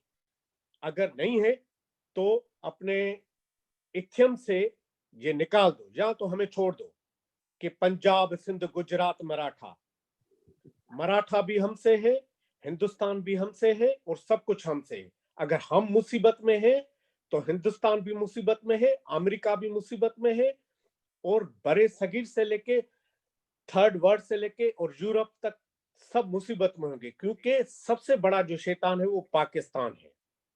वो बनाई था शैतानी के बुनियाद पे था। तो इस वजह से मैं ये कहने का, आज बांग्लादेश ने जो छोटे कद के लोग थे उन्होंने अपनी बड़ी 30 लाख की कुर्बानी दी। साईं जेम्स ने कहा था कि मेरे खानदान समेत अगर मुझे फांसी पे लटकाया जाए और सिंध को आजाद किया जाए तो ये मैं सस्ता सौदा लूंगा। तो आज अगर हम अगर मुसीबत में हैं तो वो सिर्फ और सिर्फ पाकिस्तान की वजह से। तो अगर पाकिस्तान से जान छुड़वानी है तो इस दुनिया में और इस खित्ते के अंदर बड़ी तरक्की आएगी। अगर पाकिस्तान से हम जान नहीं छुड़वाएंगे तो भाई अमेरिका को भी ये बात समझ, मैं उर्दू में बात कर रहा हूँ, हिंदी में बात कर रहा हूँ, सेम है, हम उसके मुफाद की जंग लड़ रहे हैं। अगर हमारी कोई मदद नहीं करेगा ना, ये सारी मुसीबत में होंगे। तो मेरे कहने का मकसद ये है कि पाकिस्तान जो बुनियादी तौर है ना वो शैतान है। ISI से लेके MIA से लेके मुंबई तक हमले हो या 9/11 के जो हैं, ठीक है ना, तो हमें इससे किस तरीके से जान छुड़वानी है इस पे हमें गौर विचार करना चाहिए। देखो यूनाइटेड नेशन इस वक्त मैं होके आया हूँ, यूनाइटेड नेशन से मैं होके आया हूँ। United nation human rights violation पे काम करता है और आजकल वो यूनाइटेड नेशन काम कर रहा है चाइनीज पे, और चाइना काम कर रहा है जिस तरह श्रीलंका पे उसने कब्जा किया, अब वो सिंध के बंदरगाह पे कब्जे करने के बाद, बलूचिस्तान के बंदरगाह के कब्जे करने के बाद वो जा रहा है अपना जिसको हम समंदर उस पे कब्जा करने जाना है। तो मेरे कहने का मकसद क्या ये है कि आप लोग जो आज इस इशू पे बैठे हुए हो, आप सब दोस्त, इसका नतीजा निकालें। बातें तो हमने सुन ली, अब जो इस खित्ते के अंदर जो डेमोक्रेटिक और जो जिम्मेदारी है ना वो आगे चर्चा चलती रहेगी। So let's wrap it up quick. अच्छा, तो हिंदुस्तान पे ये जिम्मेदारी है कि वो अपना रोल प्ले करे, वो हमारी मजलूम कौमों की मदद करे। हमें मुकम्मल तौर पे सियासी और साईं जेम्स साहब जब इंदिरा गांधी से मिला था ना, तो उन्होंने कहा था कि मुझे कोई और सपोर्ट नहीं चाहिए, मुझे इखलाकी सपोर्ट चाहिए। तो हमें चाहिए इखलाकी सपोर्ट। वो कौन करेगा? अमेरिका, इसराइल और इंडिया। चाइना हमारा दुश्मन है इस खित्ते के अंदर, चाइना के साथ हमें लड़ना है। अगर हमें अपनी धरती बचानी है, अगर अपना हमारा वतन बचाना है, हिंदुस्तान को बचाना है और हमें बड़े सगीर को बचाना है, तो पाकिस्तान को तोड़ना है और इस चाइना को मुंह तोड़ जवाब देना है। बस मेरे कहने का ये मकसद था कि इसका नतीजा निकाले, आज के मौजू का जो नतीजा है ना वो निकाले। बस हमें क्या करना चाहिए, हमें जिम्मेदारी दे, हम करेंगे। धन्यवाद Hussain. I will I'm so sorry Shahiji, but we are really out of time, but we will continue this. Okay, Shahiji, you can unmute yourself and make one last comment. This is absolutely the last. Okay. Yeah. The only thing is that this one lady, she spoke of hatred. We wonder if she was at all Indian or not. Her identity, she might. Yeah. I'm Rama Sanyal. I'm from Bombay. Yeah, ma'am. Because I think at the end we are all human beings. I don't think this was. I wonder if you're from Indian or you're from somewhere in Punjab. Thank you so much. No worries. Well, just to be, I believe her that she's from India. There is a reaction to everything that's going on. So, we'll take everybody's word at whatever it is, and just be aware of what the alternative. If we don't do something to stop that, to root out that religious ideology from the subcontinent, and that is what we're going towards. So, I'm actually glad she spoke up. Thank you, Ramaji. As you can see, the comments and the questions are going on, and everybody has so much to say. So this event today was just a beginning of a conversation that we hope we will continue. And when so many knowledgeable, broad-minded thinkers from Pakistan, Bangladesh, in the future we want to include people from India as well, when they gather together on one platform and speak, people must listen. So this is being live streamed on Facebook. We will put the video up on YouTube, I guess, and we will share the links widely. On March 21st, 2021, which happens to be the anniversary of the Lahore Resolution, which put in place the two-nation theory, we will be having an Indus Freedom Seminar to see how we can undo that curse on the subcontinent. And then in September of 2021, we will have an Indus Freedom Conclave in New York to coincide with the UN General Assembly session in New York. So please stay tuned. Please follow these people. I hope you all can share your social media handles so that more and more people can follow you and your message gets out to everyone.